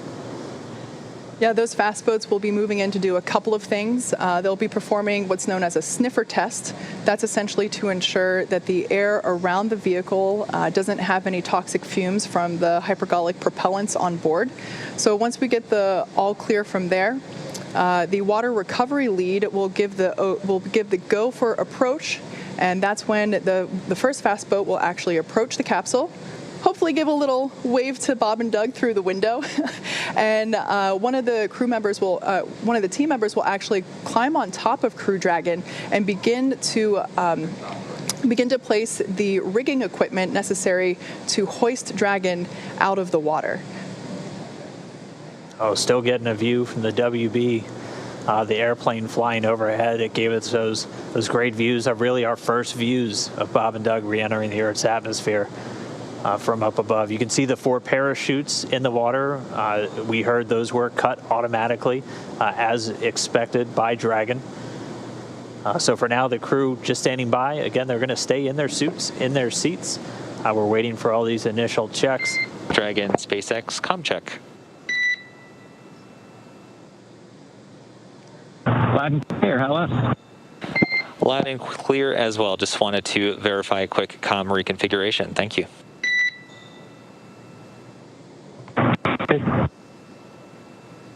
So essentially what just happened there is they reconfigured... And Solo, if you can just relay the status of the fast boats and the recovery as you get them, we would appreciate it. You bet. Absolutely, Doug. Wilco.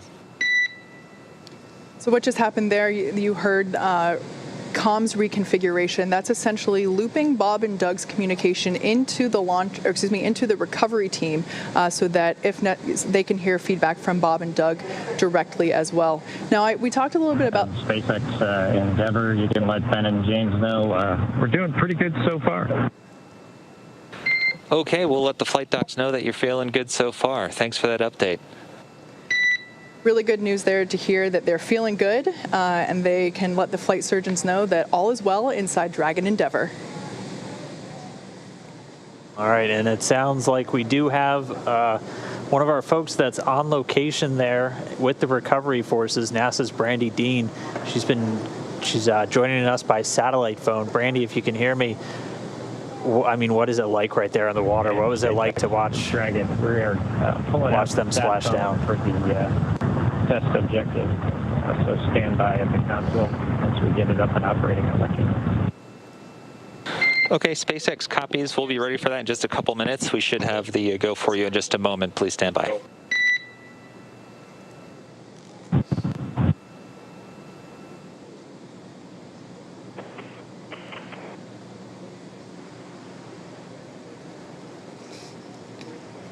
I can hear you, but they're good.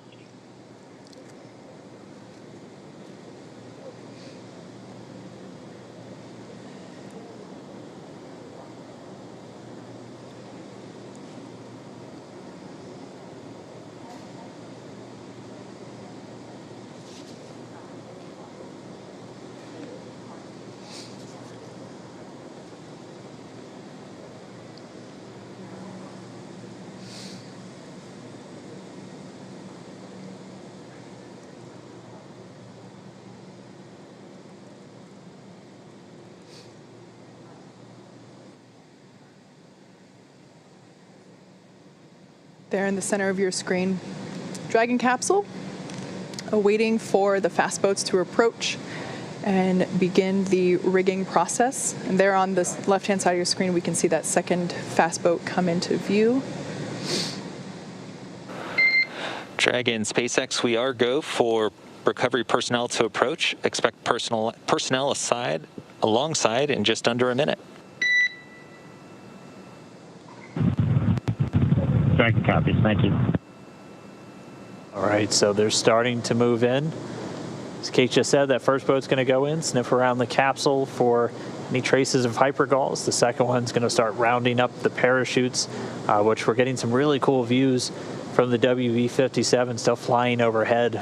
Looking down, you can see the parachutes in the water, and the second boat start to gather them up. We'll try one more time real quick. We have NASA's Brandy Dean out with the recovery forces. Brandy, if you can hear me, what was it like to watch this Dragon come down under parachutes?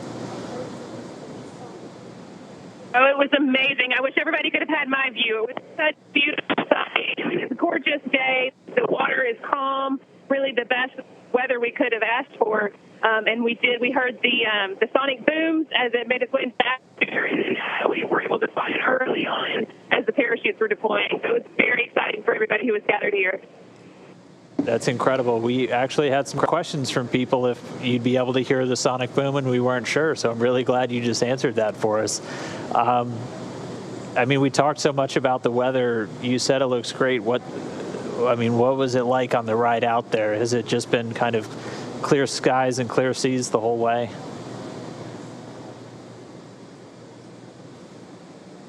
I'm not sure if you can hear me right now, but I think you're asking about the weather with clear skies. There are just a kind of a circle of clouds along the horizon, very low, but we were able to see the parachutes far above the clouds and then follow it all the way until it splashed down.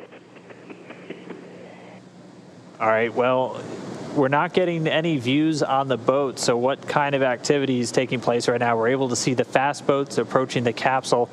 What's everybody doing on the boat to just kind of get everything ready? The boat's also making its way towards the capsule. I can't see it with my rear eyes, but we're getting closer. Everybody's been kind of standing by, holding ready positions for quite a while now. So as soon as it splashed down, people that just stand and start working on their own activities. All right, copy that. Well, we're going to keep watching from here. Thanks for calling in, and thanks for being out there with everybody and getting us these great views. It's really incredible. Thanks, Brandy. We hope to get you back in port soon, and we'll talk to you back in Houston.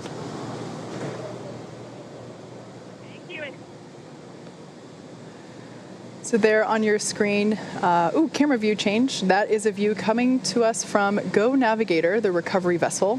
The two fast boats are out there getting ready to install the rigging equipment required to hoist Dragon out of the water. The other fast boat is actually collecting the parachutes from the water. We definitely want to bring those back on board with us. But shortly here, we should actually see one of the team members crawl up onto the side of the capsule in order to install the rigging, like I mentioned. That particular team member is highly experienced and highly trained. As you can imagine, climbing on top of an oddly shaped thing in the ocean could be a little tricky. So this person has undergone hours and hours of training and certification in order to perform this very important task. There on the right-hand side of your screen, we see the second fast boat approaching. Of course, both of these boats needed to wait for their cue from the water recovery lead in order to approach Dragon after splashdown. Again, that was just to make sure that there weren't any toxic vapors in the air. And now that they got the all clear, we do see them beginning to work on and around the Dragon capsule. So even though the camera's a little shaky, that water looks super, super duper smooth, almost like glass, which is certainly ideal for a water recovery like today. Yeah, got to remember that this is a view from the main recovery vessel, which was still a few miles away from the splashdown Dragon point. SpaceX. We have hypergol sweeps and unfired ordnance checks nominal. Rigger is on board the vehicle. About 5 minutes until capsule lift. Copy that. Yep, we see them walking outside, and good news. All right, confirmation there that all of those hypergolic vapor tests came out negative, which is a positive thing. So the team was able to approach, and now the crew member that is installing the rigging is on top of the capsule. It's difficult to see there because the slower vessel, the primary recovery ship, is a little further away. But as we heard, it's just a mere 2.5 minutes until they will be hoisted out of the water. I'm sorry, 25 minutes, not 2.5. I misheard that. Yeah, they're fast, but they're not that fast. We also have been hearing that the secondary boat, which its primary mission in this case is securing those parachutes, they've already got buoys attached to both drogues, and 2 of the 4 mains, and already had eyes on the other 2, so they're moving through that work pretty quickly. Again, their primary responsibility, getting those parachutes together. The drogues detaching from the spacecraft right before the deployment of the mains automatically detaching immediately as Dragon detected splashdown. All of that happening right per the timeline. Yeah, we've talked a little bit about the hardwired buttons that Bob and Doug have on their seats and in their control displays, and cutting the main chutes is one of those buttons. In the event that they weren't automatically cut after splashdown, Bob and Doug would have had the ability to do so. If the winds were stronger and they caught the parachutes, it could certainly create a condition where the capsule could be moved unintentionally by those dragging parachutes. So definitely want to avoid that. So that's one of the few buttons that are hardwired into the cabin for the crew.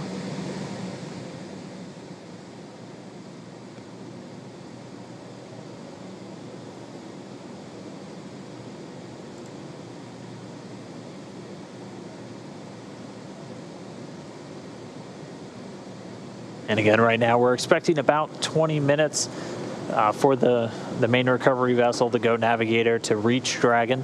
By that point, all the rigging will be affixed, and then they'll be able to use the A-frame hydraulic lift on the back of the vessel to begin to pull Dragon up out of the water. Bob and Doug did report they're seeing the guys climbing around outside their window on the capsule, getting that rigging affixed. Still doing good from all of their reports. And we're just going to see the vessel continue to close in. It's a little over 1.3 nautical miles still away, but you can see things starting to sharpen up in our view as it does draw in closer.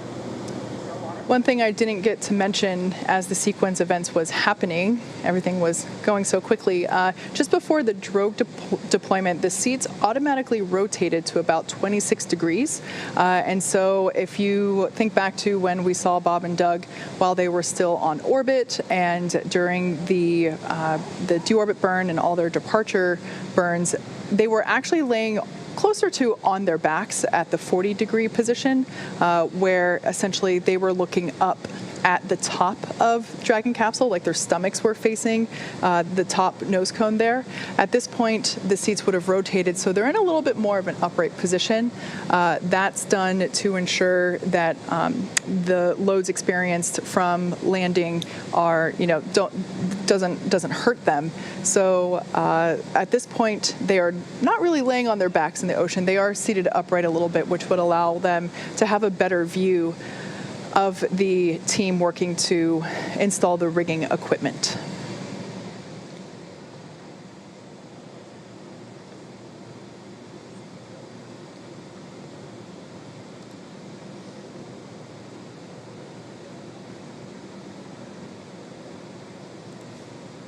So at this point, we're at about 22 minutes until Dragon will be lifted onto the recovery vessel.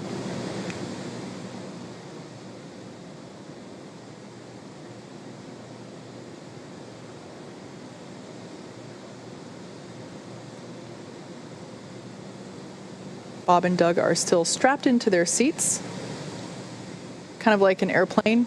They say, do not unbuckle your seatbelt until the captain determines that it's safe to do so. They will remain in their seats throughout the entire recovery process, essentially until it's time to get them out.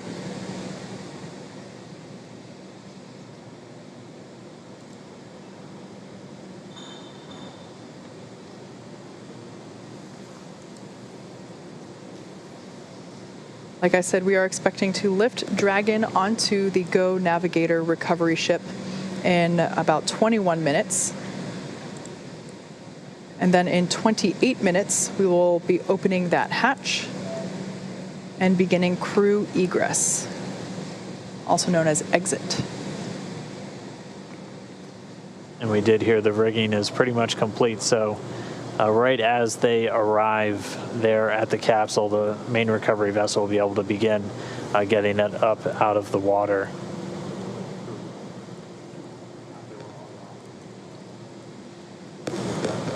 So now as the recovery vessel Go Navigator is getting closer to Dragon's position there off the coast of Pensacola, Florida, we're able to see the capsule in a little bit more detail. It is certainly no longer a bright shade of white. Like we said, those external temperatures were reaching up to 3,500 degrees Fahrenheit. So the thermal protection systems enable Dragon to return while keeping the internal temperature rather temperate. And you are seeing a few more boats than expected. The team's currently working with a few private vessels in the area, making sure that they get out of there.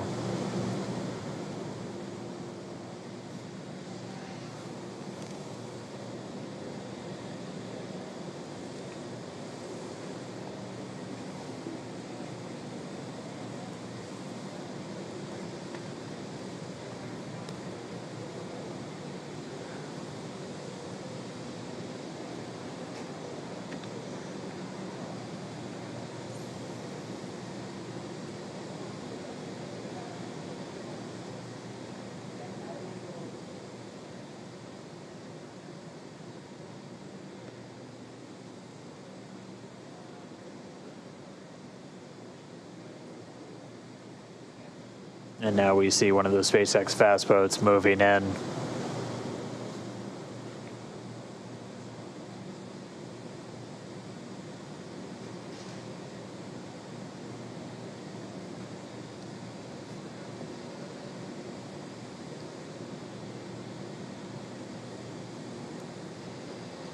So we are being advised that the recovery team is radioing out to the vessels in the water near Crew Dragon to vacate the area so that we're able to extract Bob and Doug safely.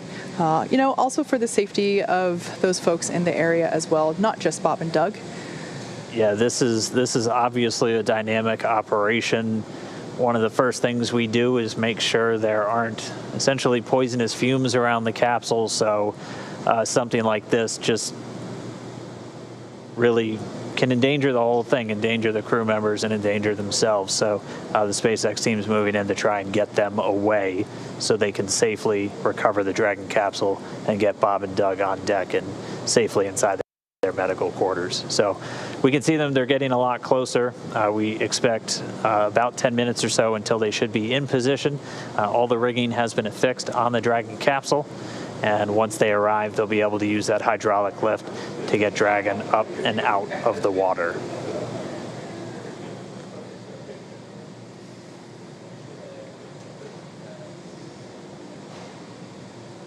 So the recovery vessel Go Navigator is getting closer and closer to Dragon Endeavour as it awaits its recovery, or as it awaits to be hoisted out of the Gulf of Mexico. Again, we landed just off the coast of Florida near Pensacola. Maybe next time we shouldn't announce our landing zone. Oh, there we got a shot from our WB-57 plane. It looks like that area has cleared out significantly, so that is good to see.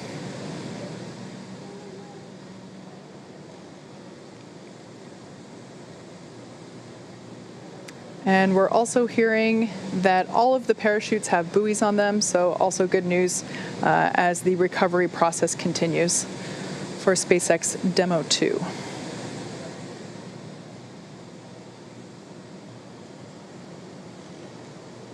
Dragon SpaceX for comm reconfig. Go ahead, Mike. Hey, Doug, we're about to reconfigure the forward link. We may lose that for about 1 or so minutes, and that should happen shortly. Copy. Let's give us a call back when you think you got it back. Will do.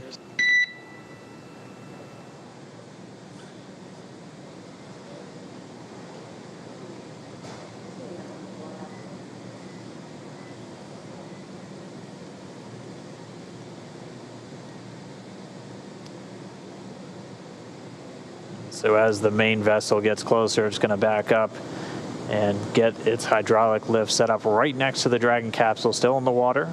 Bob and Doug still inside, just waiting for that recovery. We should start the hoisting operations in the next 10 to 15 minutes. And then it'll be a pretty quick lift up out of the water using that hydraulic lift into the Dragon nest on the deck of the boat, or the ship rather. And then they'll move it underneath the helipad into essentially the crew recovery area, where they'll have a platform right up to the hatch. They'll be able to open up the hatch.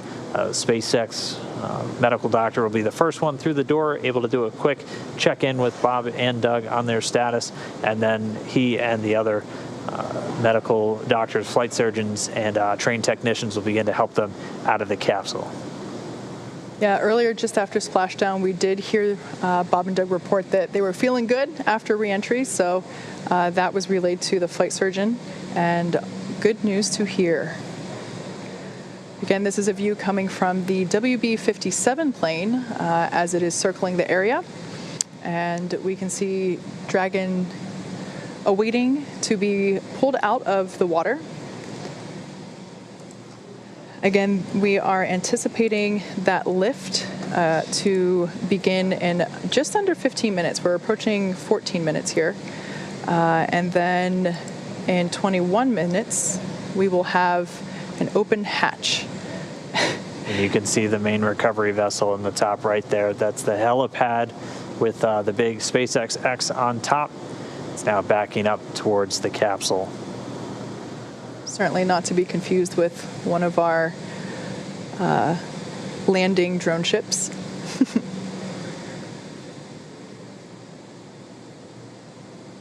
There's a live view of Dragon floating in the water there in the background, along with many onlookers. certainly from a safer distance at this point. This is a live shot coming from Go Navigator, our primary recovery vessel here. So its Crew Dragon is also accompanied by the fast boats that are helping to bring it in closer. And there you can see a couple of the recovery team members on the deck. And also just behind them, we get our first good view of the nest. Yes, so this is essentially the nest in the background there. Dragon will be hoisted using the hydraulic lift out of the water and into that nest. That nest will then be pulled towards the camera from this view, towards those individuals on that upper deck there. And that's where the Dragon SpaceX comm check. Loud and clear, Solo. How us? Loud and clear as well, and from the video, it looks like the boat is about one length away, about 5 to 10 meters, backing up to you. Copy that. Thanks for the update. All right, so good news there. We're getting ready to see Dragon to be lifted out of the water and into the recovery nest. As I was saying, that nest will be pulled towards the camera, towards that upper deck that we saw there, and that's where the medical stretchers will be waiting to assist them into the medical bays for evaluation after capsule egress.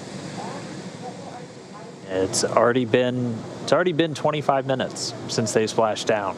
It doesn't feel like it. That was definitely the fastest 25 minutes of the day. the timeline we were anticipating was for the lifting operations to start within about 30 minutes, so we're pretty much right on the timeline still. That's been a pretty common thing so far today. You can see them with one of the fast boats getting it positioned to start moving out with the additional rigging to affix to the Dragon capsule, where they're going to use this A-frame to pull it up out of the water. And you can see the Dragon nest at the very bottom. It's that circular object with the A1 right on it. So while this is the first time we are recovering a capsule with crew members on board, the recovery team has been... And Dragon, just letting you know, we got a couple lines connected and rigging is in progress. Copy that, SpaceX. Thank you.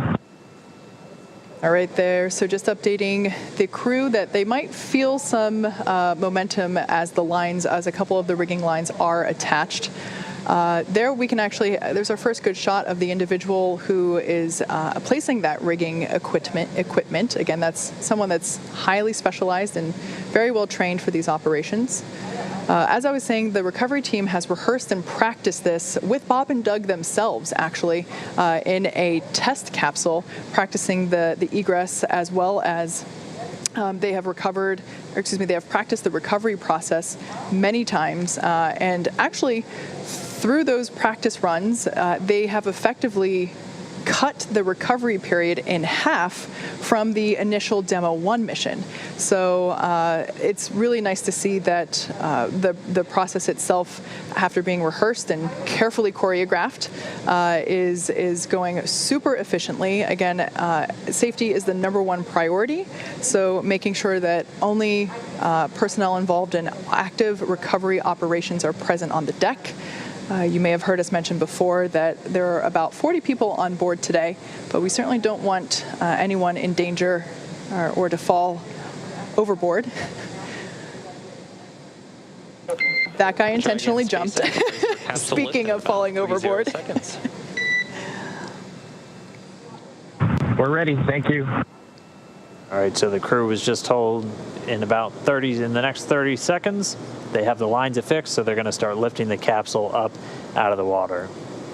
And at this point, the communication we're getting with Dragon is actually being routed through the boat itself at this point. So there we can see the lift. Dragon is out of the water. Yeah, so now now that A-frame is going to start swinging it back. And it's bound right for that nest at the bottom of your screen.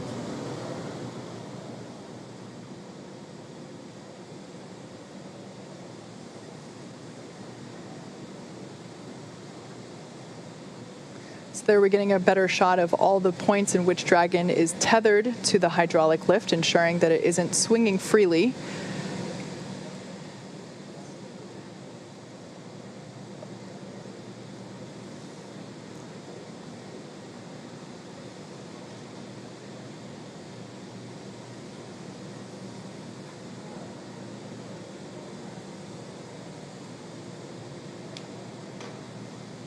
And there we can see Dragon Endeavour being carefully set down into the recovery nest on top of Go Navigator. Dragon SpaceX, welcome aboard the recovery vessel. Recovery personnel are completing final checks and preparing to translate you to the egress platform. Be happy. Thank you. So for the first time in 2 months, NASA astronauts Bob Behnken and Doug Hurley are on some sort of ground. I guess we can't call it solid ground because it is a ship. However, it is the first time that they are not in space, on a rocket, or bobbing in the ocean. Yeah, so now that they're in the nest, they're going to start translating it forward. And Dragon's going to move into essentially the hangar section underneath that helipad and then up to that recovery platform that we saw a little bit earlier. At that point, the spacecraft technicians will work to open up the hatch. As we said previously, it's a manual process with a couple of different attachments you have to engage before the hatch itself can be opened. They'll get it opened, and then SpaceX's Neil Menon will be the first one through the hatchway to check in on Bob and Doug, get their initial health assessment, see if they're ready to move, and then we'll start assisting them out of the capsule and into that medical facility on the boat.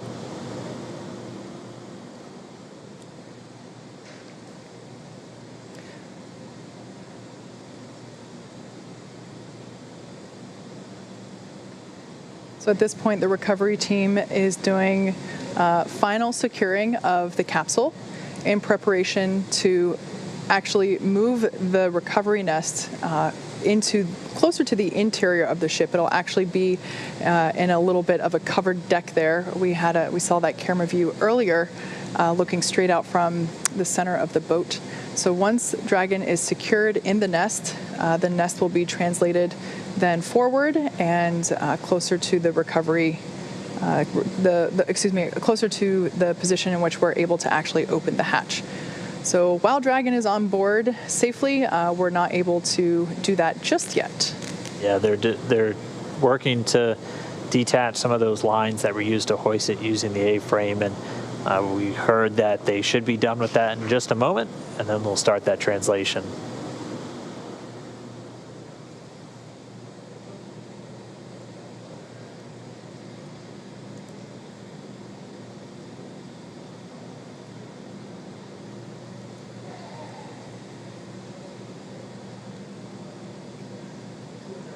So right now we can see the recovery team releasing those securing lines that were used during the lift of the capsule from the water into the nest. So they are releasing those securing lines from the sides, making sure it is secure from the bottom.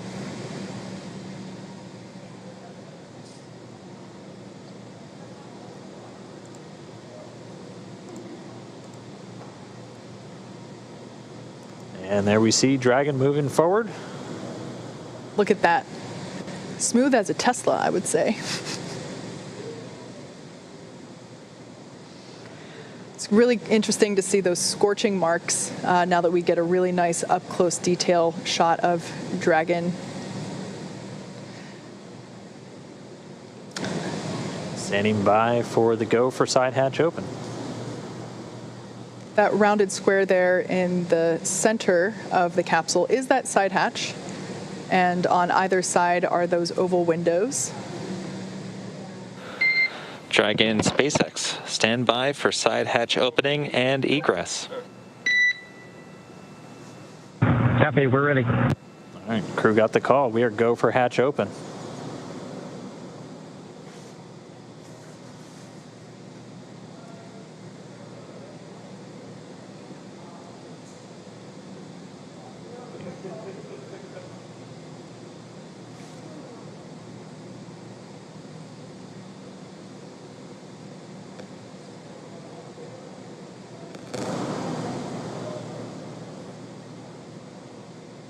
And if you look closely, immediately above the hatch, you can see the area where you can see them working in now. That's where those drogue chutes deployed from. The two circles on either side were where the mortars were.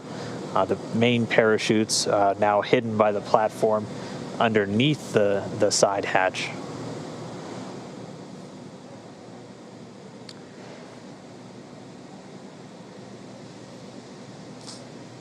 So the crew is in the process of removing the side hatch. We can see that Go Navigator is in transit. It is making its way back to the Pensacola Naval Air Station. However, Bob and Doug will get a ride from the recovery vessel via helicopter.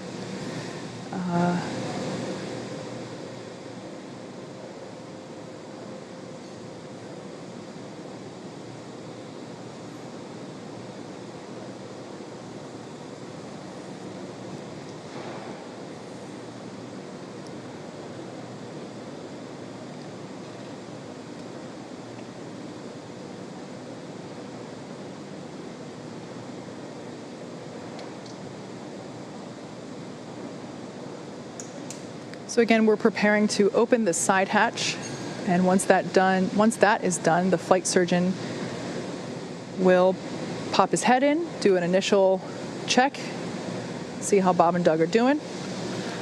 And Dragon SpaceX, we've got a slight delay due to some potential NDO hits near the side hatch. Copy, Mike. We're standing by.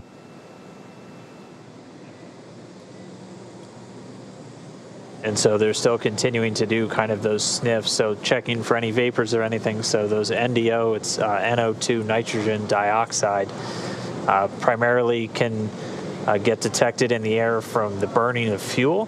So they're going to continue to just inspect around the capsule, make sure that it's, again, safe for the crew, safe for the recovery experts before they get this hatch open.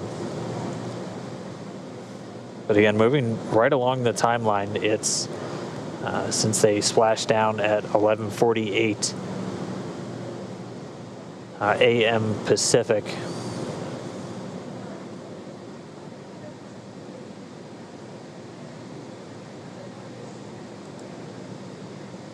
And so again, they're just pausing the operations for a moment, doing some additional air sampling around the prop system. We still have telemetry being fed from the vehicle, so flight controllers here in Hawthorne able to monitor prop tanks, propulsion tank pressures, and not seeing any issues with those at the moment.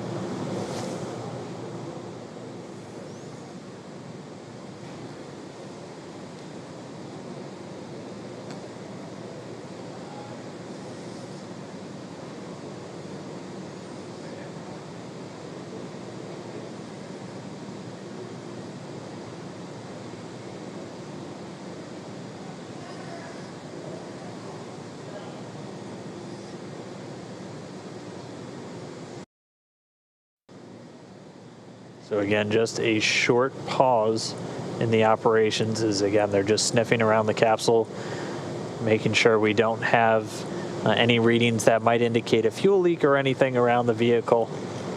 They did detect some NDO, some nitrogen dioxide, which is typically a residue that arises from the burning of fuel. So they're continuing to do just a couple of different air readings, grab samples essentially, before they proceed with the hatch opening.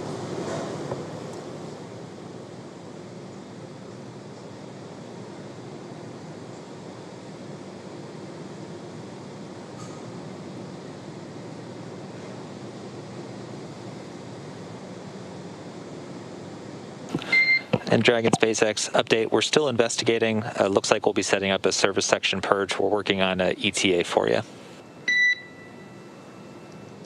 Copy.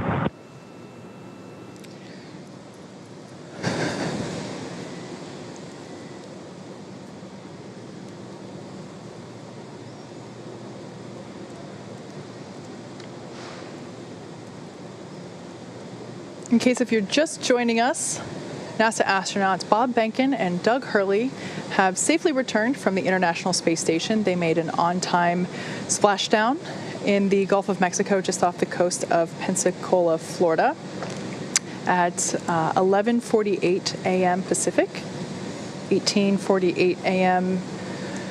Universal Time. And they have been pulled out of the water and hoisted onto the recovery vessel Go Navigator. And right now the team is just completing, they did an initial check and found that there might be some remnant vapors, which we certainly don't want to be around when we have Bob and Doug coming out of the capsule. So the team is working to purge the service section in preparation for crew egress. Just a little commentary on the hatches that we've been talking about. So while Dragon's top hatch is used to connect to the International Space Station, that's the one that's located under the nose cone, which is currently hidden there at the top of the capsule. This is the side hatch is what is utilized for ingress and egress, both on the launch pad as well as coming up here on the recovery vessel. When the when the capsule is docked to the International Space Station, they will use the forward hatch to exit and enter the capsule. Something to note that once that side hatch is opened, it'll be the first time that Bob and Doug have gotten a breath of fresh air. The first time that they've been able to do so in 2 months since they boarded the Falcon 9 at the start of their mission back on May 30th. Yeah, with an on-time splashdown, they return with almost exactly 64 days in space on this mission, just a few minutes shy of that. So I know they're looking forward to it. At a minimum, in a little bit more of a stable condition now that they're on the boat and not in the water. But again, our team's just continuing to step through. They're reporting that they're seeing all of the vapor levels that they initially detected have been dropping, and that service section purge. Dragon SpaceX, we show that levels are declining, but are continuing with purge. Copy.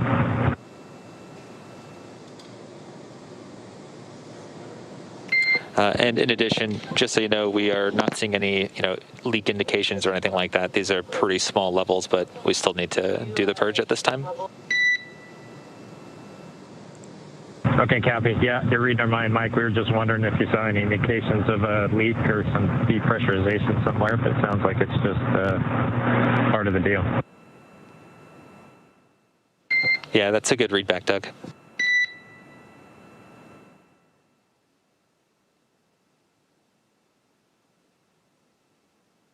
To get a view down right at the hatch of the capsule. They are detecting those very small traces of a couple of the hypergalls. The one we've heard specifically mentioned was NDO or NO3 nitrogen or NO2 nitrogen dioxide. They are at very low levels, obviously not at a very harmful level, as we still have people in close proximity to the capsule. They are going through with the purge. They're not seeing any indications of a leak in the service section of Dragon. That's where pretty much all of those different fuel tanks with the hypergalls are located inside the capsule.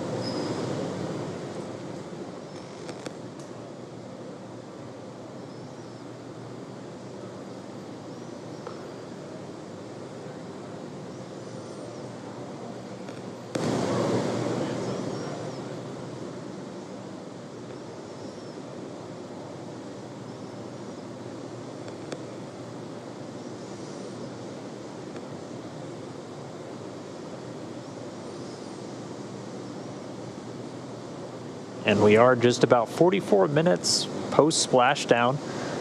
Actually still ahead of the timeline, as we weren't expecting to get the hatch open until shortly before 60 minutes, at which point we'd be bringing Bob and Doug out. So this service section... SpaceX, another update. The service section purge should begin in a bit under 5 minutes. Right now we're showing NTO about 2x of our personnel exposure limits, and we're hoping once we start the purge, it'll drop down for us. Okay, thanks, Mike.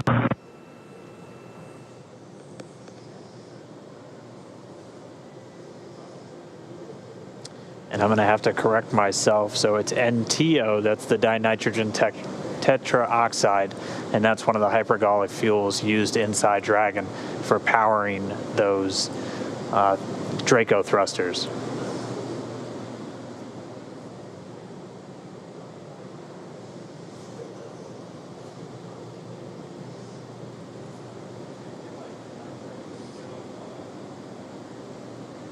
So again, the SpaceX engineers detecting levels of NTO. It's dinitrogen tetraoxide. It's one of the hypergolic fuels used inside the Dragon spacecraft. Levels higher than they would like, so they're essentially doing a purge to help dissipate any vapors in and around the service section where those fuel tanks reside in the Dragon capsule. We're expecting that to take within the next 5 minutes or so.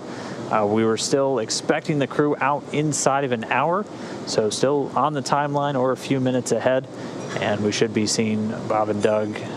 Once we see those levels continue to drop around the capsule, they'll begin to step through the hatch opening process once again.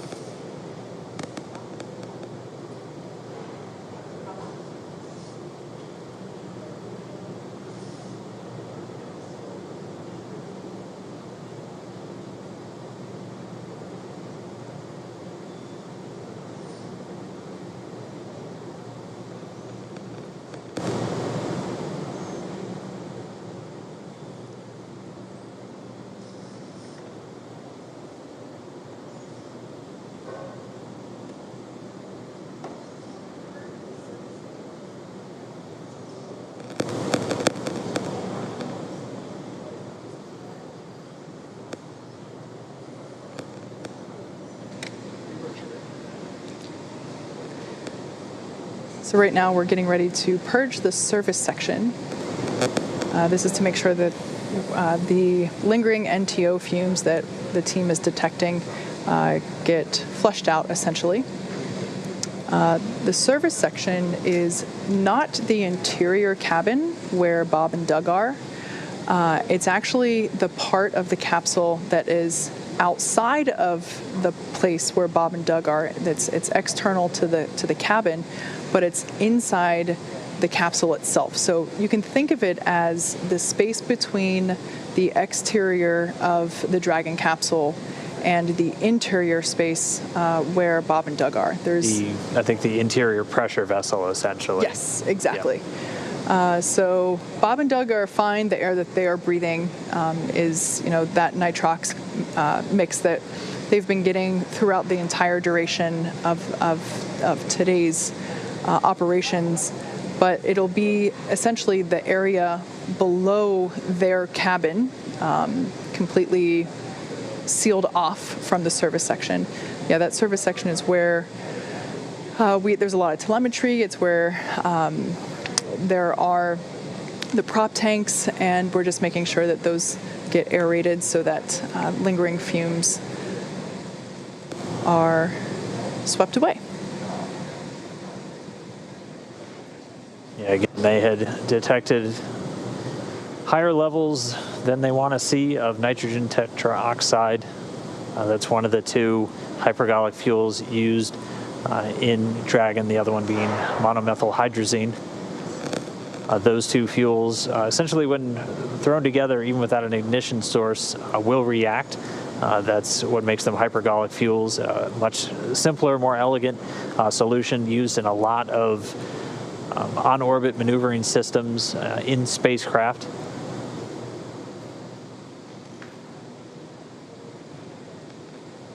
So again, we're just standing by.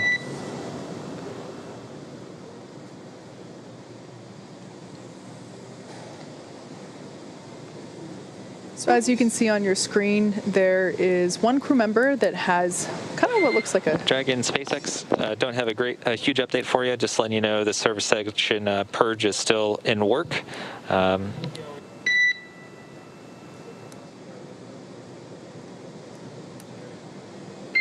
we'll try to get you out of there shortly. Copy.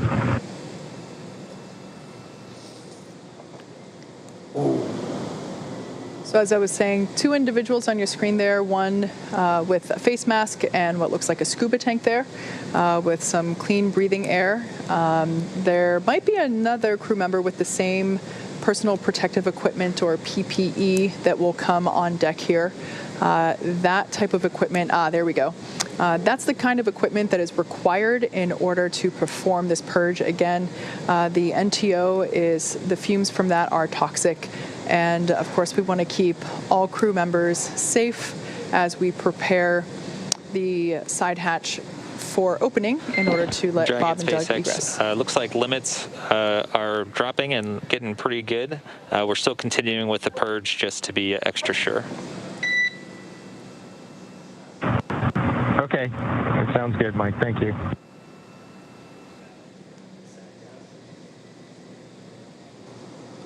All right, so we just heard the call. The limit's continuing to drop on that NTO, that nitrogen tetraoxide. So they're just going to continue to monitor those. They're doing a purge, essentially flushing the air around the service section where the tanks for those hypergolic fuels are in Dragon. As Kate was talking about, they're not inside the pressure vessel, the section of the Dragon interior where Bob and Doug and their atmosphere exists. They're essentially outside the pressure vessel, but still inside the outer shell of the Dragon spacecraft.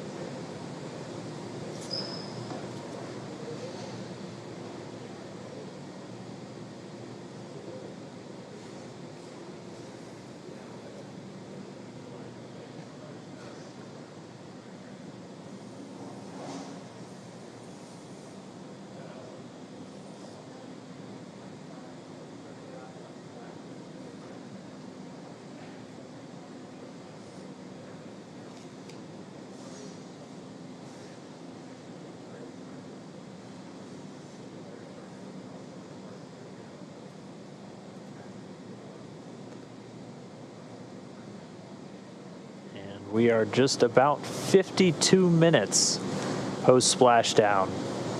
Again, we're just waiting for them to get good readings on the levels of any hypergol vapors still in existence around the capsule, and then they'll be able to step back in to this hatch opening. We did hear confirmation that they haven't seen any indication of leaks through the telemetry they're still receiving from the Dragon capsule. And so, Dragon SpaceX, we're going to purge for 1 more minute. Copy. There we go. Should be 1 more minute. And then if levels have dropped sufficiently, we'll be able to step back in to the hatch opening process.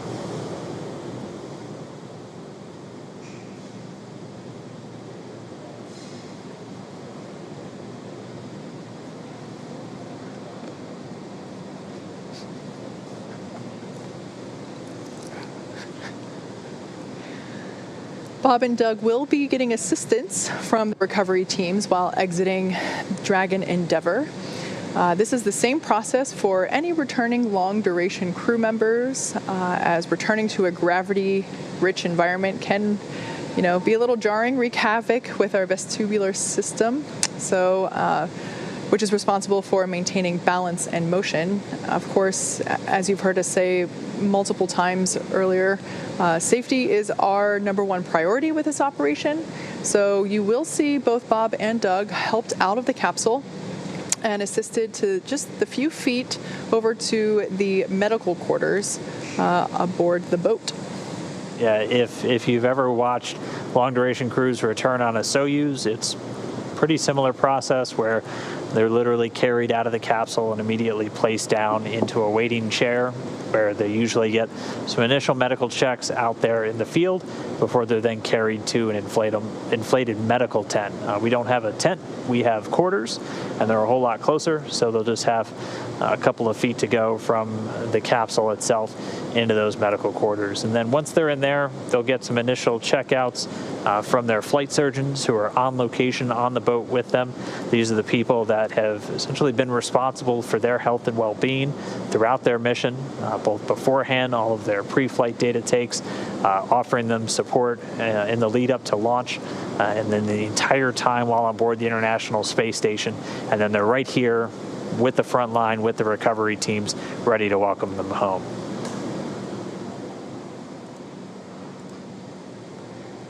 So it's been just about a minute since we heard that last call to the crew.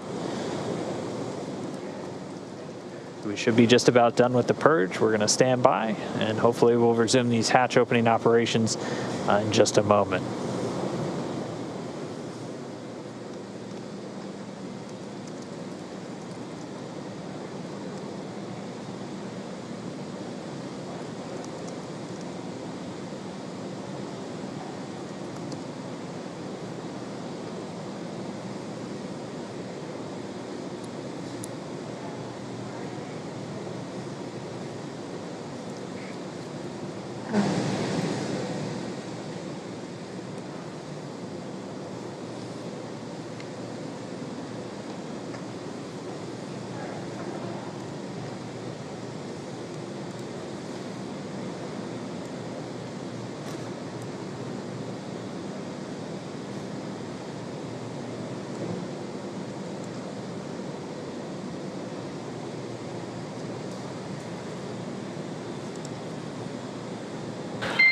Dragon SpaceX 4 update.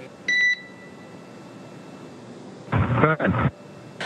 Okay, exterior, we're seeing 3 parts per million NTO and 6 parts per billion of MMH. Nil, however, is asking that you destow your Draggers and take a sample inside the cabin.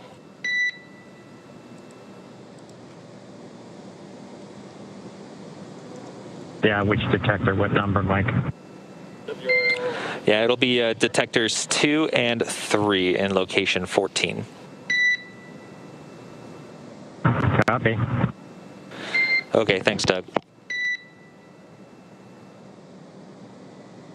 All right, so we just got the call out of the current readings of both the NTO, the nitrogen tetroxide, and the monomethyl hydrazine, either in the parts per million or the parts per billion. But just as an extra safety precaution, we heard Anil, so Anil Menon, the medical authority from SpaceX, on the boat, asking the crew to take out some air detectors that they have inside with them, just to do some quick sampling inside the cabin itself.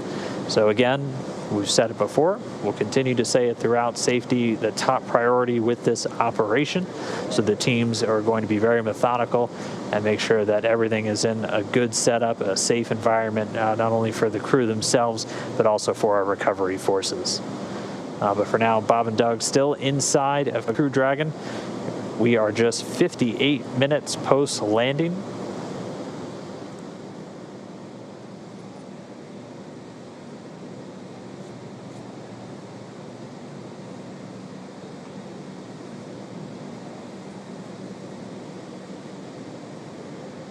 SpaceX Dragon with a status. Go ahead, Doug. Okay, for NO2 on detector 2, it reads 0.0. And on detector 3, it also reads 0.0 for MMH. Okay, great news. 0.0 for detectors 2 and 3 for NO2 and MMH. Thank you very much. That's a good copy.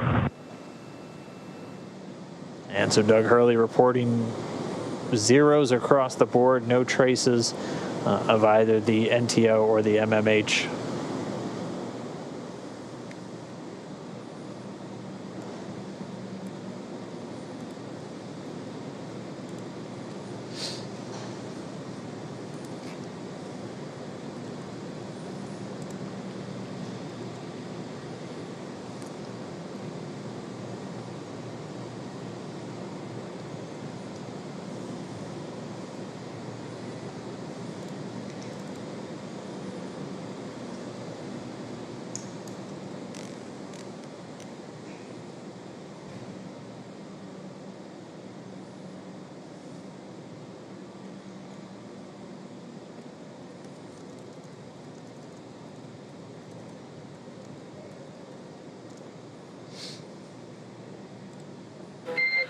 Dragon SpaceX for a status update.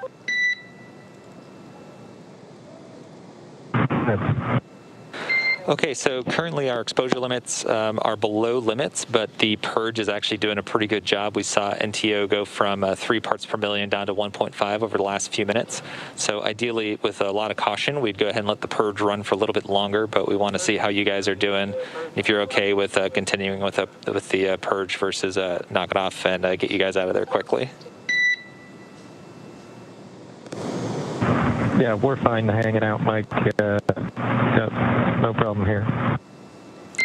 Okay, thanks for that, Doug. We'll keep working the purge to get us down, and thanks for that. Thanks for that. Yeah, let's just keep everybody safe. No reason to rush. Yeah, we concur.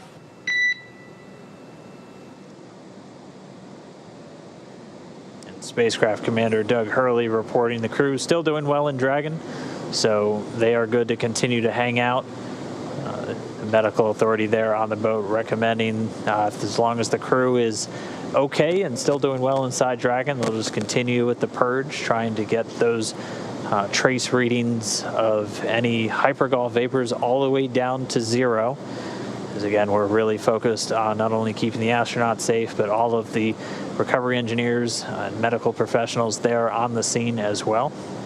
So they're going to continue this purge, just dispelling the immediate area around the service section of the Dragon spacecraft. So this is really a series of fuel tanks outside of the pressure vessel, so where Bob and Doug are inside the Dragon spacecraft, which they did some quick readings inside the cabin and had zeros across the board. But they're just continuing to let these levels dissipate, bring it down to 0, and then we'll resume hatch operations. We're just a little over an hour now, an hour and 2 minutes post-splashdown. Yeah, good to hear Bob and Doug report that they're good hanging out, meaning they're feeling all right, and they're pretty comfortable staying inside for just a couple more minutes. Yeah, they were doing their best prior to leaving of playing up their expected seasickness. So good. It is good to hear that they're doing well still inside the Dragon capsule.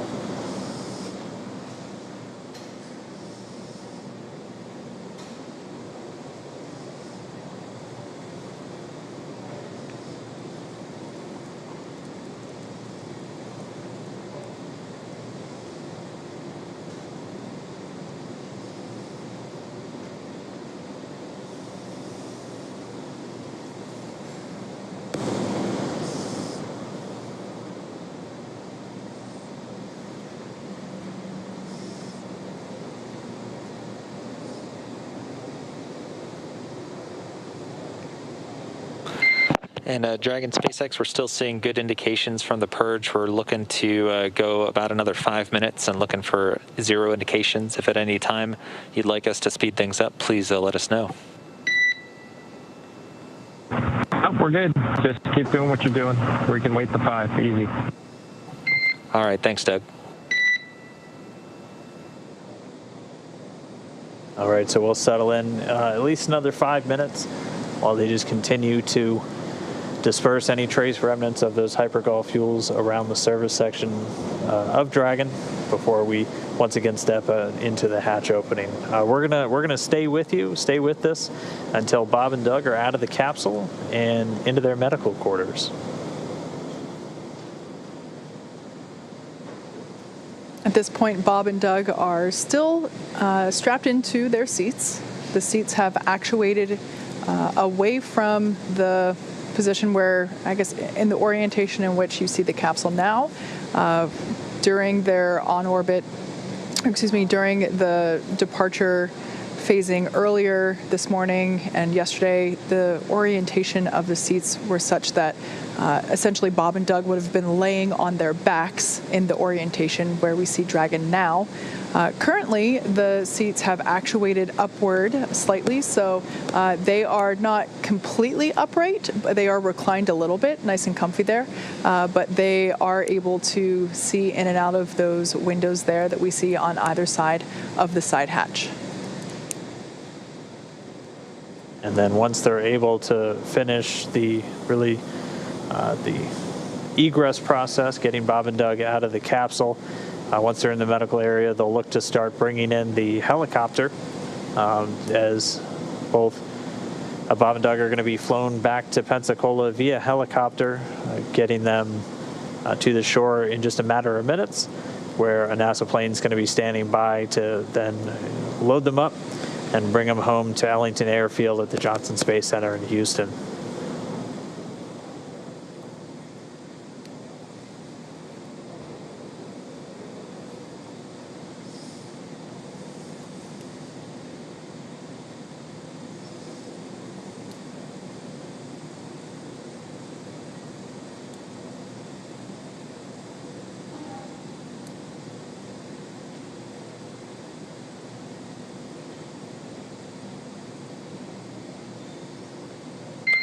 And Dragon SpaceX, things are still trending well. We're expecting another reading in about 2 minutes, so at 19:56, and looking to hopefully egress you guys shortly after that. Okay, sounds good, bud. Thank you.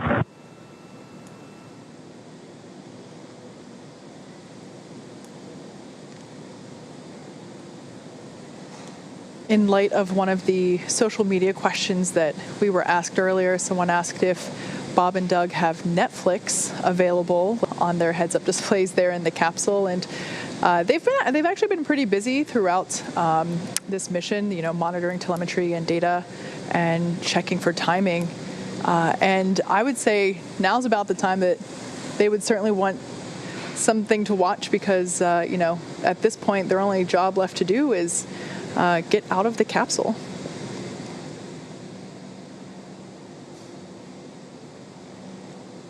Has to be a feeling of just success, though, for those two.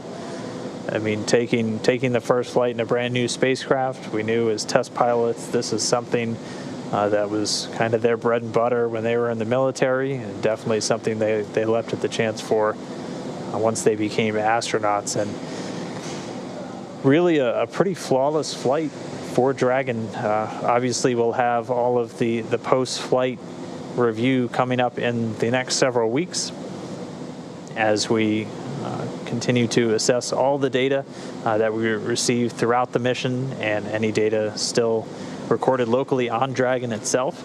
And we'll be spending the next several weeks going through and assessing the mission and working through the certification process.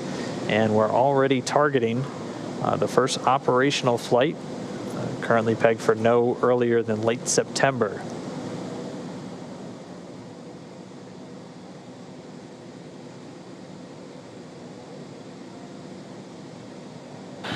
And Dragon SpaceX, we're now planning to stop the purge in 1 minute at about 19:57. Copy. Thank you.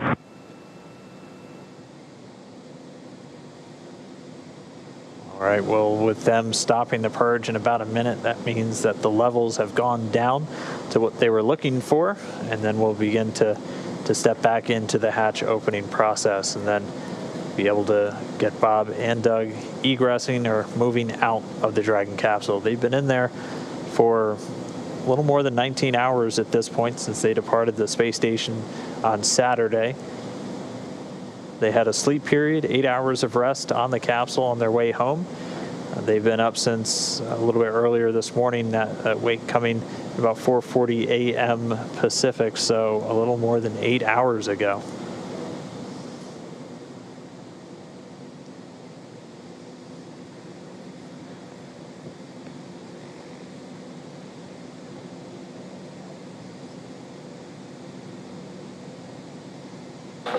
And Dragon, the purge is now complete. One more Drager check, and then we should proceed with hatch opening. Okay, good news. Thanks. That is good news indeed. So confirmation that the purge is complete, and that they're just going to do one more test to make sure that all of the fumes of concern are away, and that it is safe to open that side hatch and retrieve Bob and Doug. Once again, once that side hatch is open, our flight surgeon will be the first to say hello, get a quick medical checkup, although based on the reports that they've been that the crew have been giving us along the way, it sounds like they're doing great, they're feeling good, and they're pretty comfortable there inside a Crew Dragon.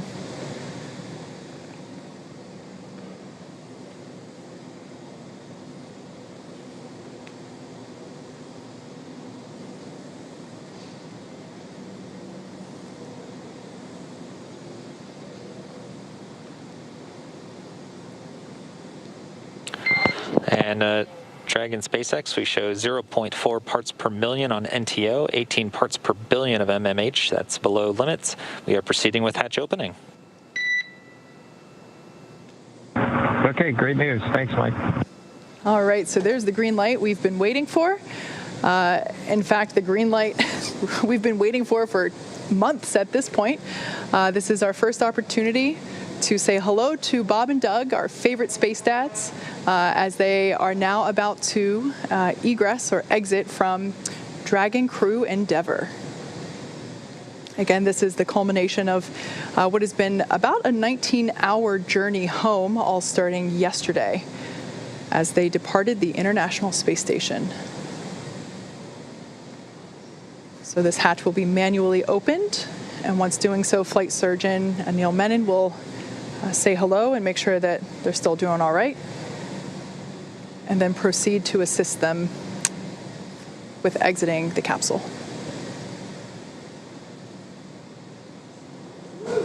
And we see the hatch is now open. Hatch being opened at 12:59 p.m. Pacific. Hatch is open.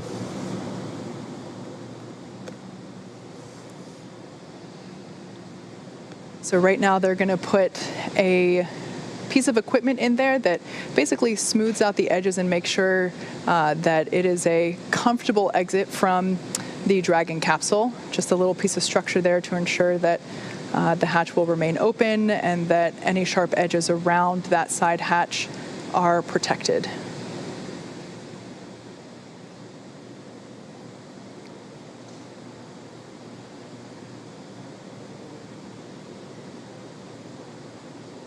In the blue suit there, that's one of NASA's flight surgeons for the crew. That's Dr. Stephen Hart.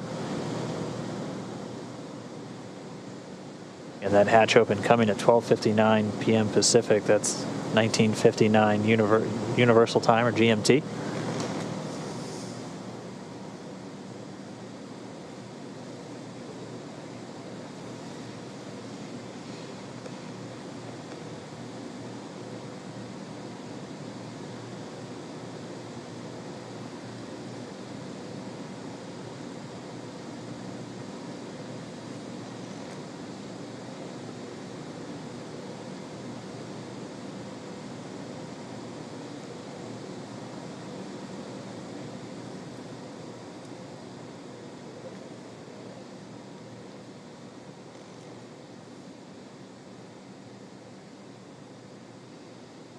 So once again, the SpaceX recovery team is now assisting NASA astronauts Bob Behnken and Doug Hurley to exit the spacecraft. Sorry, we got the hatch open just about 2 minutes ago. We paused for a little while as they were just detecting some trace amounts of some of the hypergol fuels. So we executed a series of purges. And then once those were down back in acceptable limits, we were able to then start with the egress. So there we see a stretcher on deck. This is normal. This is part of the standard recovery procedure. And it is just simply to ensure Bob and Doug remain safe. Like we said, readjusting to gravity can be a little challenging. Dizziness can often occur, especially when you're on a boat. SpaceX Dragon, recap. So this stretcher will just be used to as standard procedure to make sure that the astronauts make it over to the medical tent as easily and as comfortably as possible. Yeah, as we discussed, the reintroduction to gravity from microgravity can be a bit jarring, especially on our vestibular system, so the stuff responsible for our balance. And as they are on a ship underway, we just want to make sure we're taking every possible precaution to ensure that their arrival is safe and free from any injury now that they are home.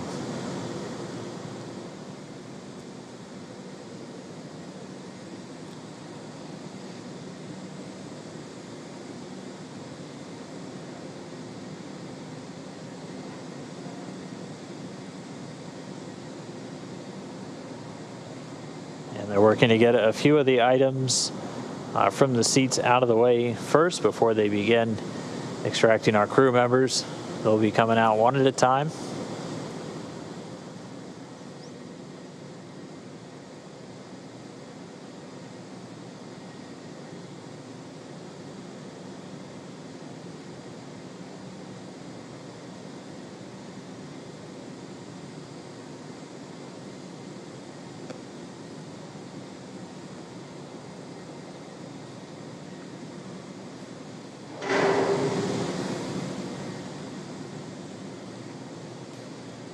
As we saw during the ascent portion of this mission, there is enough room inside the capsule for them to do a backflip in microgravity. However, considering there's a couple folks in there right now from the recovery team. Check. Got you loud and clear. Just a quick comm check there between Dragon and Mission Control And here. Solo from the PLT, I just wanted to thank you guys for bringing us home safe before I disembarked from ship Endeavour. I'm sure Doug will have some good words for you guys as well. But thank you for doing the most difficult parts and the most important parts of human spaceflight, getting us into orbit and bringing us home safely. Thank you again for the good ship Endeavour. Thank you, Bob, for those awesome words. It's absolutely been an honor and a pleasure to work with you from the entire SpaceX team. It's been awesome.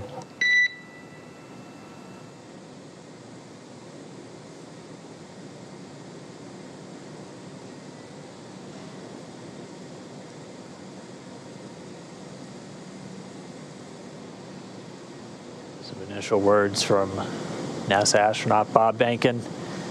He's in the pilot seat, so you've heard him refer to himself as PLT. We're still standing by for our crew members to begin making their way out of the Crew Dragon spacecraft. And again, they're going to get some assistance just the couple of feet to the medical quarters on board the ship, where they're going to be able to get out of their suits that they've been wearing for all of the final dynamic phases of the separation events, deorbit burn, reentry, splashing down just a little over an hour ago at 11:48 p.m. or a.m. Pacific time.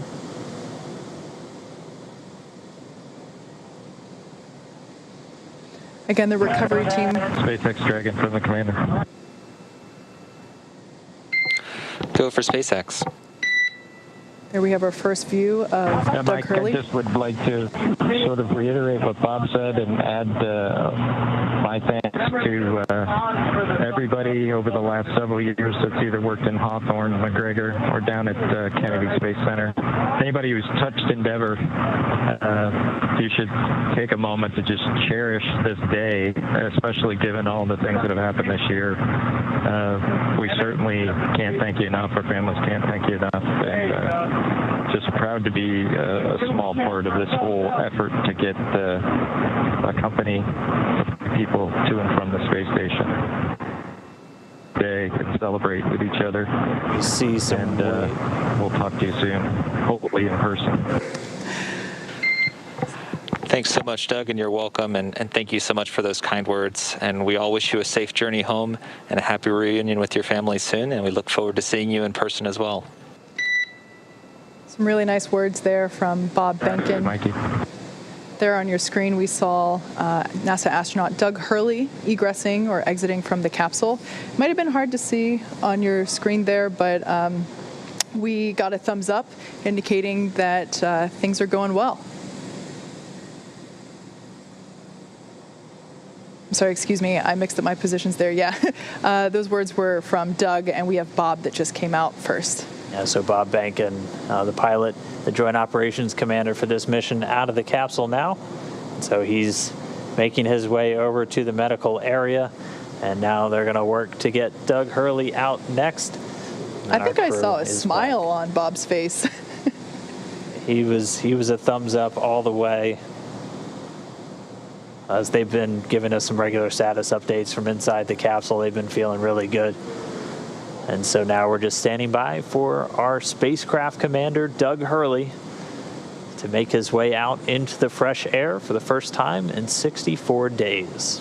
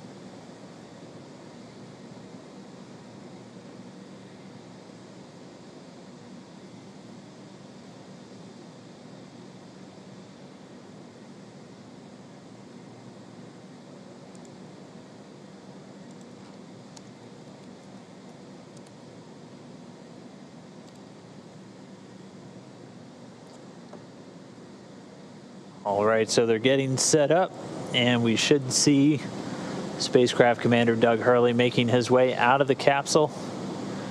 And it looks like we've got him out. We've got him seated.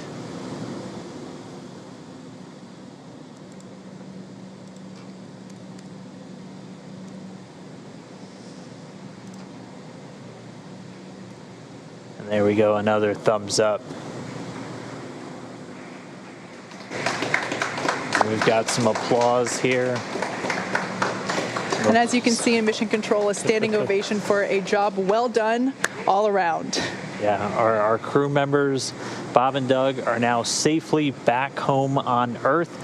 And they're going to get checked out now by the NASA medical team. They're going straight into the medical quarters on board the ship. That'll be their first stop on planet Earth. And then they're going to be making their way up into a helicopter and then heading back to dry land. So once they're complete, the team's going to prepare Dragon itself, and they're going to begin taking it back to shore.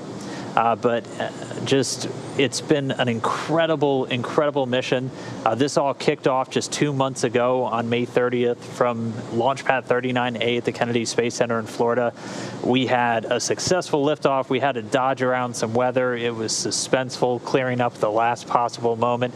They had a flawless ride to orbit, a 19-hour journey to the International Space Station, where they just spent 62 days on board, 64 total days in space.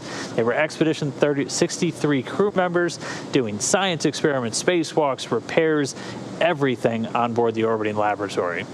Their journey home began yesterday when they closed the hatch to Dragon and undocked hours later at 4:35 p.m. Pacific. After 4 successful departure burns and a phasing burn to line up their orbit, Bob and Doug rested up before waking up for re-entry earlier this morning. We successfully jettisoned Dragon's trunk and performed our final on-orbit maneuver, the deorbit burn, at 10:56 a.m. Pacific to send Dragon on the path home. The spacecraft successfully re-entered the Earth's atmosphere and slowed its descent with successful deployments of 2 drogue parachutes and 4 mains, with the final splashdown occurring off the coast of Pensacola, Florida at 11:48 a.m. Pacific, right on time. Following that successful splashdown, we saw SpaceX recovery experts quickly move in and prepare Dragon Endeavour for its lift onto the recovery vessel. And just a little less than an hour following splashdown, we saw Bob Behnken and Doug Hurley make their way, thumbs up, out of Dragon and into the recovery ship's medical facilities, safe and sound. Yeah, we just got word that the helicopter itself should be landing soon, so that'll be their next step in their journey. They'll catch a short flight back to shore where they're going to transfer to a waiting NASA plane for another short flight back over to Houston. They're going to be reunited with their families, and that's going to bring an end to this historic flight. It's really been an honor and a privilege to share this journey with all of you as we open up this new era in human space flight. But I mean, just as we close the book on this mission, we're already counting down the days to the next crewed Dragon flight. Yeah, absolutely. SpaceX and NASA will now begin the process of reviewing data and telemetry from this successful demonstration mission to prepare us for Crew 1, which is currently targeted to launch no earlier than late September. Crew 1 will be SpaceX's first operational flight, flying a full crew of 4 astronauts, including our first from Japan, one of the international partners on the space station. The mission will last approximately 6 months. It has been an incredible honor and joy to share this mission with the public, and the teams from SpaceX and NASA have worked so hard to get here and return this capability to fly humans from America. Continue to follow SpaceX and NASA online and on our social media updates for the next steps on the commercial crew program and the countdown to Crew 1. And we're going to continue to share the progress of Bob and Doug's trip back to Houston on social media. We also have a briefing coming up real soon. It's going to include NASA Administrator Jim Bridenstine and officials from NASA and SpaceX. That's coming up right at the bottom of the hour, 1:30 p.m. Pacific, 4:30 p.m. Eastern, 2030 GMT. So we're going to say thanks one more time for tuning in, cheering on Bob and Doug as they return home. And we'll see you next time when we'll once again be sending astronauts on American rockets in American spacecraft from American soil. So long.